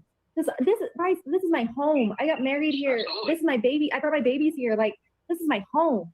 They can have everything they want, but give me my house, for God's sake. Like, Jesus. What do they want? What does Katie want to do with it? Does she want to sell it? No, I don't know. They just want it. They want the title in the trust's name, so I can't have control over it. And they won't figure anything out with it until they have the autopsy report. And when they said that, it broke me. Like, I said, what does that mean? Thinking that you had something to do with it. Yeah, and I lost it. And I So asked my annoying. attorneys, I said, I don't understand. What does that mean? And he was like, Why they think it has doesn't something she to do put with it. herself down to like an avatar or something? Because I thought she was talking. Let's move it forward and see what she has to say about this. Some of them too. Someone just asked, is this the nail in the coffin? And honestly, I wonder too. Not because, if you add all the evidence we've already heard, and then this call, like you said, like, she's caught in her lies. But also, if we're going to talk character development, like I think overall she's very unlikable to me. This is me. So Lauren's opinions. I think she comes across as very Lauren, she is you. She's you. You have the same personality, friend. likable to me. I mean, some of the things, first off, I thought her grief book interview was cringe, and then I heard these calls. She's much more likable in the grief book interview with Good Things Utah. First off, her voice is a struggle for me, but teach their own. And then her whines. Her voice sounds like your voice. I literally almost said that sounds like Lauren's voice, but instead I stopped and said she reminds me of Lauren. And her high pitch, and Grayson pointed out, I don't even know why she's calling him. People are pointing out she's calling him to persuade him to be on their side, to gain his sympathy. There is no reason to call him. Why are they calling him? They're calling him to Bryson. maybe the same reason you called Gigi when she was sitting in the hospital with her dying gammy. Maybe does this ring a bell to you, Lauren? Does this sound familiar? Should we Pull up Gigi? You know, call Gigi? We call Gigi. You want me to call Gigi? You want to piece Gigi in as we go too? You could piece Gigi in here, and she could definitely tell us some stories about you, friend. Manipulate him. They know he's friends with the Richins because they, and I should not say they, I should say Kouri. Kouri is Chelsea. It was actually really hard to see Chelsea on the stand there wiping tears. I think she realizes now what this is, and she was manipulated too by her best friend. So when I say they, I should probably, I'm referring to Kouri, but there were two of them on the call. This is what people do when they triangulate, when they're trying to win sides, when there's a smear campaign, when they're manipulating and manipulative. Oh, girl, you wrote the playbook. You wrote the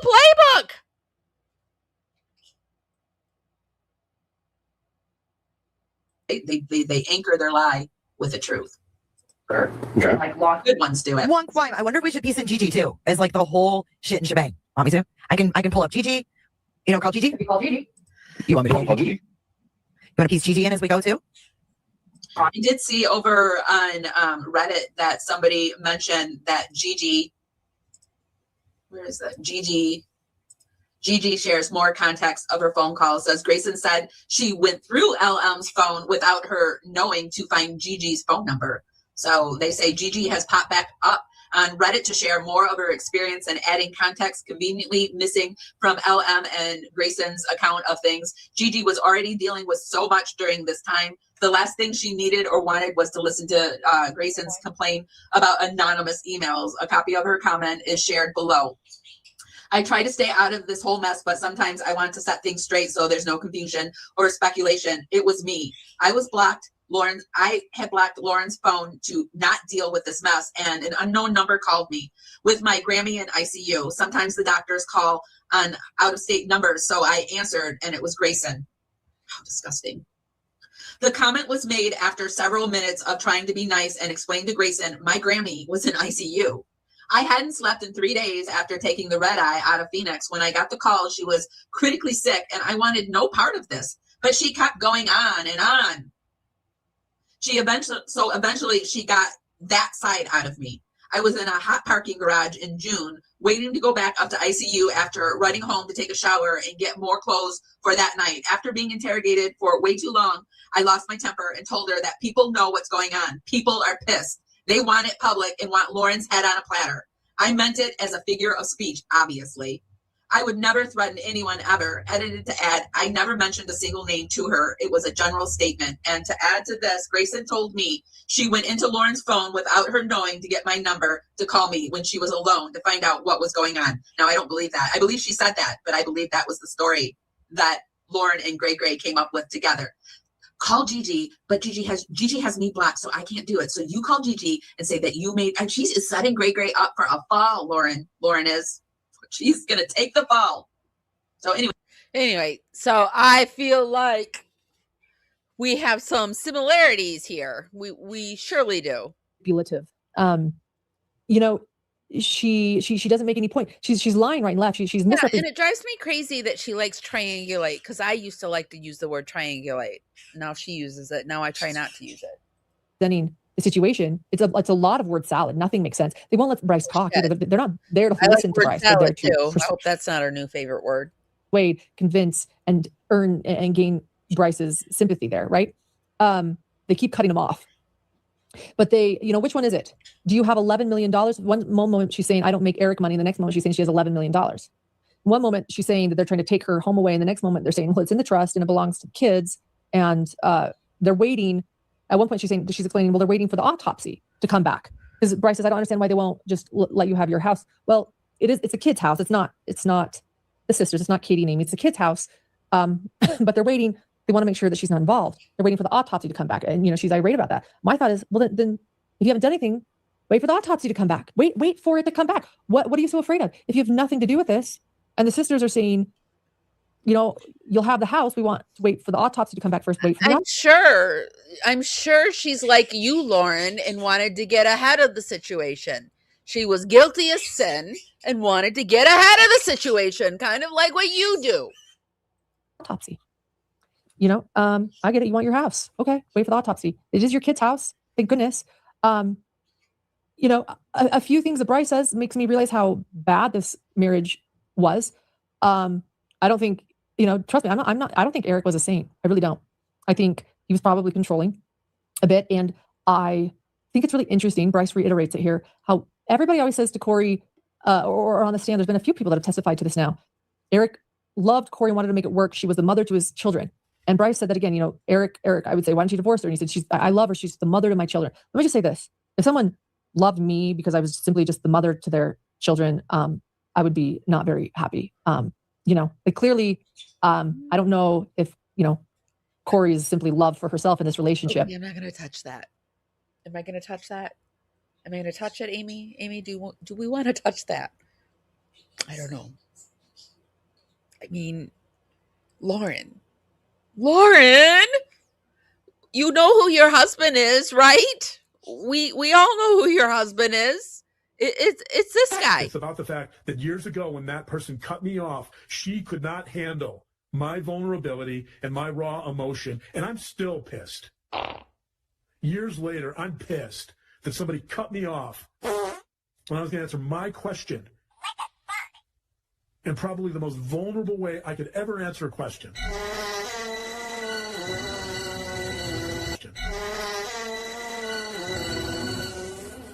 Because it was about my son. She's the mother to the children. At the same time, I mean, I don't love Kouri, you know. She's not very likable in this call. So I'm not necessarily blaming anyone either. I don't know. It was cringe for me. It's a lot of word salad. It rubs me the wrong way. It gives me like, I actually, I joked with Grace while we were listening to it in the courtroom. I'm like, this is like giving me PTSD because I feel it's this thing that people do to twist and to get people on their side and manipulative. It's a smear campaign. That's Holy cow! She is chafing me in ways that, like, does she not see that she isn't? She is this. She is. Do you guys see it? I know you see it. Please tell me you see it. Kouri's doing here. She's twisting the narrative. Let's also, you know, she's calling and saying things that just simply aren't true and making her look like the victim and implying, you know, all of these things and not letting him talk and just trying to gain his sympathy and confuse people and say, you don't know the whole story and this. And when he starts to try to reason with her and say, you know, I have empathy, but this is what I've heard, she cuts him off and says, no, you know, this is the story. Other things that I noticed in this, and you know, and the jury, they're well aware of her finances now. They're well aware this is all a lie. They're well aware that Kouri is absolutely lying through her teeth there. Let's talk about the anger and the competitiveness in her. It's like, I don't know what it is. It's so unattractive to me. This whole, first off, she's talking about her recently. I can't make it stop. It just keeps coming at me. She just keeps saying things that it's her. She's describing her. It's her to like a T. And the things that she hates about Kouri, it's because she hates herself, I suspect. As I prepared to go to this hearing, what? A media request. I couldn't see who it was. I thought maybe it was a small YouTuber. Ooh. Like, there's no way. No. This is a civil stalking injunction. Do you want to know why abusers don't get out? Why? Of abusive situations where there's coercive control and intimidation? Why are we sending media requests to a civil stalking injunction true crime community? Really, anyway, small or big? Small or big? Why are we sending media requests to a civil stalking injunction where there's a... Maybe because this public figure with a very large platform who makes money off of exercising her First Amendment rights is actively trying to shut down the First Amendment and put people in jail for the crime of exposing what a shitty person she is. How about that? That might be newsworthy. I would find that interesting and compelling to watch. I'm the victim! Remember? I'm the victim! Oh, the struggle is real, can't you see? This existential crisis is killing me. One hand up dramatic, eyes roll to the sky. Life's just too hard, I might just cry. Who gave me this moment of pure despair? My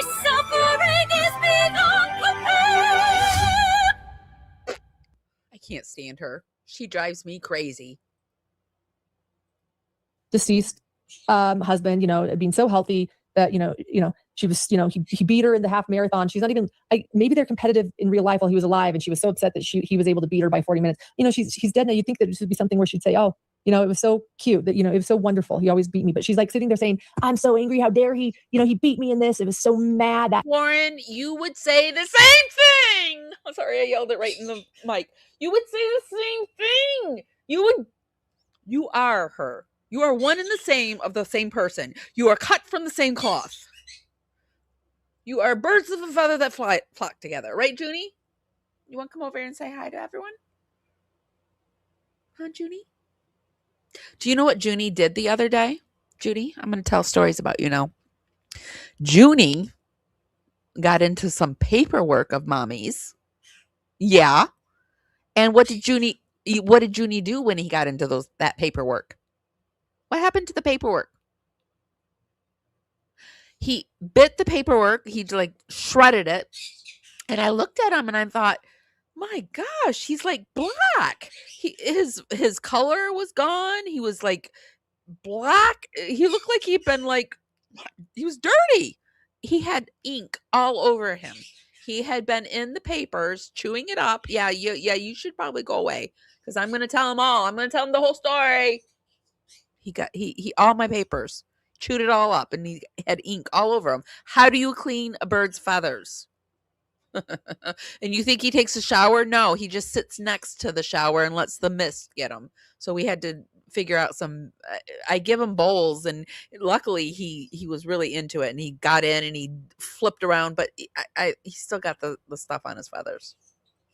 Asshole, and Bryce is just chuckling along, and then there's like sort of threatening of violence to everyone. Like, I'm gonna, the medical examiner, the educated medical examiner, where she's like, and then I was like, it's not COVID because my husband's anti-COVID. I'm like, I'm pretty sure we're all anti-COVID. I don't know anyone that's pro-COVID. She better not put. Lauren, I think you missed the fact that she really doesn't believe in the COVID. I'm picking up that she thinks the COVID is a fake thing. I don't think you get that. Him as COVID, a governmental manufactured thing. Down, or else and also, why are you doing a country accent? And to get the ghost of my husband to come and beat you up. Like, it was just like, are we 12? Like, you're going to go, get the ghost of your husband to go meet the medical examiner by the flagpole and say, don't you dare give me COVID. She sounds just like you. She sounds like you would say something weird and quirky like that. I've heard you say the absolute cringiest things. I don't know. It's like so weird. I don't get it. I don't get it. I don't get it either. I don't get it. I don't get it. And I don't think I'm ever going to get Warren Turd. Warren Turd.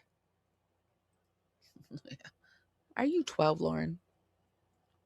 Are you 12 years old, really? I think I'm 12. I think I'm reverting back to childhood because I like stuff like this.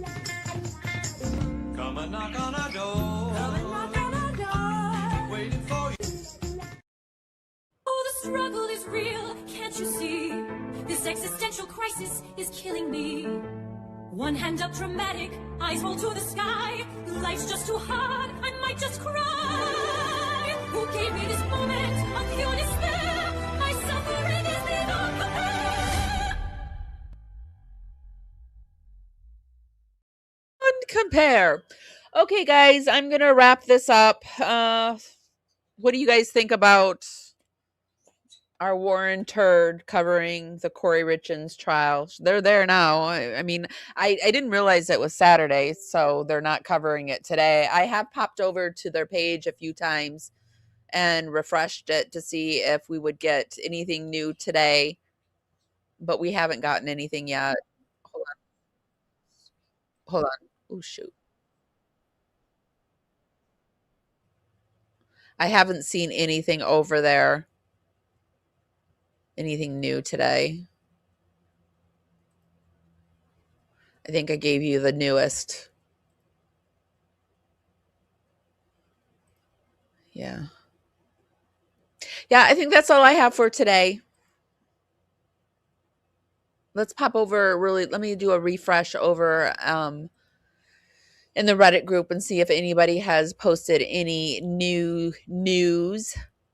And then I'll do my wrap up and skedaddle and go back to my, I don't know.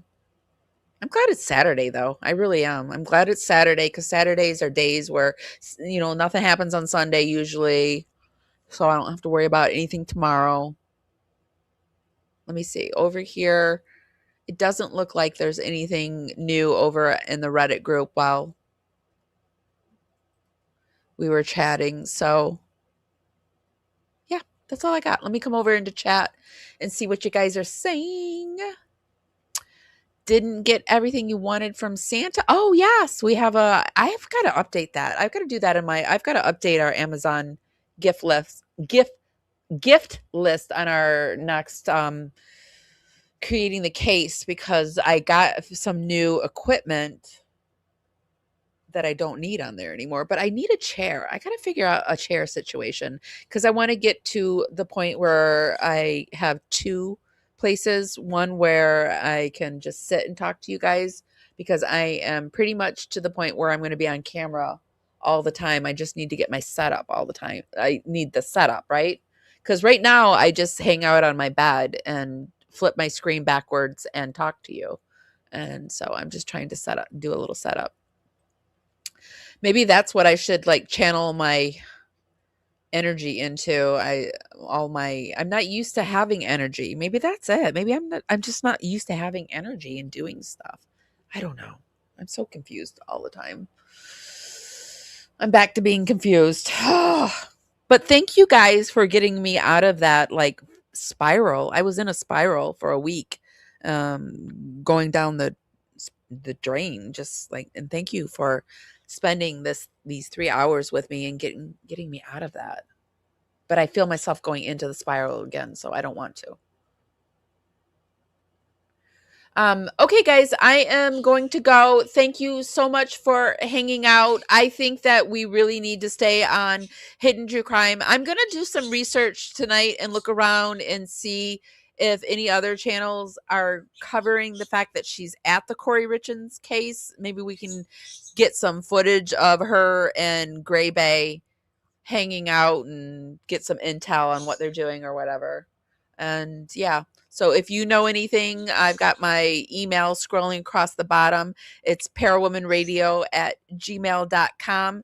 I'm going to be doing some things on the Epstein files tomorrow. I think I'm going to be doing something on aliens with Shannon for Highly Strange Days. I am a woo girl, and I've been up in the woo clouds. What do you guys think? Do you think that the government, I know Trump said he was going to release the UFO files, but then I read that he decided that the Pentagon was we're not ready for that. The world can't handle whatever's in those files. I think what's in the files has to do with Christianity, to be honest with you.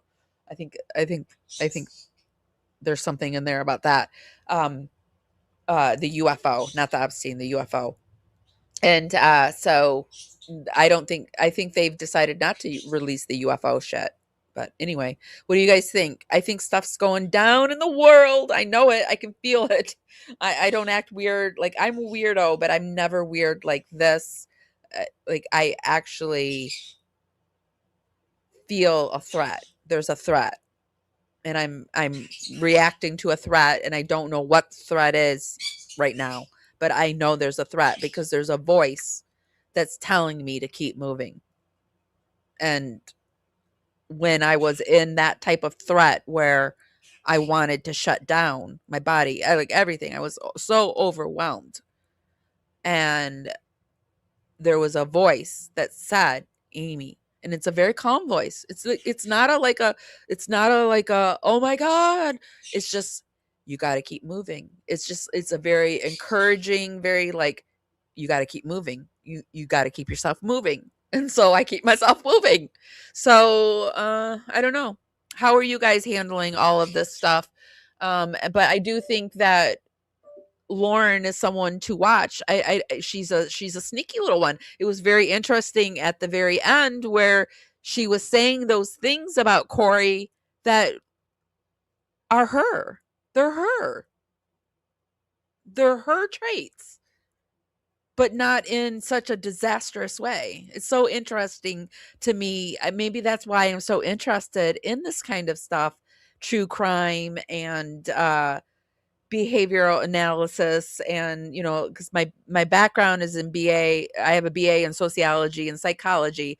And so it just is all coming together, like pattern recognition and yeah. But she doesn't recognize it. It's so fascinating. It's fascinating. When it doesn't piss me off, it fascinates me.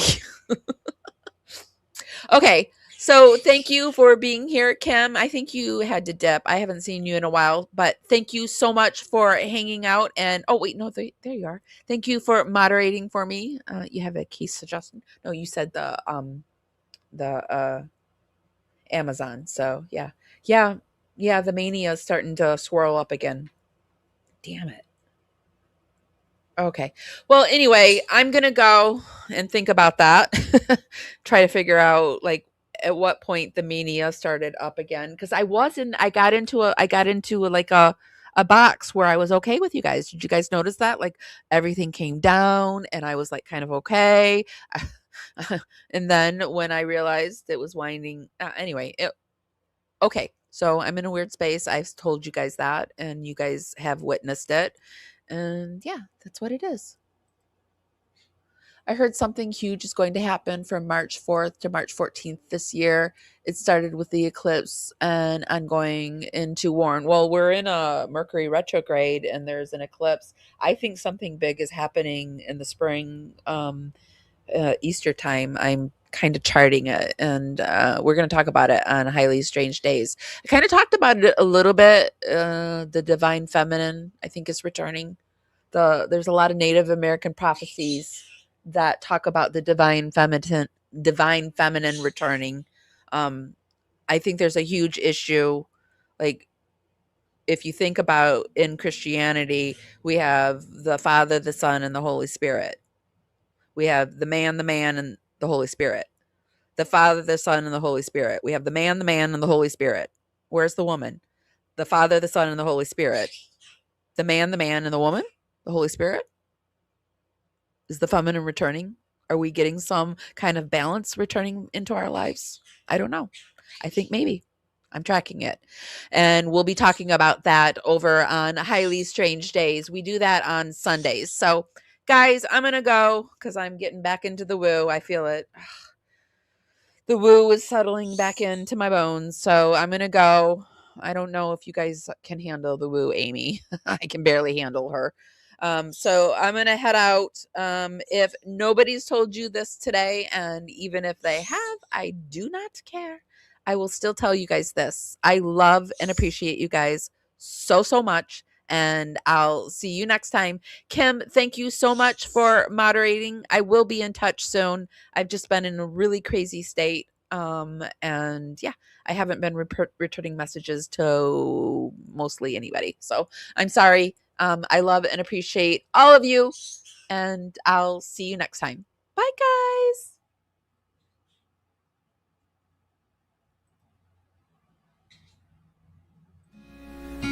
The circle be unbroken.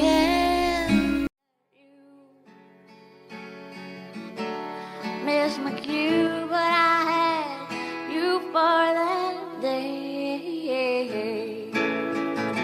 Here in the blue, I'm falling deep into you. Be sure to give this live a thumbs up. Helps me go out into the algorithm party out there.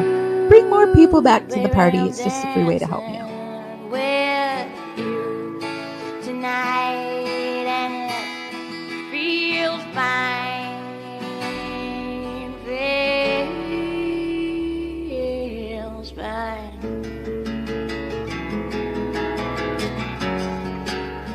Baby, I'm dancing